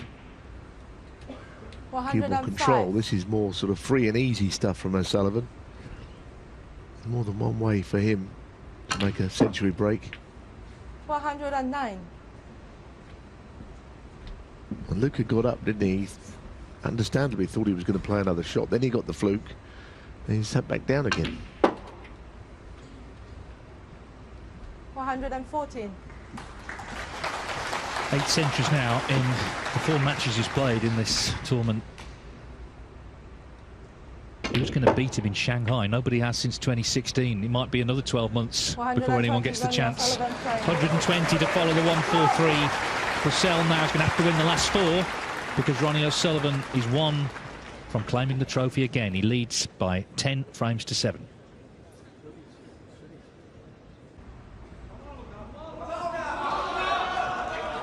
Well, Luca Brecel getting some support here, as a lot of people would like to see him make this a lot closer.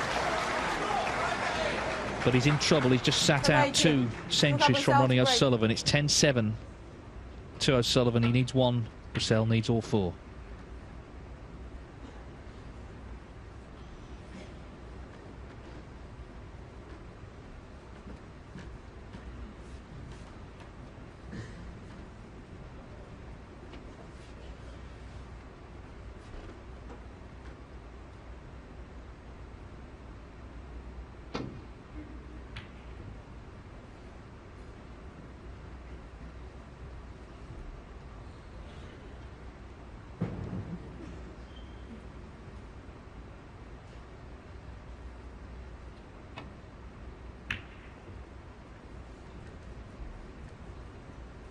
Well, it feels really difficult to think of a way back from here. I guess you've got to get to 11. You've got to, you know, win that last frame. And Luca Brecel is capable of inspiration of his own. But I mean, where do you even start? Maybe if O'Sullivan misses this, it'll give him something to aim for. I mean, he's had a little burst there, O'Sullivan, which is ended by that shot, by the way, but at like a 25-minute burst of absolute sensational snooker, which has now come to an end. Who knows? If Luca can come out and win a quick frame, then maybe there's still something in this match.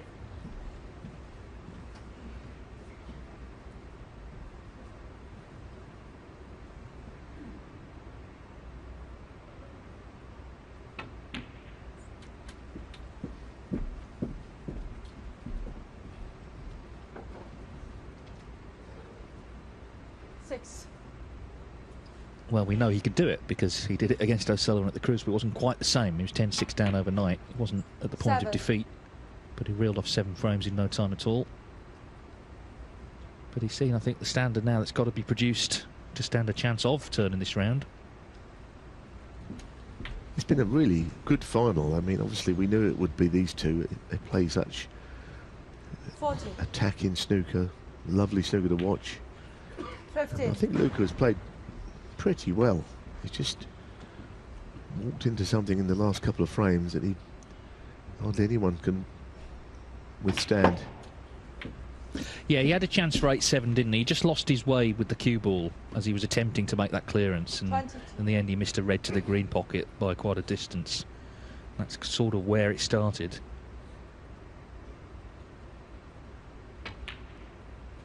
$23.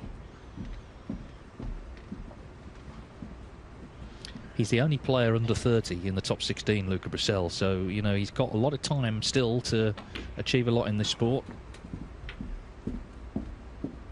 Even Ronnie O'Sullivan has to retire at some point. When it'll be, I wouldn't like to say, the way he's playing at the moment. 30.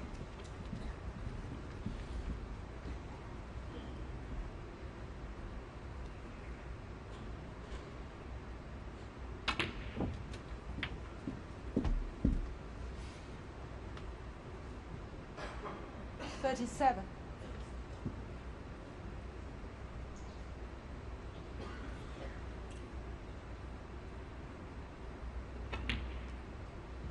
$38.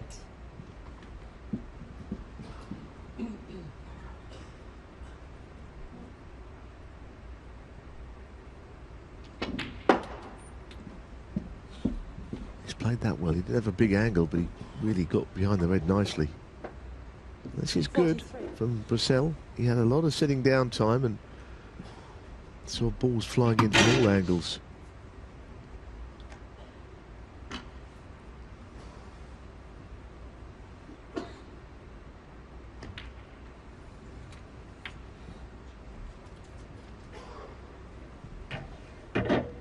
$44.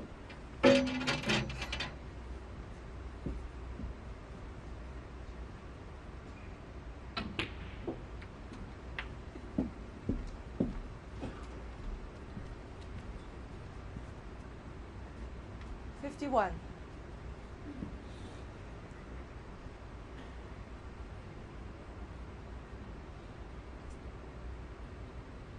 The problem here is in potting the red that he's going to play. It's hard to see him avoiding those 6 reds. You have to really dig into the cue ball, but I still think he'll hit them. So I'm just going to try and plough through them.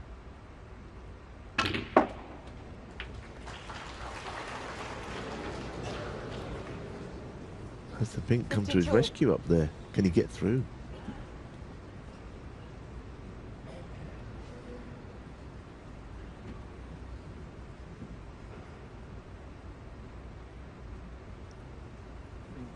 Pink ball. He's playing the pink anyway. Whether it be cushion first, I think it is.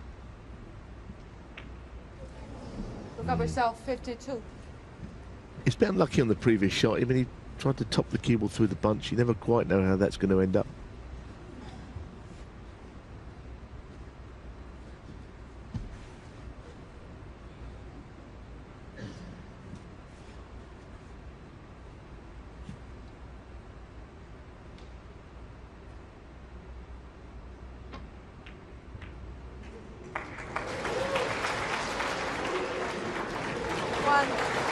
Now, the biggest problem here for Brecel is that he may have played his last shot because of the mood O'Sullivan was in for 2 frames. You just don't know.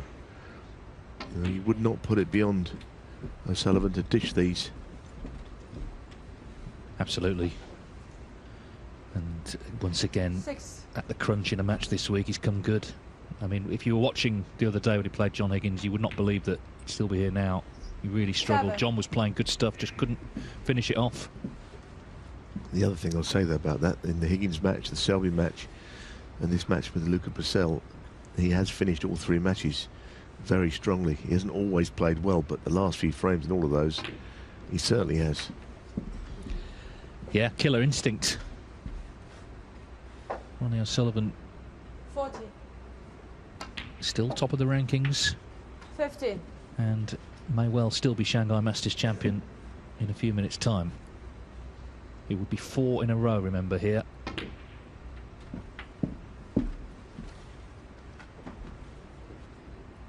$22.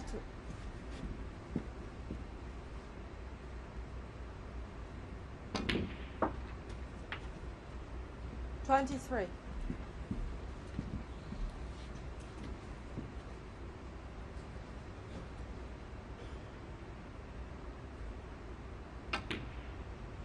I was about to say that the problem red on the left side is the one, but I'm not even sure whether it's going to be a problem the way he's playing. 31. Whether he decides to play it left-handed or move it, I don't know. All shots seem to come alike right now.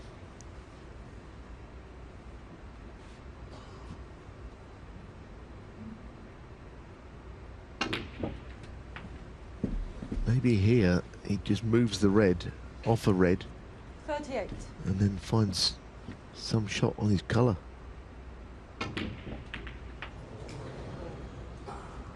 Well, that's one way the break could end. 39. A double kiss, which you couldn't know about.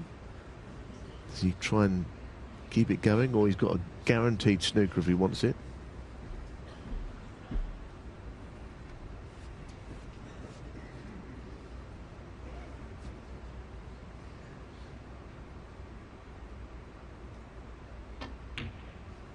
He's in no mood to let Brecel back to the table, and if this red goes in, I don't think he will be coming back. Well, again, beautifully cued on the brown. This is the key shot now, surely. But it's not there. A reprieve. Ronnie O'Sullivan, All right, he's 43. not left it on, but Brecel just delighted to see it stay out.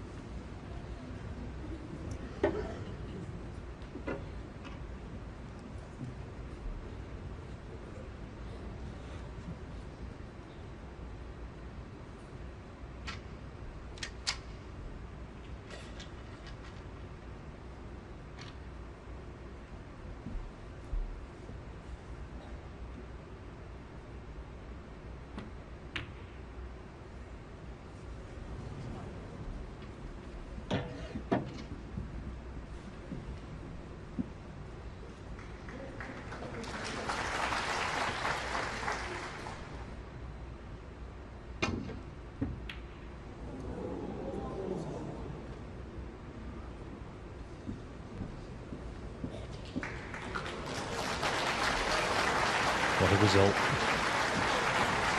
He gets some applause, but clearly, as good as he is, he didn't know a thing about any of that.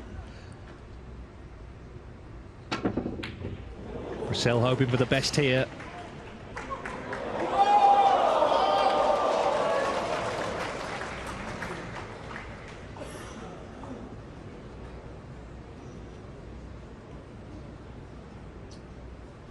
I don't think Ronnie would begrudge him that, because he had a bit of fortune himself, not only with the fluke but with the last shot.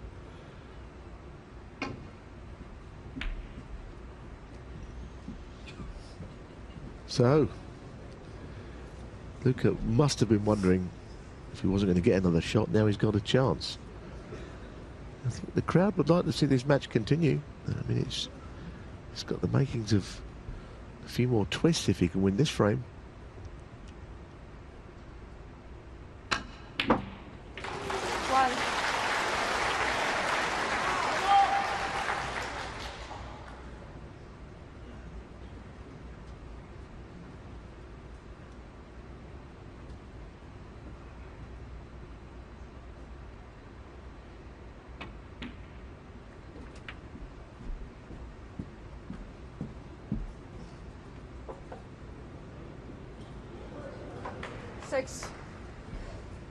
Desperate for the cue ball to run a little bit further. And I don't know if the yellow would have gone between the green and brown into that top left pocket. The answer is no, according to Hawkeye probably played on it in the middle. The safety shot is going to have to be good. It's going to have to be a snooker. As he's going for it. Well, wide play safe. You can take a shot like that on. Luca Brecel, 6. I guess a lot of players would have rolled up behind the green. It's not Luca's style, is it? Maybe it's cost him this time. 2.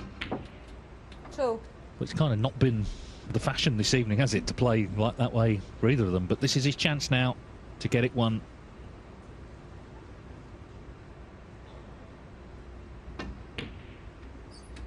Five.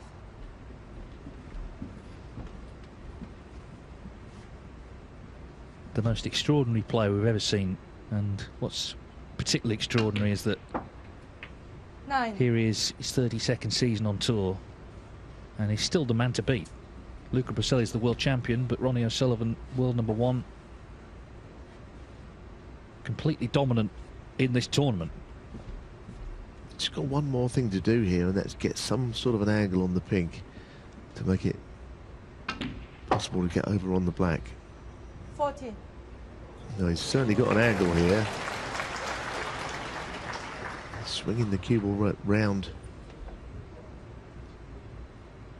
Looks a natural.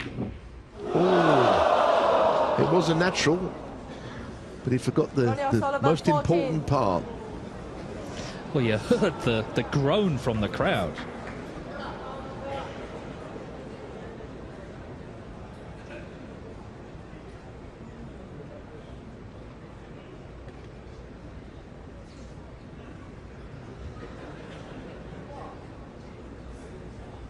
There's a lot of distance between these two balls, though. Brecel had the best view of that. Yes, I think he seemed to surprise the crowd. I mean, look, I don't even know. Does this cut? It's the thinnest of thin. If it does, it's a horrible shot. Oh, wow. Brilliant. And, of course, crucially, 6. Ronnie will need the black twice to win the frame and match. What a dramatic frame. Peggy Lee trying to silence the crowd, keep them still. Brecel needs the black to extend the final, but it's not there. So it could yet be a respot. Luca Brecel, 6.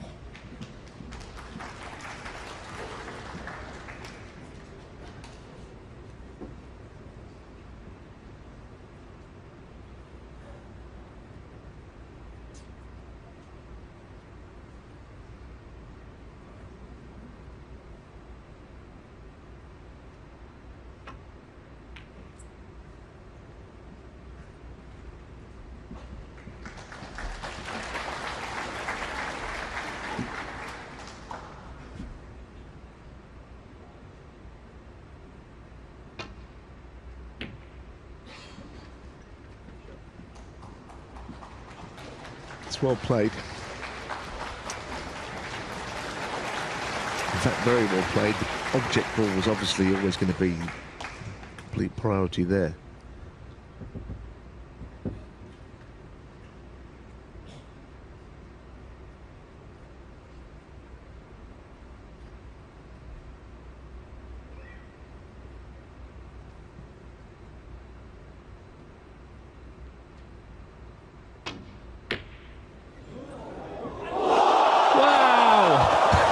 It's the full-length double.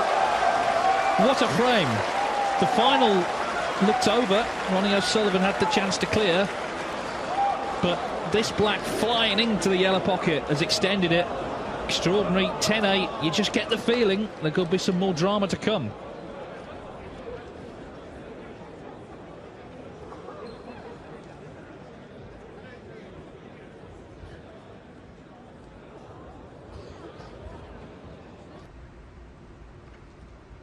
To extend this final. Still a potential for 3 more.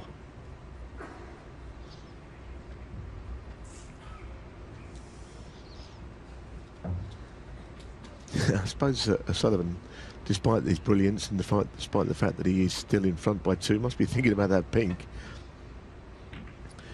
which was near the pocket, let's be honest. The balls he'd knocked in, you know, and if in an hour's time, does it mean that Luca's come back to beat him? Who knows? It's very surprising. Miss Luca seemed to surprise anybody.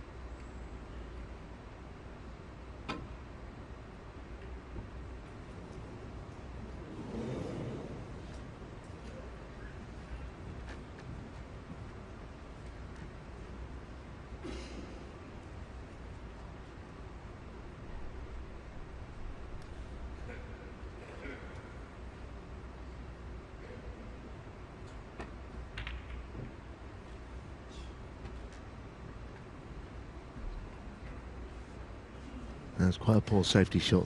I think that the believes that the cue ball bounced unnaturally from that bottom cushion, but I don't think the line was great.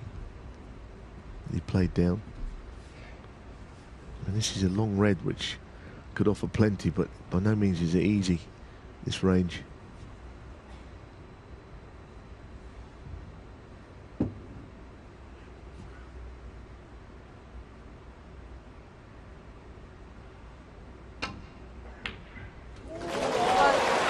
That is a fantastic shot. That really is. The way that he caressed that in. It was a sort of shot, I don't think he could really hit it too hard, because the cue ball would probably come across beyond getting on the black. He floated it in.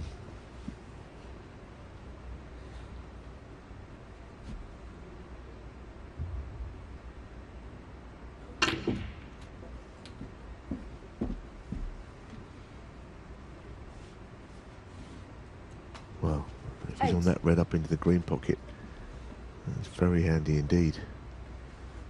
It was not what he played on by any stretch.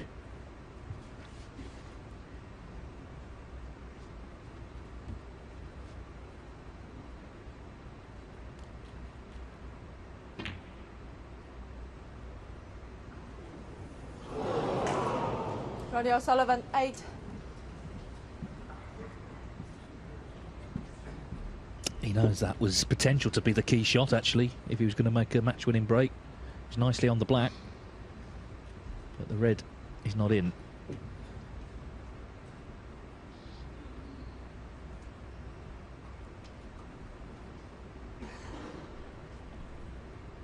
The audience are being royally entertained, aren't they? They're living every moment of this final.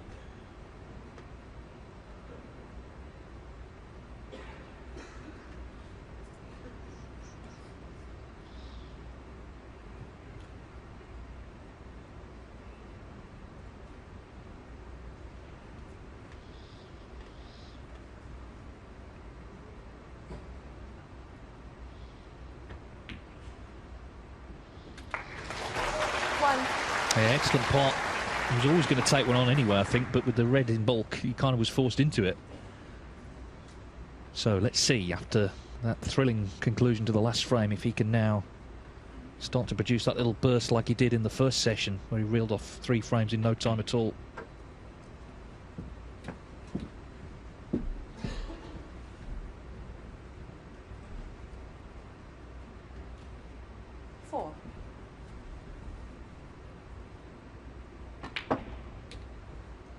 Five.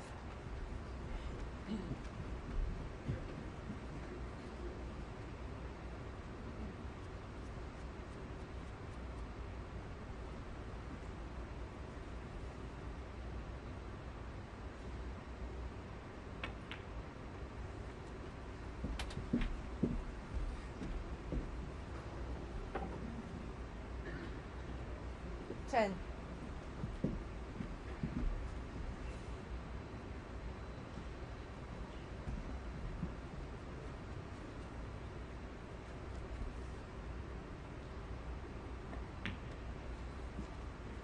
11.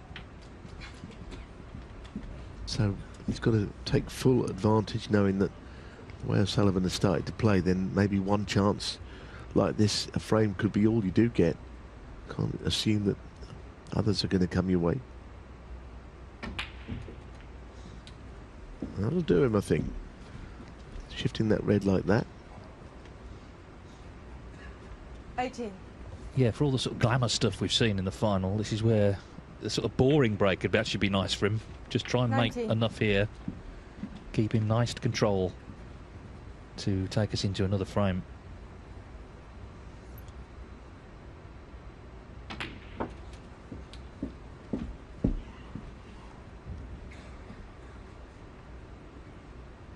$26.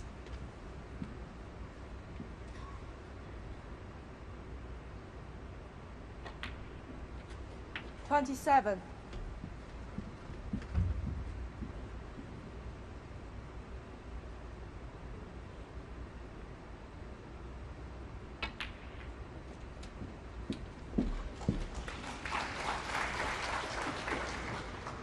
34.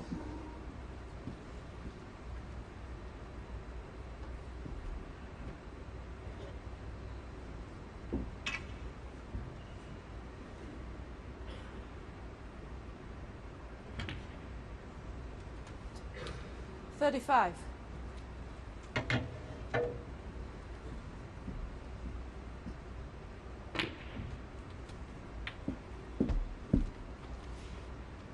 'It's pretty good stuff, isn't it? I mean, it really 40. is the standard of play we're seeing in this session. And since the mid-session 43. interval, it's been quite dazzling snooker from both players, mostly O'Sullivan, but Luca's now having his say.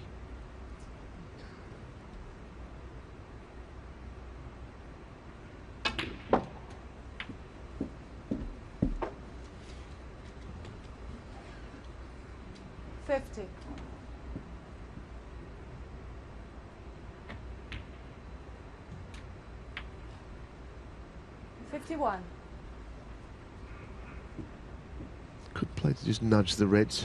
He may not feel that he has to do that, but he might play a little delicate nudge directly into them from this blue. There is a red below the bunch he could play on. I think that's what he's decided in the end, to play on the loose one. Cannons, of course, can go wrong. 56.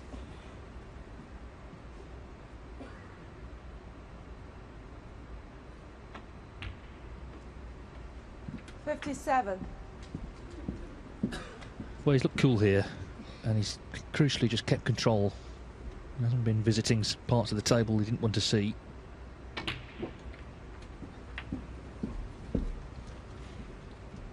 .56 in front. 64. So red and a colour. It should be 10-9. Sullivan took that red onto the green pocket to try and keep the break going. 65. But didn't get it.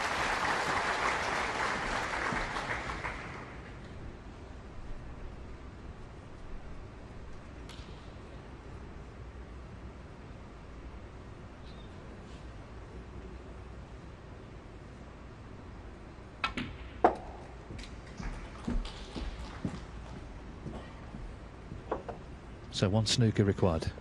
70. Yeah, and one other red, I think, for Luca to definitely secure the frame. Well, 71. what a terrific match this is, and what an exciting finish we have in prospect. 19 frames down, 2 to go. Ronnie O'Sullivan will be hoping it's 1 to go, of course.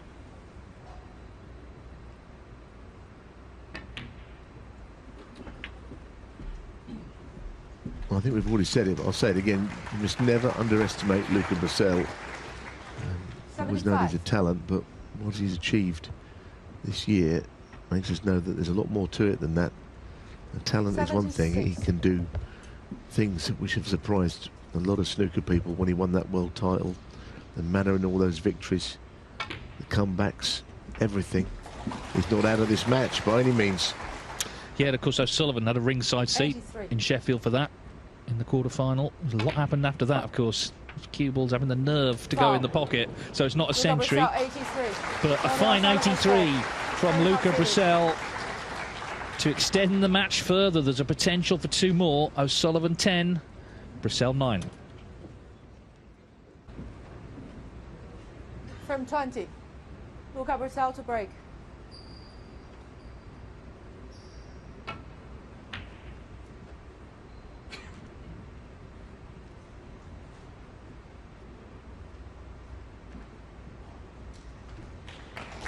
So now it just feels like Ronnie O'Sullivan is slightly on the back foot, having been Luca firmly in that position for the onslaught O'Sullivan put up to him.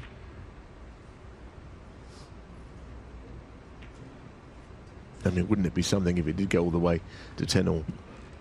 It really would be amazing, given the sort of match it's been. It's been cavalier approach from both players.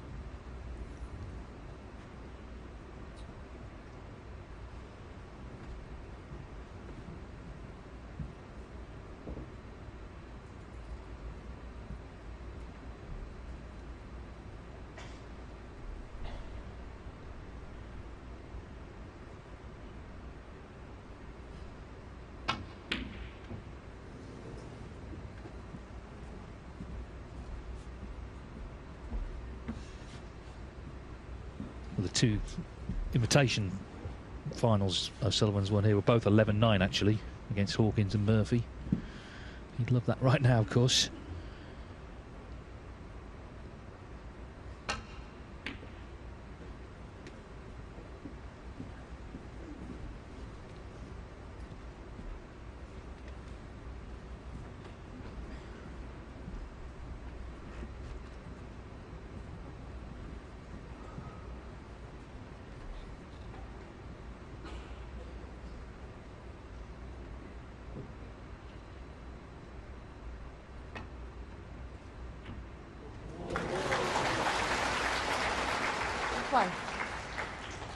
It's not a favourable kiss, not really.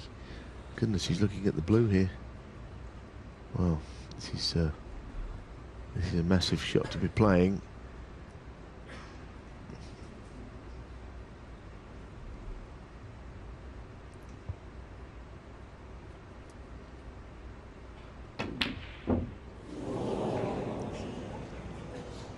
Well, I think it's just the pace which stopped it going in. It was very, very close.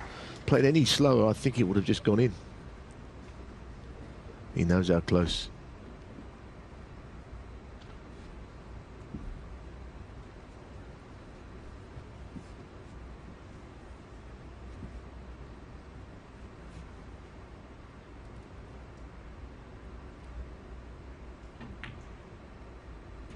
One.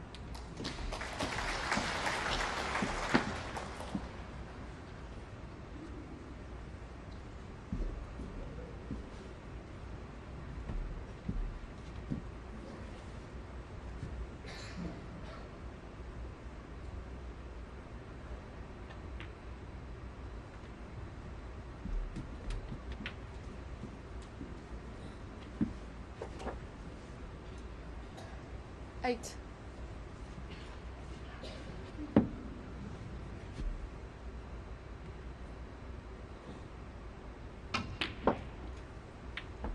Nine. Well, that looks A1 to get into the bunch here. They're very, very tightly grouped, though. And they kind of still are. It was a really compacted bunch of reds, which 16. you've got to sort of almost get the magic shot in to spread them. Sullivan couldn't quite manage it there for once.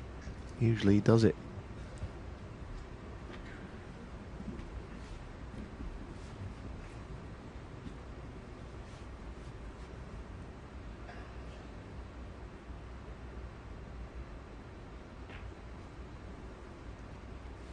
Ronnie O'Sullivan 16.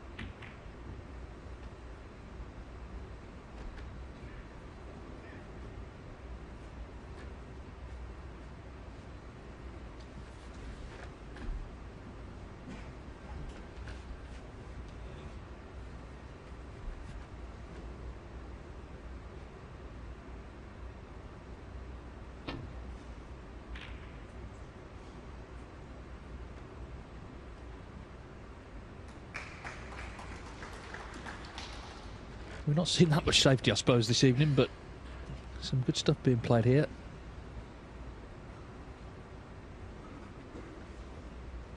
Well, I mean, the way these two have been potting, the safety is probably more important than ever when it happens.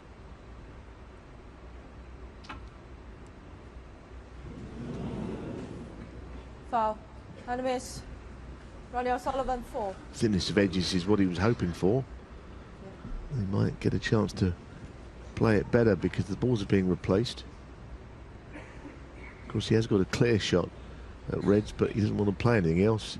Should he miss again, it'll be a different thing, because he'll play an alternative shot. But for now, we'll just see what happens on attempt number 2.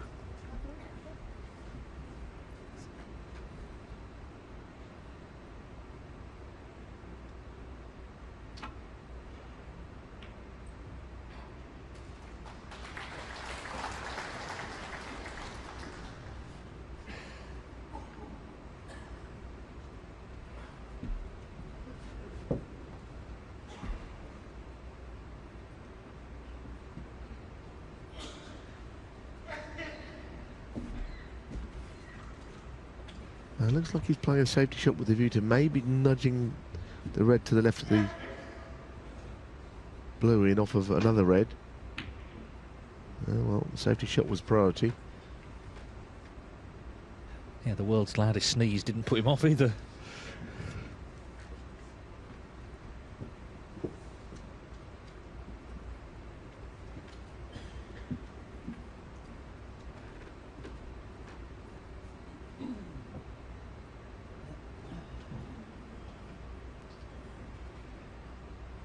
Well, it's the calm before what seems likely to be another storm of some sort from one of these two.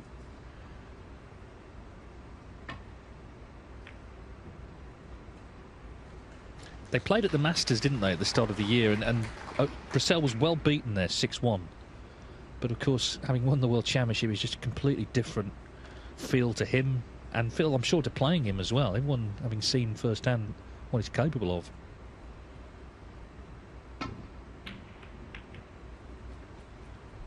I think back then, you know, before he moved his game up a notch, someone like his style would be tailor-made for O'Sullivan, but not when he's knocking everything in from all angles. It's not really tailor-made for anyone, someone doing that. That's kind of where his game's been for a good few months. So we've always known it's in there somewhere. Certain players, it never seems to emerge, but mercifully, in the case of Luca, it's all clicked for him. This is really tough. To get the cue ball up well, though, it's a good shot. Always a chance of a double kiss on those shots if you catch it too thinly. At least it's kind of taken the sting out of the match, this frame. Safety bout like this.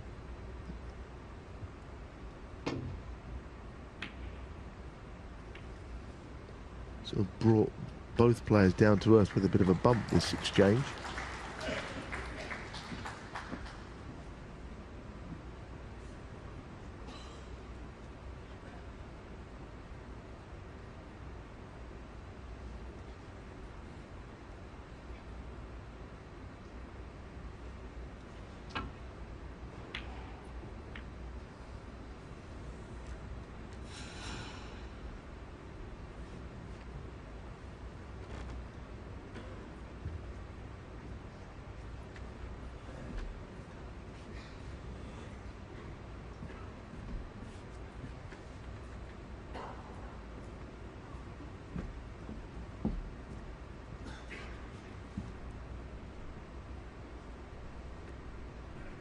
See all the dignitaries there having taken their seats. Of course, taken a lot of planning to get these events back on in China. A lot of work's been done on both sides to establish 4 events this season, and this one has been terrific.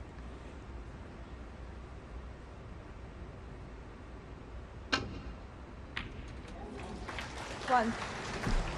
Well, that's no good to him. No good at all.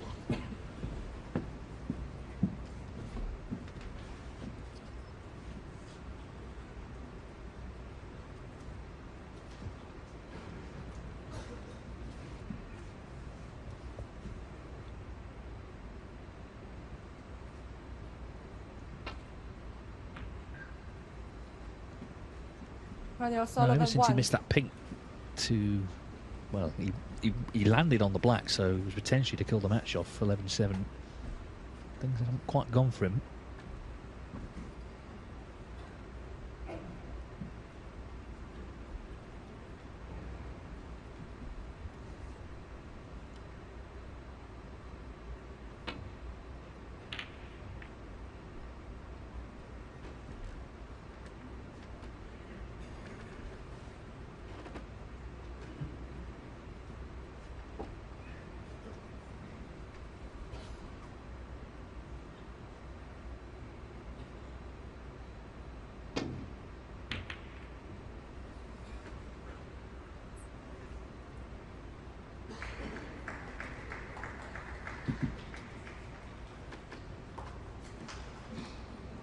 It looks quite troublesome in getting back down the table. I think the red and the pink close together are a bit of a target to hit on the way back up if you're not careful, because target you want to avoid, not hit.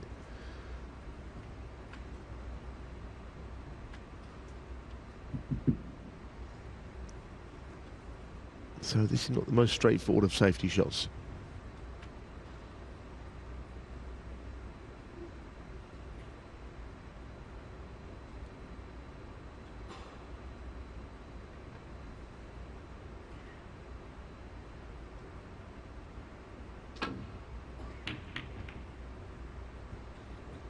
Well, he did well to avoid those two balls anyway, the red and the pink. But it's a congested table, and in an otherwise free scoring evening session here in Shanghai.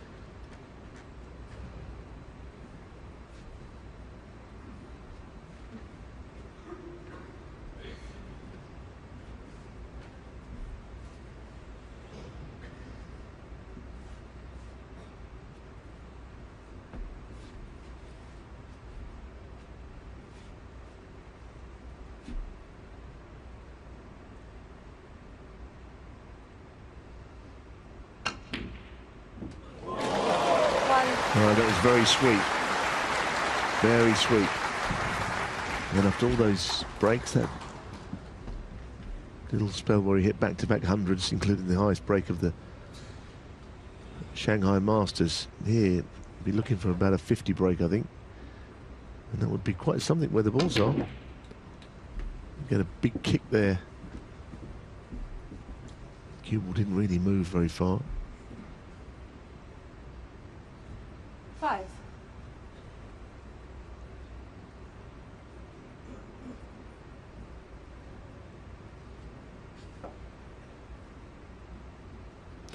I think what he's thinking is, I can pot the red, yes, but how on earth do I get on a colour?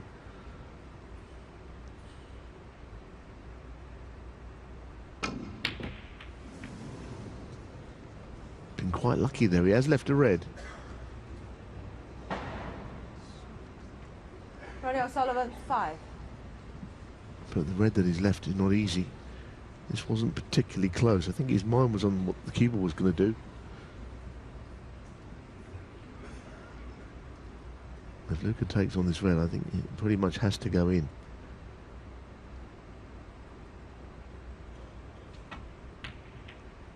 Oh, what a shot that is. What a shot. That has really put him into a position where he can get himself in front now.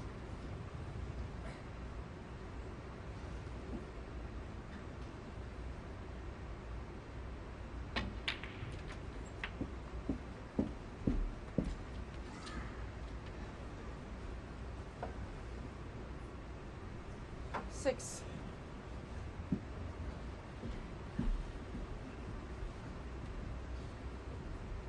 Just finished in between on about a choice of 3 reds here.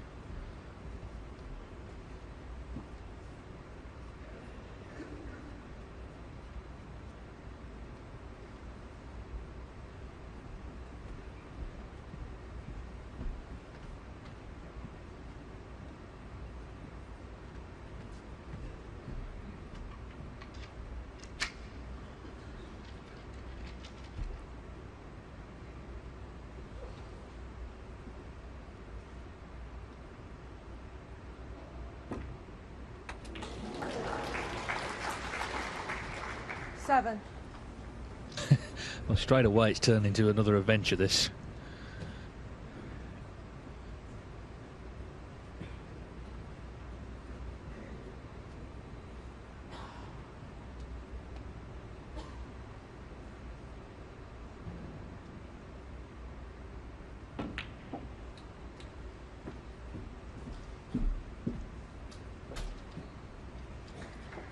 Yeah, it is an adventure, and it's just a question of one positional shot which could put him in an even better place than he is now.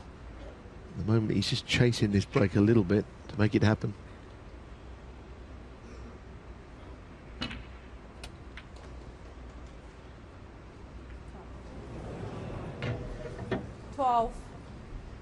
Didn't have enough right-hand side on it. Don't know if the black goes to the middle, but even then it'd be a horrid shot.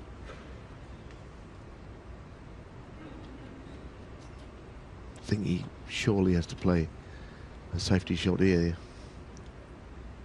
This will have to be a good one. That was the moment, wasn't it? You wonder if it was just all a bit too much. Just couldn't quite drag this break along. He was one sort of shot behind on position.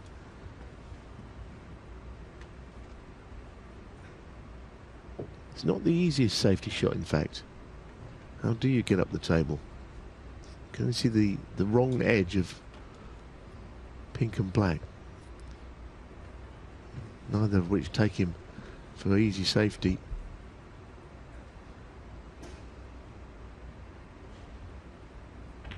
He's going for it. He's going for it.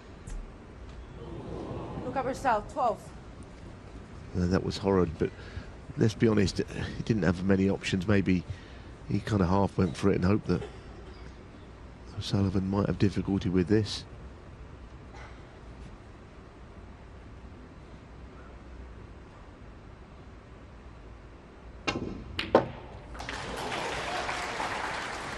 One.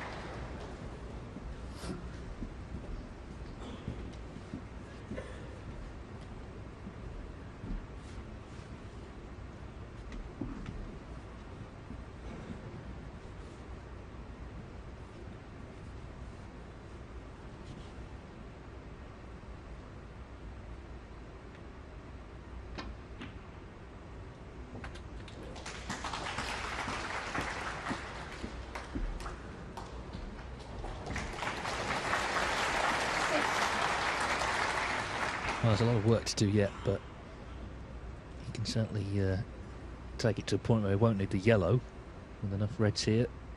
He's already 19 in front. 7.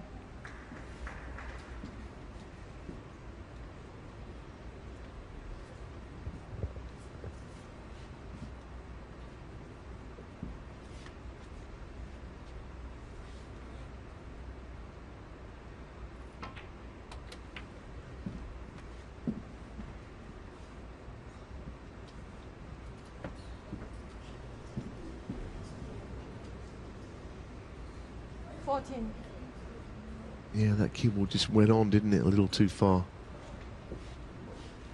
Both players have had a real problem in this frame. It's been awkward.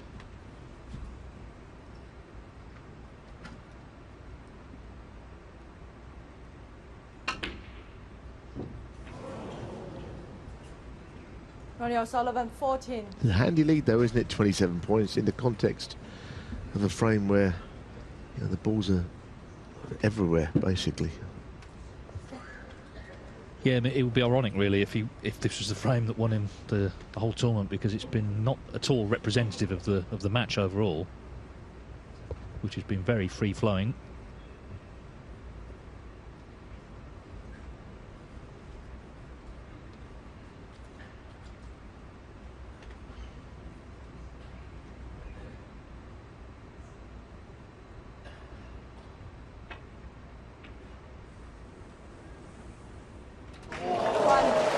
Well, that's a magnificent shot. They're dropping it in, playing up the table against the net. You've got to drop it slowly. An incredible shot, really. Easy to misjudge.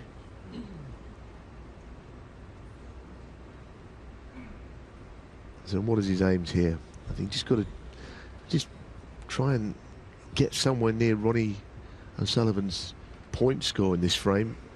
It's not really easy to see how he could win the frame here. In fact, it'd be very difficult to, but just get a few points back.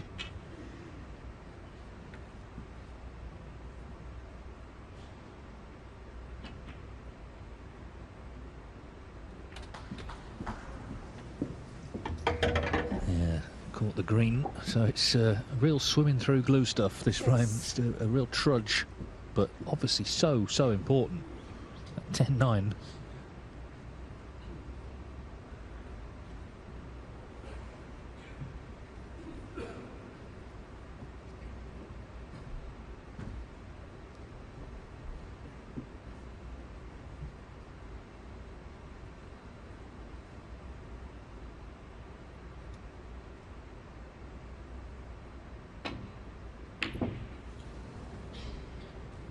Well, he was up straight away, even before the cue ball had reached already. Knew he hadn't got the shot right.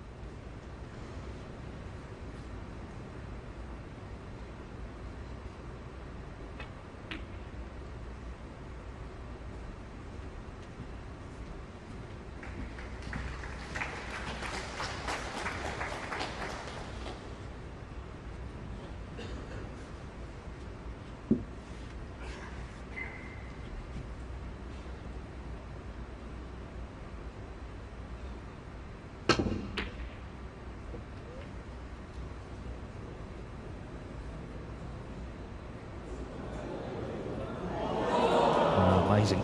He was not going to take his eye off that red, was he? So certainly a chance for Brecel to make the frame, be scoring the frame closer. It's been a very disjointed affair.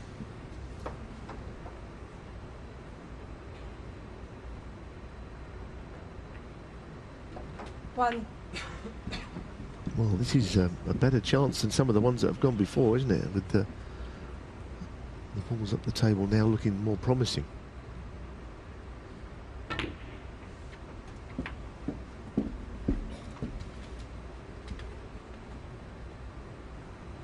Eight. I don't know if there's just a thought somewhere in his mind that he could swing the cue ball round onto the yellow here, develop it. It's the only ball that's going to cause him a problem. Don't think he did play that. 9. That's obviously a good shot. The yellow will be an issue later, but not just yet.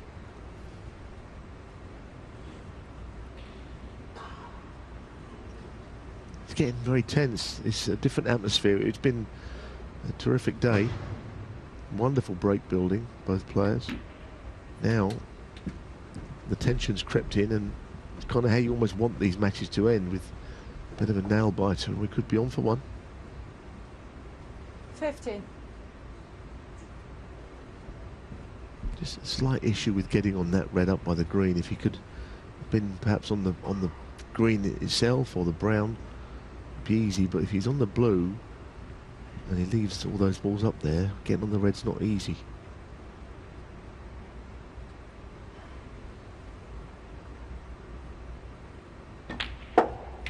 So I think he is playing on the green.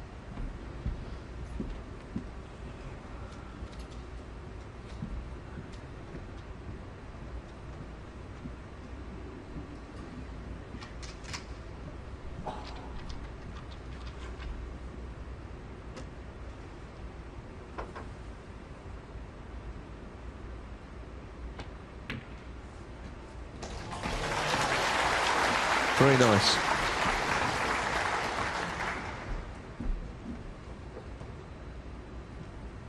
$19.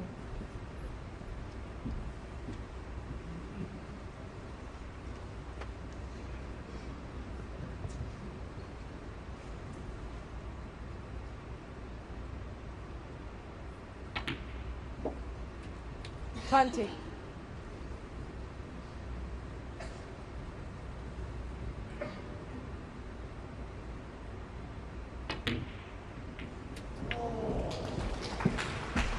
I just think he had to play the cannon there like he did. I mean, he just couldn't play on the yellow. It would be horrible along that cushion to get on the green.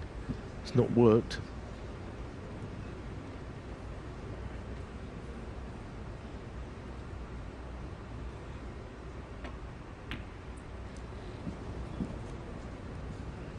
Well, for once, a very cautious shot from Brecel. It was just about getting the yellow ball safe. He didn't try anything else. No frills on that one. You've got to think whoever gets first chance at the yellow is a big favourite for the frame. In O'Sullivan's case, the match. Everything else is there. Wow. Enemies. Luca Brecel, 4.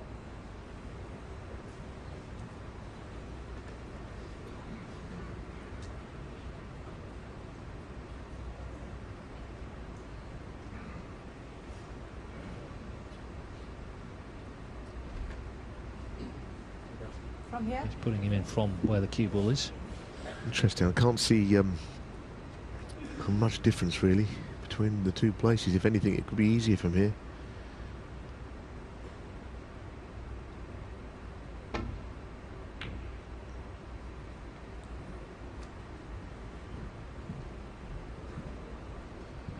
No, well, this tempt him because by no means is this an easy shot.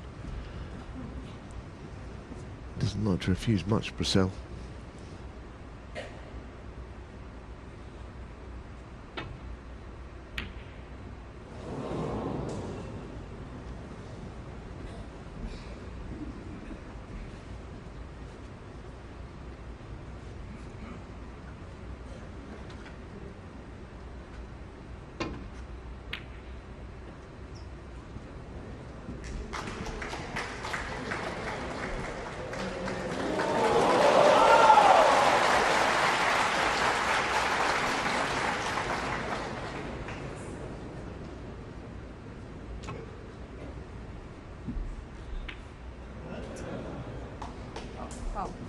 Ronnie and the miss.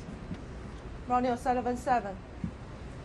Yeah, I mean, I wasn't entirely sure, but I suppose the black wouldn't have moved otherwise. Brecel was very quick to call it himself.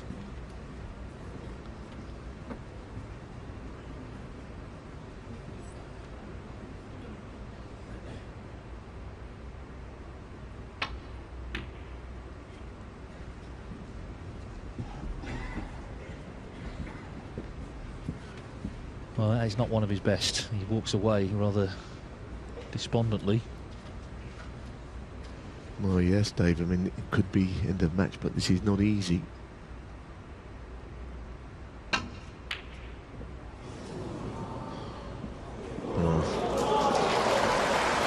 It might have been on his mind to do something of that kind to cover it. I'm not ruling that out. Obviously he went for the pot, but he knew that the second choice might have been something like that.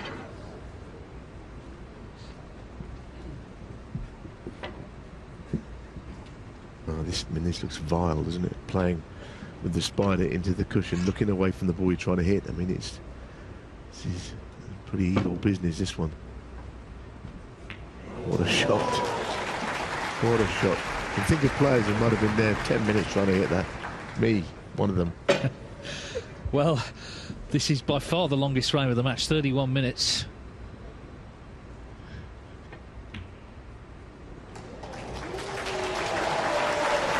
O'Sullivan continuing to turn the screw. Looking for a good chance at the yellow and therefore to take out this final. Well, he needs help here. He needs help. Has he got cover or not? Is there a little gap through there? If it is, goodness, it could be the most golden of chances. Well, there was a gap. There was a gap. The crowd getting ready to celebrate with him. It's been a fun match, this. Highly entertaining. 5. Brecel needs a late twist. Well, the only glimmer is he hasn't got straight on this brown. Straight on the brown, he cannot fail. He's got an angle. He's got to maybe go around the houses. I'm sure he'll do it. But if he's closer to the brown straighter, there's no problem at all. So he's 9. only hope Brecel rests on this somehow not being potted.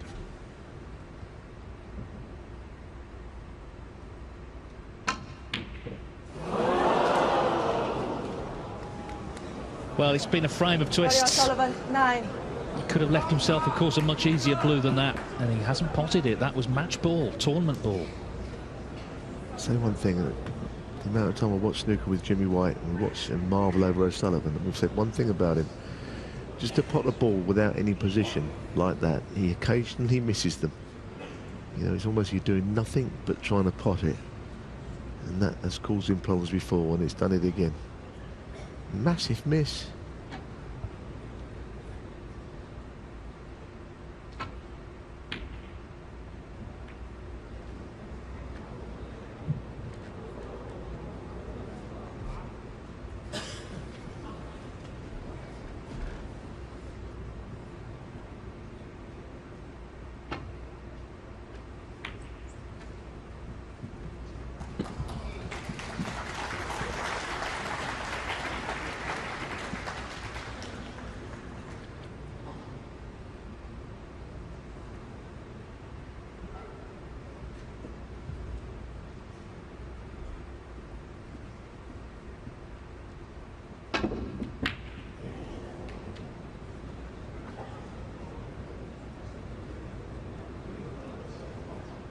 He's willing this blue ball to come down the table here is Luca. I don't know why he hit it quite that hard.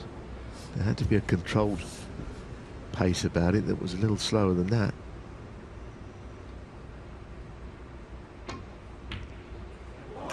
Second chance at the blue, and this time it's in. So 14 in front, 13 on. It's been that sort of frame, though. You know, you wouldn't be surprised if there was more drama to come. One snooker required. Otherwise, it's O'Sullivan's title again.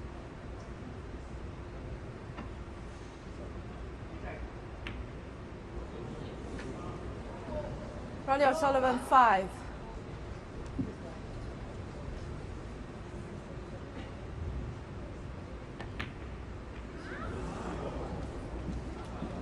It's been a great match, but I think it's about to end.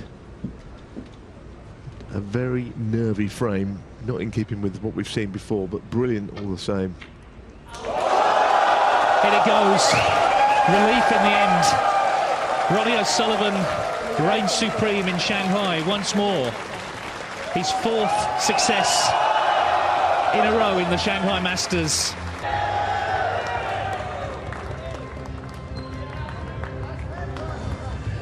Yeah, no great celebrations, just as I say, relief to get it done, because it was getting very nervy. Luca Brecel in final, really entertaining. It got a little bit nervy towards the end, but he got the job done. Thank you, Mr. Ferguson. Still the man to beat here in Shanghai. 接下来我们有请中国台球协会代秘书长高坤鹏先生为